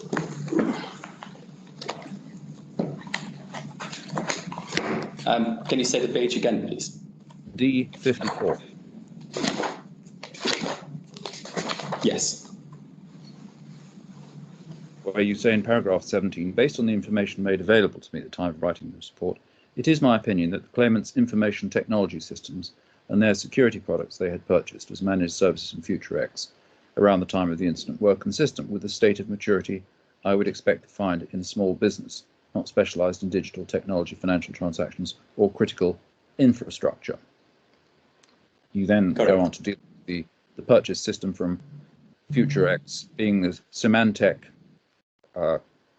networking software and Office 365. Correct. I think we can see now, can't we, that the Office 365 email system offered little or no protection against phishing. By default, it wouldn't back in 2019. By default, it wasn't configured with with the level of security it is today, or at least by default when you purchase it. No. So when you say that this is consistent with the state of maturity you'd expect to find in a small business, you can't be talking about the email there, can you? It is, actually. This is what we've seen for small businesses in the market. This is what they can afford. But I mean, there simply is no security, is there? It has security, but you haven't challenged those securities because they weren't the problem here. It has security. It has encryption in place. It has password and username. It has roles assigned, access control on mailboxes, who access, who doesn't access. There's a whole stack of securities that are going there that we don't see because we don't challenge them. But of course, in this instance, something happened and we're looking at really the gap rather than everything else that has been already applied. There is quite a lot that goes into Microsoft Office security. It's just that the MFA bit back in 2019 was not a default or practice a lot of people were using. I hope that makes sense. Thank you. When you speak of security products that this company had purchased around the time of the incident in 2019, in fact, they purchased them in February, hadn't they? Security products and services. I assume. You're talking there about their internal security on their laptops and network, aren't you? I'm talking about everything that constitutes a security system for them. And usually Microsoft Office is part of the security. This is how you secure access to your mailboxes by hosting it with a third party who knows what they're doing, such as Microsoft. Part of the bundle, when you buy this purchase, there is a whole section about security for it and why it's important for you and why you should buy this product. Microsoft doesn't distinguish between a security product and the service itself. It should be part of it. At least that's my experience. Do you agree when Mr. Amin said that two-factor authentication was available on Microsoft Outlook email at this time at no extra charge? I think yes, for the no extra charge. Yes, for sure for the rest, which is it was available in 2019. It was a functionality of Microsoft Office. I'm not completely sure if it was for free or not. I can look it up. It is free now, as I've tested it. I think 4 months ago. By now, but I would go with I assume yes for the free. All right, but let's just look at the qualifications you put on paragraph 17, though, of your report. Yes. You say that the security was fine for a business of that size, a small business, as long as it's not specialized in digital technology, financial transactions, or critical infrastructure. Let's agree that there's no connection between Aegis resources and digital technology or critical infrastructure. But there certainly is a connection with financial transactions, isn't there? There's massive financial transactions here. Financial transactions is meant essentially a company that has a core system that does transaction. That will be banking, private banking, or anything that holds a system that can do transactional financial transactions, constituting different protocols such as SWIFT, etc., such as a bank or other kind of companies. Well, but not necessarily Aegis. Of course, Aegis is not a bank, but it is carrying out very large financial transactions on a daily basis, is it not? It's a consumer of transaction. It's not a producer. That means they can ask for a transaction to be made, but they are not the one doing the transaction per se. It's the bank ultimately that will have to execute the transaction, part of their core banking system. And that's what a financial institution would be. But knowing what I've told you about Aegis's turnover in terms of deals, you would not now say, would you, on reflection, that the state of security of its email in May and June 2019 was appropriate for a company conducting that level of business? I'm completely not sure. Again, for the financials, that's something I cannot comment on. I'm not an expert in any way. But what I expect is on the technology that they had. For 15 employees, that's a very small company in terms of technology. When we're advised to help, or myself, I'm advised to help, we try to minimize the cost on the consumer because it's expensive. 15 employees from my perspective and really pragmatic, from a pragmatic perspective, we've seen all companies, well, not, of course not all, but a lot of companies that are in their size was just using email, they're not using technology as a driver for their business. Often they buy basic packages. Now this can change, and it's our role, us as security expert, to educate people in the community. But as it was in 2019, and it still is, to be frank, companies of the size of Aegis in terms of technology and people working in an office, that's what I would expect. I'm not saying this is best practice or really this is top notch. That's not really what I'm saying. I'm saying this is, and it is backed by an article I've put there. This is what we expect that they would be paying based on the technology. Their financials, that's really not my area of expertise. Apology, I couldn't comment on that. Well, in paragraph 24 of your report, you refer to the fact that the claimant had purchased in February 2019 a managed antivirus solution. Is that 24, you say? Paragraph 24 on page D. Paragraph 24, sorry. Apologies, just a moment.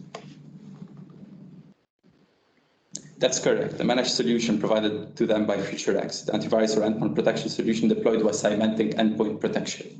Yeah, and this is essentially what I called before internal security, isn't it? To make sure you don't get bugs on the machines that are in the office.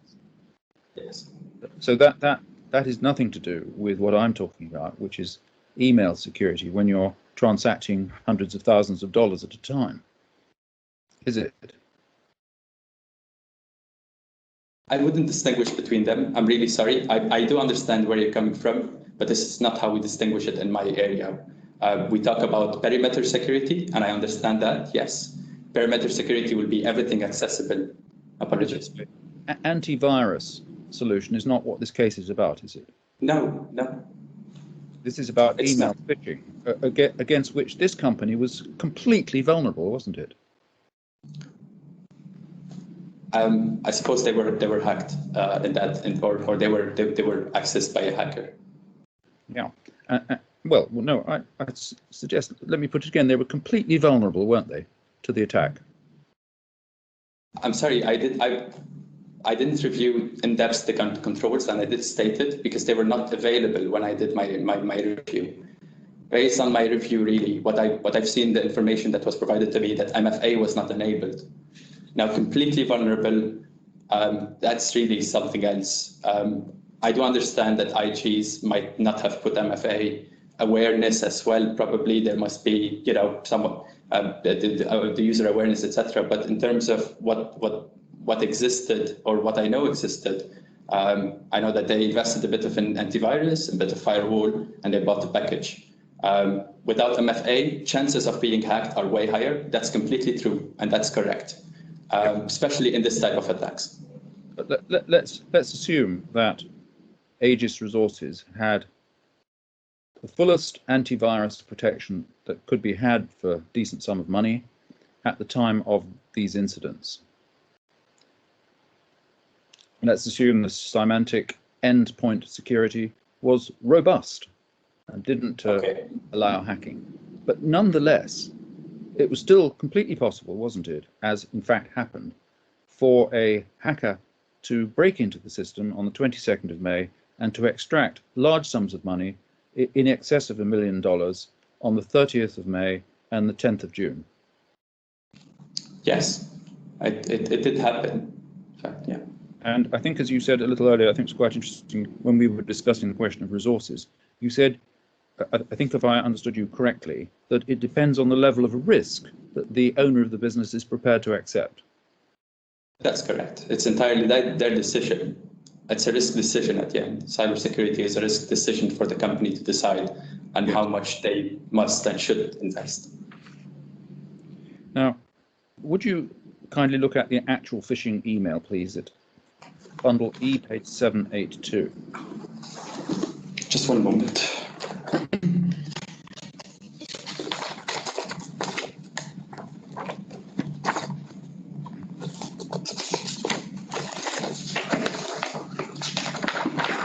Yes, I'm 782. Thank you very much. I find it necessary, but you may have eyesight than me to expand this. And so if you need to, please do. I want to ask you some questions about the actual message that was received here. Okay, if you can ask me, and I can look, because there's quite a bit of details in there. So please do ask, and I can pause for a moment to read through, if that's okay. We can see that this email was received on Wednesday, the 22nd of May at 7:08 hours by the looks. Is that right? Yes, it's 3 o'clock in the morning and in the UK, so that will be around 7, I suppose, yeah. Yes. And so what we're looking at here is perhaps warning signs that maybe would have occurred to any experienced user.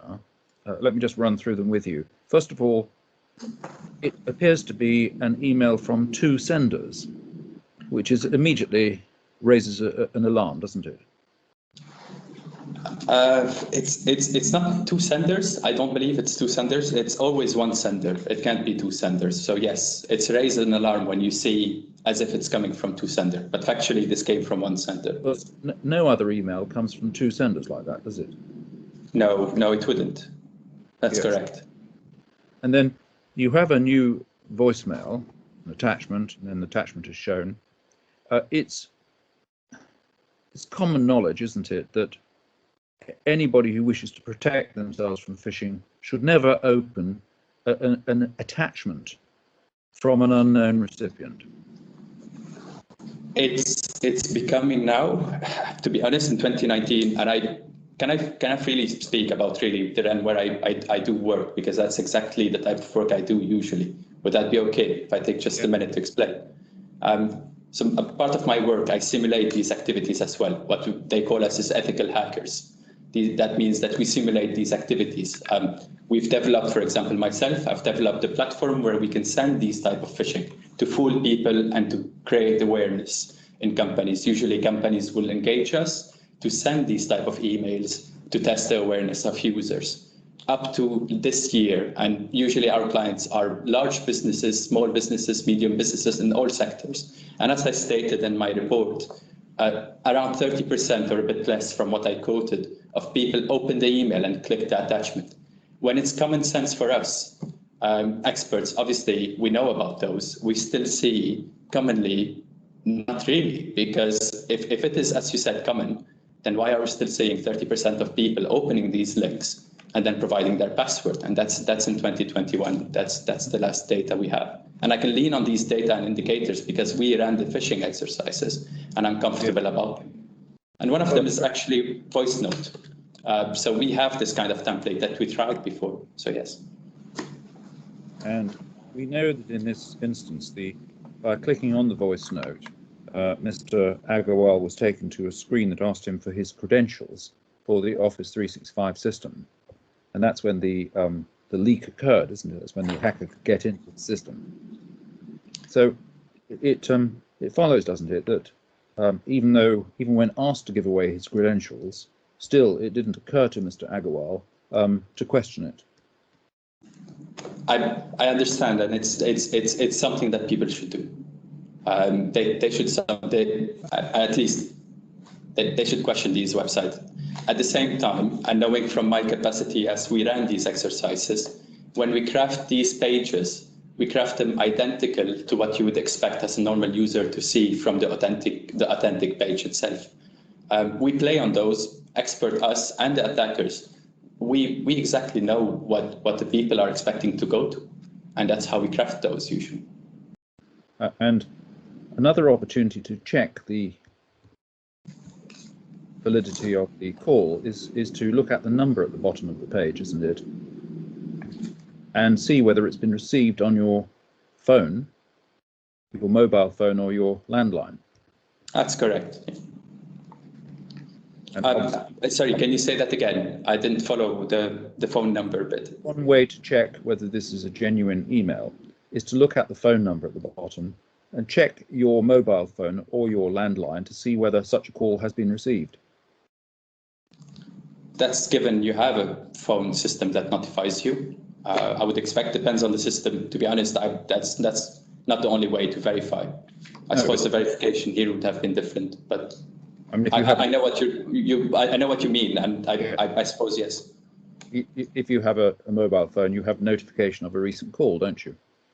Well, it depends. If that means that you have a centralized phone system, for example, an IT system they put in conference phones as you see them in offices, we used to receive on those different voicemail when someone tries to call us. And these are not systems that you can go just verify quickly if there is a phone on that conference machine, as you would expect in these in corporate or in small companies, etc. I have no idea what Aegis was using there. I'm not saying that they were using these systems, but what I believe this email was trying to do is simulate that activity, which is essentially you received an email on your central conferencing system or something, a phone number, sorry, or a missed call, and you should go check the voice note. This is what I assume, because we simulate the same activity, and that's what we're trying to do usually, is to target that aspect of a corporate or a small company. And it's usually inconvenient for you to go to these machines because most people don't know how to navigate them. They have to go up and down and left and check the number. Do you agree? I hope that answers the question. Sorry, go ahead. Thank you. Do you agree with Mr. Amin's view that it was unwise for Mr. Agarwal to appoint himself administrator of his Office 365 email? I tend to agree, yes.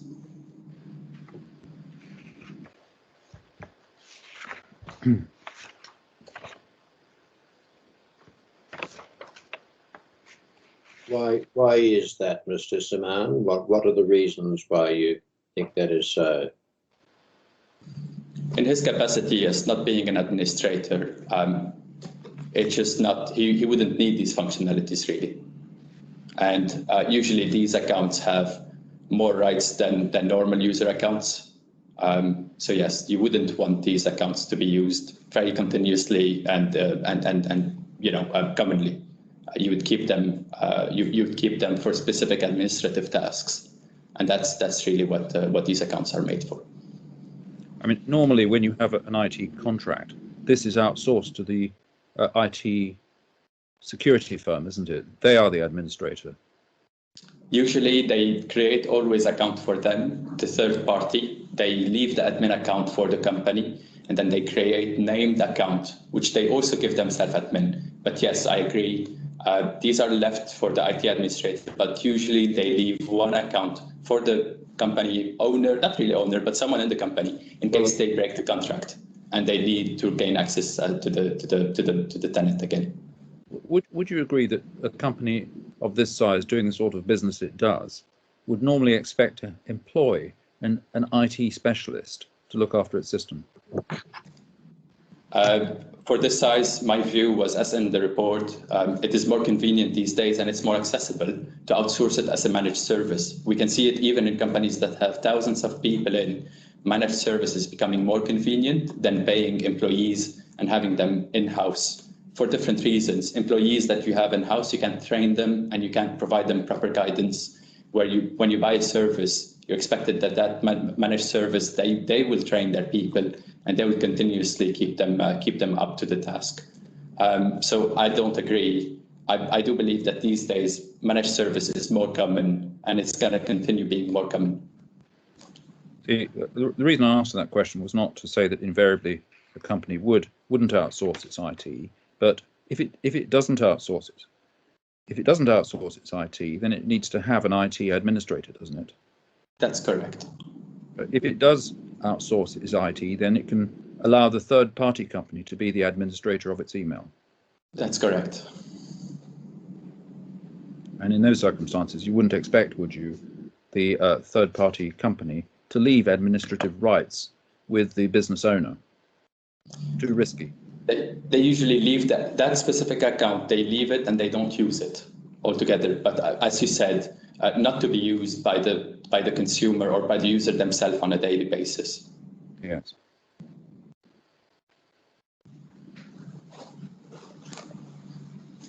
Lastly, the lapse of time between the 22nd of May when the hacker broke into the system and the 30th of May when the first fraudulent payment was effected is 8 days. And that gave ample time, didn't it, to the hacker to establish the whole pattern of business, to replicate transactions, to impersonate the administrative user, and to send what looked like very authentic messages to the bank. Sorry, the question is? The question is that period of time gave the hacker ample time to do those things, didn't it? 8 days is usually the norm, as we see, for these actors to hand over. If I may explain, Your Honor, or for you, usually why it's 8 days or 10 days that they wait between when they access and when they execute these is essentially from a criminal organization. It's not the same team that does either of these tasks. One team is engaged and paid to hack into the account, and another team is paid to hunt inside this account once the account is compromised, to search. And these people are usually they will hire people or a service, basically, a criminal service where they understand financial invoicing. And these people will come in after 10 days. Usually they will have a list of different accounts to look for. As a normal, they really operate like a business, and they would go into each one of them and look at those. To go back to your point, 8 days is enough, yes, for them to do this task. Yeah. But I just want to explain the context of why.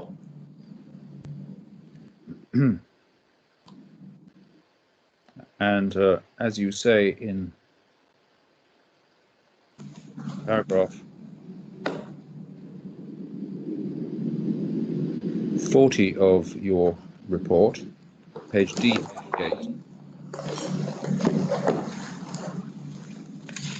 Apologies, which part? 40? Paragraph 40. Yes.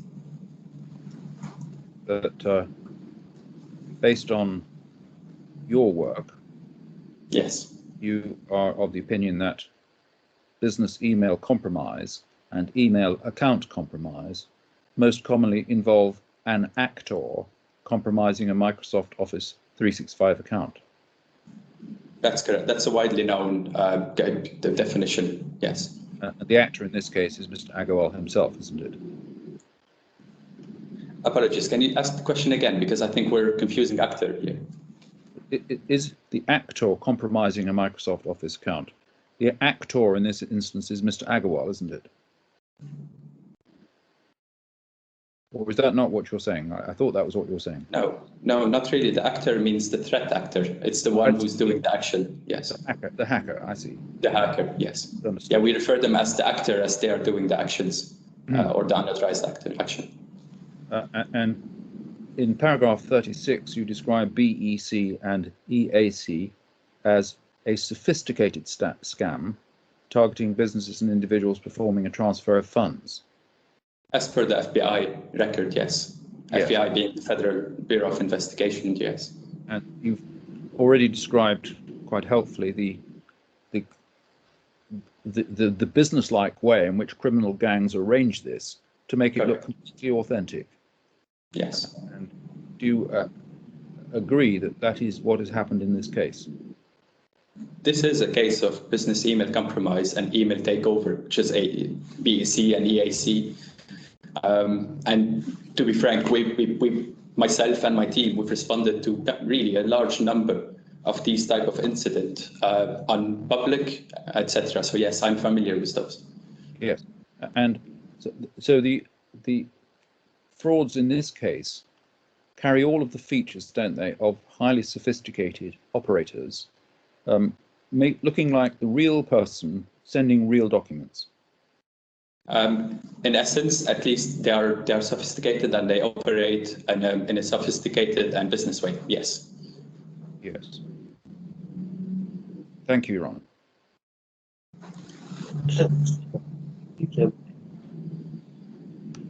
Sorry, Honor, your line had cut out slightly, but I think I caught the gist of it. I had 2 questions or 2 points in re-examination. Yes. Mr. Zaman, you were asked a question about one thing that you say at paragraph 24 of your report. regarding Yes. managed antivirus services, and it was suggested to you that this related to internal security only, and that this case wasn't about the antivirus. And I think you had some clarification around that, but could I ask you to look at what else you say at paragraph 20, which is just above that? And there you say that Aegis IT systems and security controls consisted of, and we've got a series of bullet points, one of which is reference to Symantec, which is the antivirus product. But you also refer to what you say were 2 managed firewalls and 2 managed Microsoft 365. My question to you is, was your report just addressing this question of internal security? It was not, no. And can you explain what you mean when you're referring to managed Microsoft Office 365 business email solution? Managed Microsoft Office 365 business solutions is often in the third party that will look after the functional side of the solution and the sound security of the solution itself. That's what managed means in this instance. It's not buying the product alone, you're buying the product and the service with it, essentially. Does that answer the question? I think so. So that's what you said, 21, is it, when you say, I understand the claimant had purchased a managed email solution provided by FutureX? Is that correct? Right? Okay. Yes. One of the questions you were asked and you agreed was why, I think probably fairly, it may be unwise that an admin account would be used as if it's an end user. We've obviously just looked at the fact that Aegis had engaged FutureX to provide managed 365 email solution. My question is whether the fact that there may be security risks associated with the admin account being used in that way, is that something that a lay user would know about? Usually it's the IT people that will make the difference for the user, or make the distinction of what is this account and what the roles are of this account. So I wouldn't expect the user themselves to be completely knowledgeable of all the rights and roles of that account. And depending on the user, obviously, but I'm saying common user, business user. Okay, thank you. That's everything, Your Honour. Yes, thank you, Mr. Saman. For your assistance, free to go as a witness if you wish. Thank you very much. Your Honour, I have an application. The witnesses have dealt with the phishing email and the suspicious features of it. I haven't, in fairness, given Mr. Agarwal a chance to respond to that, and will do so unless Mr. Doherty doesn't see the need of it. Meaning, what do you mean by that? Sorry, what do I mean? Can he be... Or are you inviting Mr. Doherty to, offering him the opportunity for him to lead further evidence in chief? No, I wasn't saying that. I was saying that I would propose to offer Mr. Agarwal the opportunity to deal with the questions I was putting to the experts on that email. Deal with them how? By recalling him for further cross-examination on them. By cross-examination, yes. Yes. Yes. I understand that. Well, it's up to you. You either want him to... Yes, I'm asking for him to be recalled.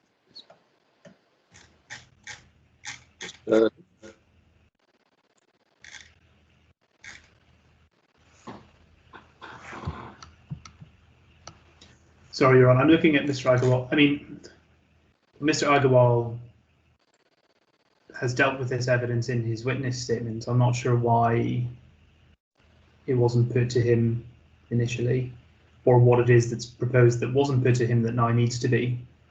That couldn't have been properly put based on his witness statement first time. Well, is this an objection or is it not an objection? I'm slightly unclear about what we're recalling Mr. Agarwal to ask him about, as long as it's a sufficiently narrow question and something that hasn't already been addressed.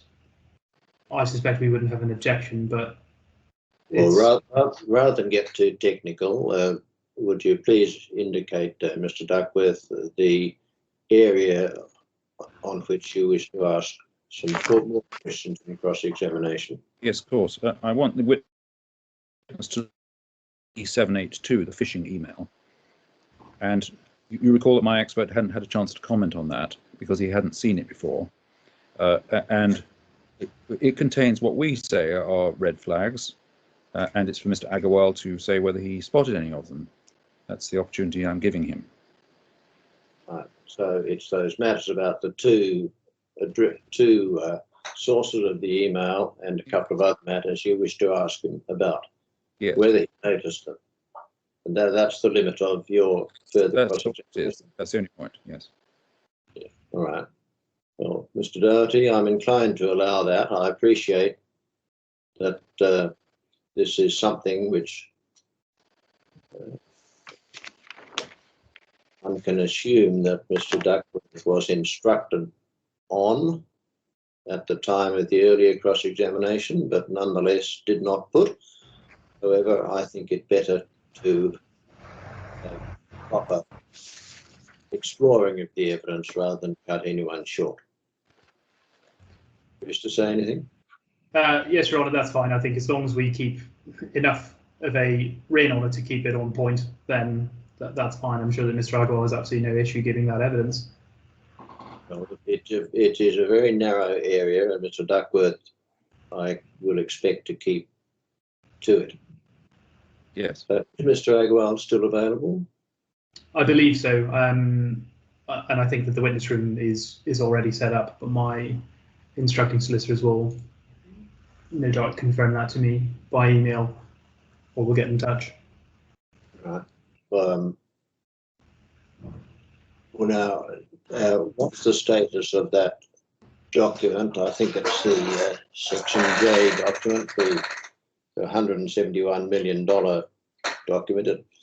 The document itself seems to have fallen by the wayside.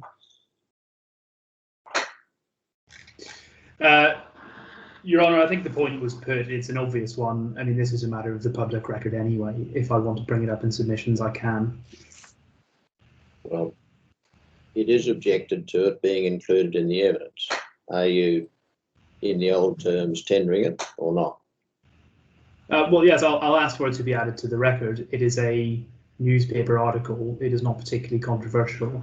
It rebuts the suggestion that just because a system has been hacked that there must be some kind of issue. Well, I don't think that's a proposition that Mr. Duckworth is going to be maintaining. It's plainly not correct. The way I read the document, Your Honour, was that it was effectively pointing the finger against UBI, that it allowed its systems to be hacked at some time in the past.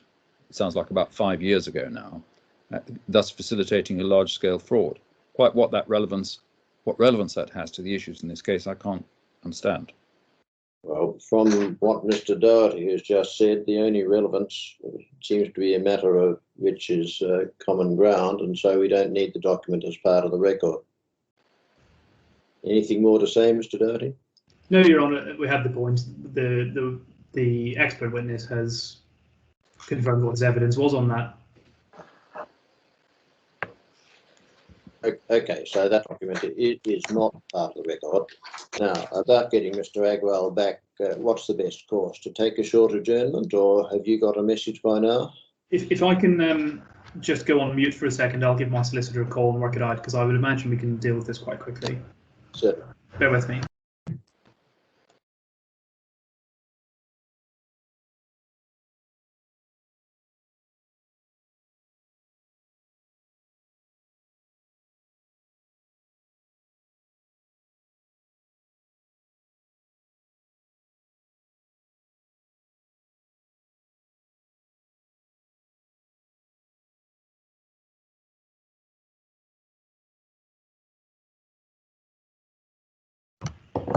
Your Honour, I think if we come back in 5 to 10 minutes, probably say 10 minutes. All right. To go. Return in 10 minutes. Thank you, gentlemen. Thank you. Just can I check that Mr. Duckworth got that? His image isn't on, but I Yes, assumed yes. Thank you very much. Thank you. We seem to hear Mr. Agarwal. Can you see both of the barristers and myself and hear me? Good day, Your Honor. Yes, I can see you and hear you, as well as both the barristers. Loud and clear. Well, you've been recalled. Mr. Duckworth will be asking you a few more questions. You remain bound by the oath to tell the truth, which you took a couple of days ago. Do you understand? Absolutely. Thank you. Thank you, Mr. Duckworth. Thank you, Mr. Agarwal. Would you kindly look on screen, please, for page 782? I'm there. Thank you. You may need to expand it. If you do, can you do so now so that you can read the small print? I have a hard copy, so it's clear. That's easy. All right. I suppose you've lived with this for the last couple of years, haven't you? Yes, I believe so. It's circulating inside my entire body. Yes. The expert who we've heard from today, Mr. Amin, and I think this is also confirmed by your expert, says there are a number of features about this email that should have put a careful user on notice. I just want to run through them with you. The first is that it appears to come from two senders, which Mr. Siman said is impossible. Do you see that? Yes, as I see, it is not two sender, it was one sender. Well, so two senders. It appears to have two senders, doesn't it? Email, Drive, Outlook, and then no reply. Yeah, that's how it appears. But the other one, it says no reply, which is merely indicative that if I were to respond to this email, it would not go through. So a no reply tag was attached to it. So it was not two senders. Well, both experts said that it was, and that was a very unusual feature. Do you disagree with them? Well, I would say that it was one sender and a tag telling me that this mail cannot be replied to. Yes. It then has an attachment, and as you know, and it's notorious, isn't it, that you should never open an attachment from a sender you don't know. No, at the time when I did click on this particular mail, I recall having identified the message coming from the Microsoft system. Because as you know, from my witness statement, we adopted Office 365. Yeah. And amongst the bundle of suites which is given by Microsoft, there was a product called Teams. Yes. And very often I found that there were calls coming on Teams, and when a call did not go through, there was a voice message. So I presumed maybe somebody tried to call me on Teams, and this was an email notification that I missed a call.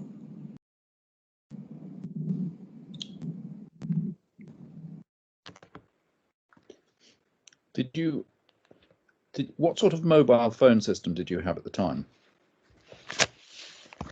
Mobile phone system? Or Well, email?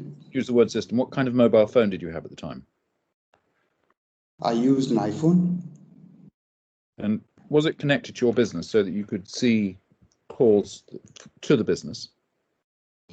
As I said, this was a call, in my opinion, at that point of time, coming from the Teams system, the current conferencing, video, audio communication we're using right now. So if such a call comes in, it would usually come to my laptop on the Teams app. I didn't ask you that. I asked whether you received calls for your business on your iPhone. Yes, I do. The iPhone has a feature, doesn't it, which enables you to look for missed calls. Yes, it does.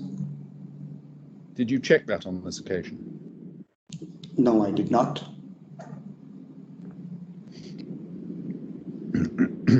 When the screen opened up requiring you to enter your credentials,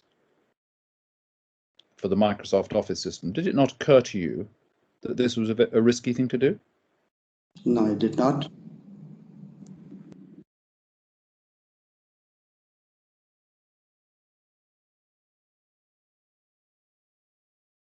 Did you think there was anything suspicious about it afterwards when you had opened it and nothing happened? No, I did not. So you didn't get in touch with FutureX at that time to say what's going on? No, I did not.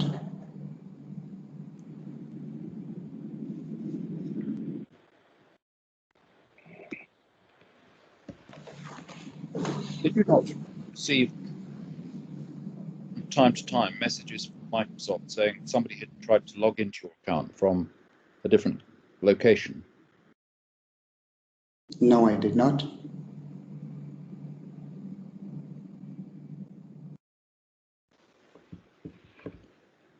Did you ever go into the system to check the mailbox settings?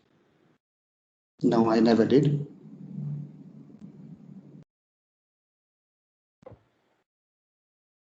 Thank you, Your Honour. Those are the only questions. Mr. Doherty, anything further? No, Your Honour. Thank you. Mr. Agarwal, thank you again. Gentlemen, Mr. Agarwal, obviously enough, should be excused at this point. Thank you, you're excused. Thank you, Your Honor. Thank you, gentlemen. Thank you. Well, gentlemen, is that the end of the evidence? It is. Yes, Your Honour. We made it. So much for the hour or 2 hours of today. Or fitting it into yesterday. Council's time estimates up to the usual. Yes, indeed. Worse than usual. All right. Well, we'll adjourn until tomorrow for closing submissions. This case is quite detailed on the facts, and I will be asking for your assistance in quite a number of areas. So we may need a little longer than you are perhaps anticipating tomorrow. I do not know. We'll see how we go. If you have the opportunity where you have a factual finding you want me to make, to have a short piece of paper that says I for the finding X because of 1, 2, 3, 4 with references to the pages where I find 1, 2, 3, 4, that sort of thing, that would be handy also, if you understand me. Yes. But otherwise, I'll just wait and look forward to hearing each of you say why the other one is wrong. So adjourn until 10:30 Dubai time tomorrow. Yes, thank you. Thank you.